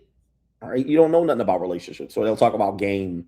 Dudes that talk about game, they have no relationship experience, right? Very little. If they do, it's completely like Derek Jackson, where the woman just let him run all over her and shit. Shout out to Iron Monkey. Appreciate you. And by the way, men used to do this. You know, we used to want to take it back to tradition. Before men could talk in front of other men, you had to have stripes. You had to have stripes. One stripes would be you participated in boxing, pugilism, play football. All right, that used to be a thing. All right, where you was like, you didn't play on the gridiron, you didn't bust chops. All right, you didn't knock heads, you didn't motherfucking bust a nose. You couldn't say nothing. All right, that was the number one thing. Then military. Nigga, you didn't do the grunt work. You didn't peel potatoes. You didn't motherfucking take the toothbrush to the latrine. You didn't do active duty, nigga. You was a draft dodger. You can't say shit neither. You can't say nothing, bro. At that point of manhood, you literally out. All right. If you didn't go on the fucking gridiron and get your bell rung and go through practice and run hills and throw up on top of the fucking A mountain, right? And you didn't go and you was motherfucking, you did service, but you was a cook, or you motherfucking got injured in service by motherfucking a paperclip went in your eye. All right. They like, okay, nah, you wasn't real active. All right. You stolen valor. All right. So soft hands. My man said soft hands. Yeah. That was another one. You shake your hand soft. You ain't got no calluses. What do you do?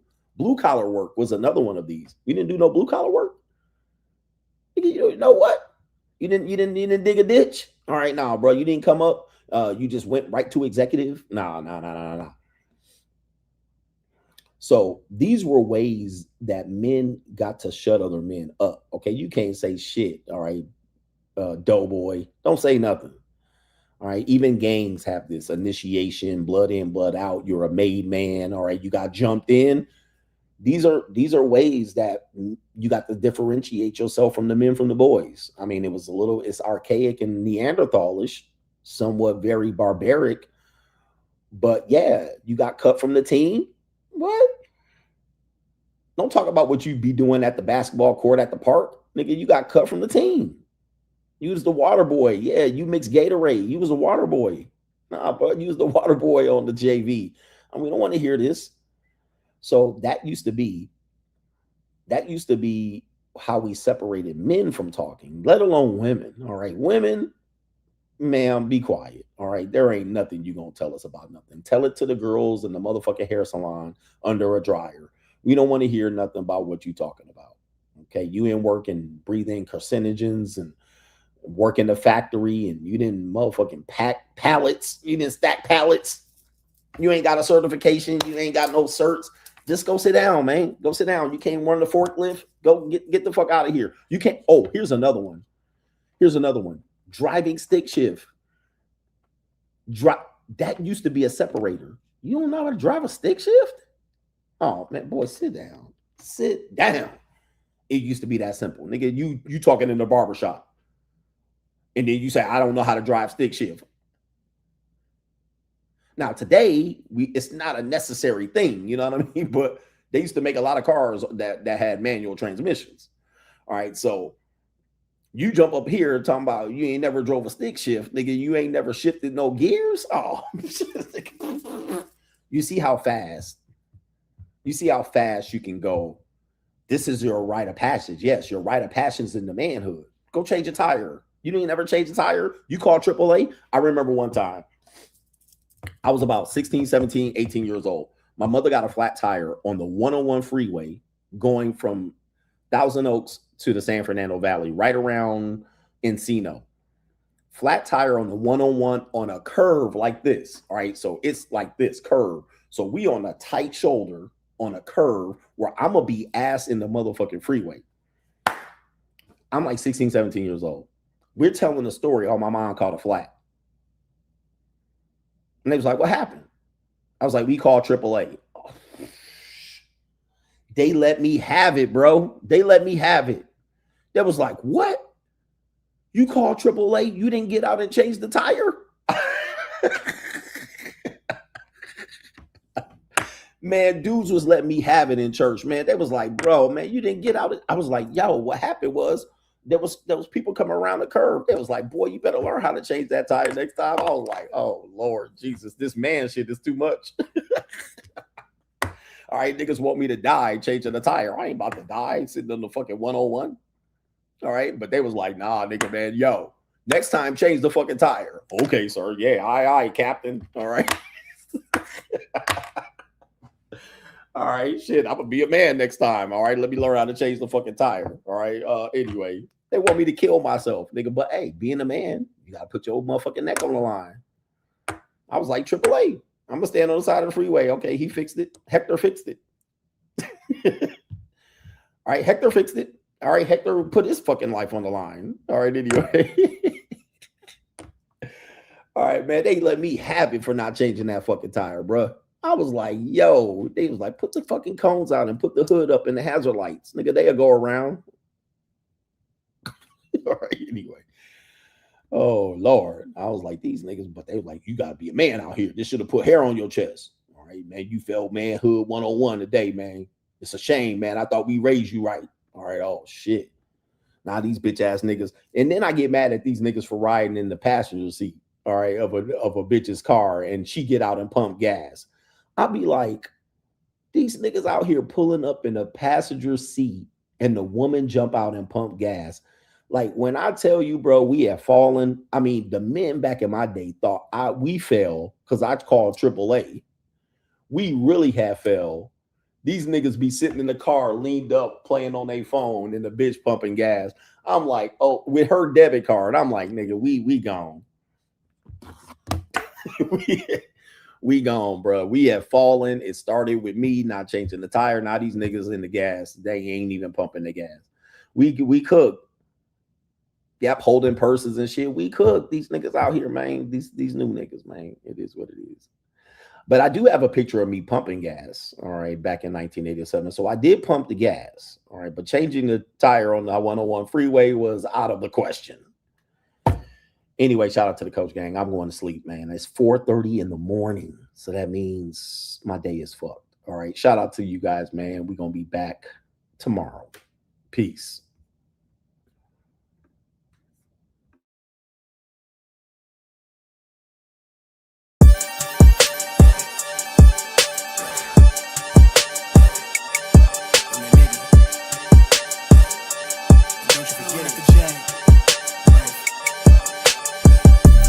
Vibe blowing at the J, got the loud jumping at the bag. Everything I'm on slack. Everything I do is got the Benz jumping at the bag. Vibe blowing at my J, got the loud jumping at the bag. Everything I'm on slack. Everything I do is got the Benz jumping at the bag. Another milestone, look at that. Paper boy on my paper route till I'm 6 down on my back. I'm an old soul like my dad. My old girl still a fan. And yo girl at the live show, so don't act like I ain't the man. I'm kicking my feet up, get frank like Aretha. I'm calm but I'm teed up, just flip me a stack. The re-up just doubled up off of the muscle, I stuck to the task. They see me, I'm trouble, I'm bubbling up till it's stuck. And they want me to stay where I'm at. I'm good everywhere that I'm stepping, my presence is crucial. You know that this shit not on trend. On a big wave, I'm controlling the tide. Snake eyes when you rolling the dice. So with the stakes inside, I could never take another nigga advice. They can't reach the sky, I'm aiming up high. Just wanna know what it's like. Y'all know what it's like, I come from outside of this. Out the quicksand, I'm the big man, doing big things. Couple big change, up a state lines, doing stage dives on cam. It ain't no limit to my vision. Check the temp, I'm on fire with it. Got the bands jumping at the bag, Prosecco on ice. I'm nobody nice, gon' run up a check.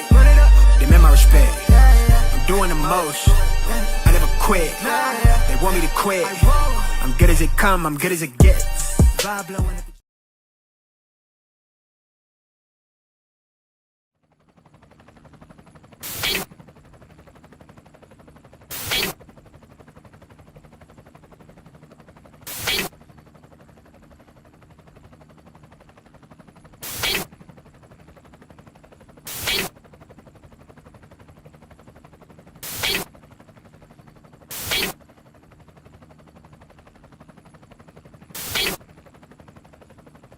And you're in the Desert Storm bunker with Hollywood CGA.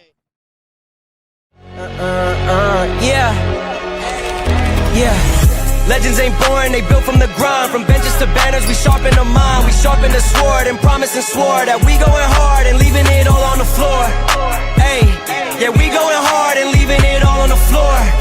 Hey, yeah, we going hard and leaving it all on the floor. Legends ain't born, they built from the grind. From benches to banners, we sharpen the mind. We sharpen the sword and promise and swore that we going hard and leaving it all on the floor.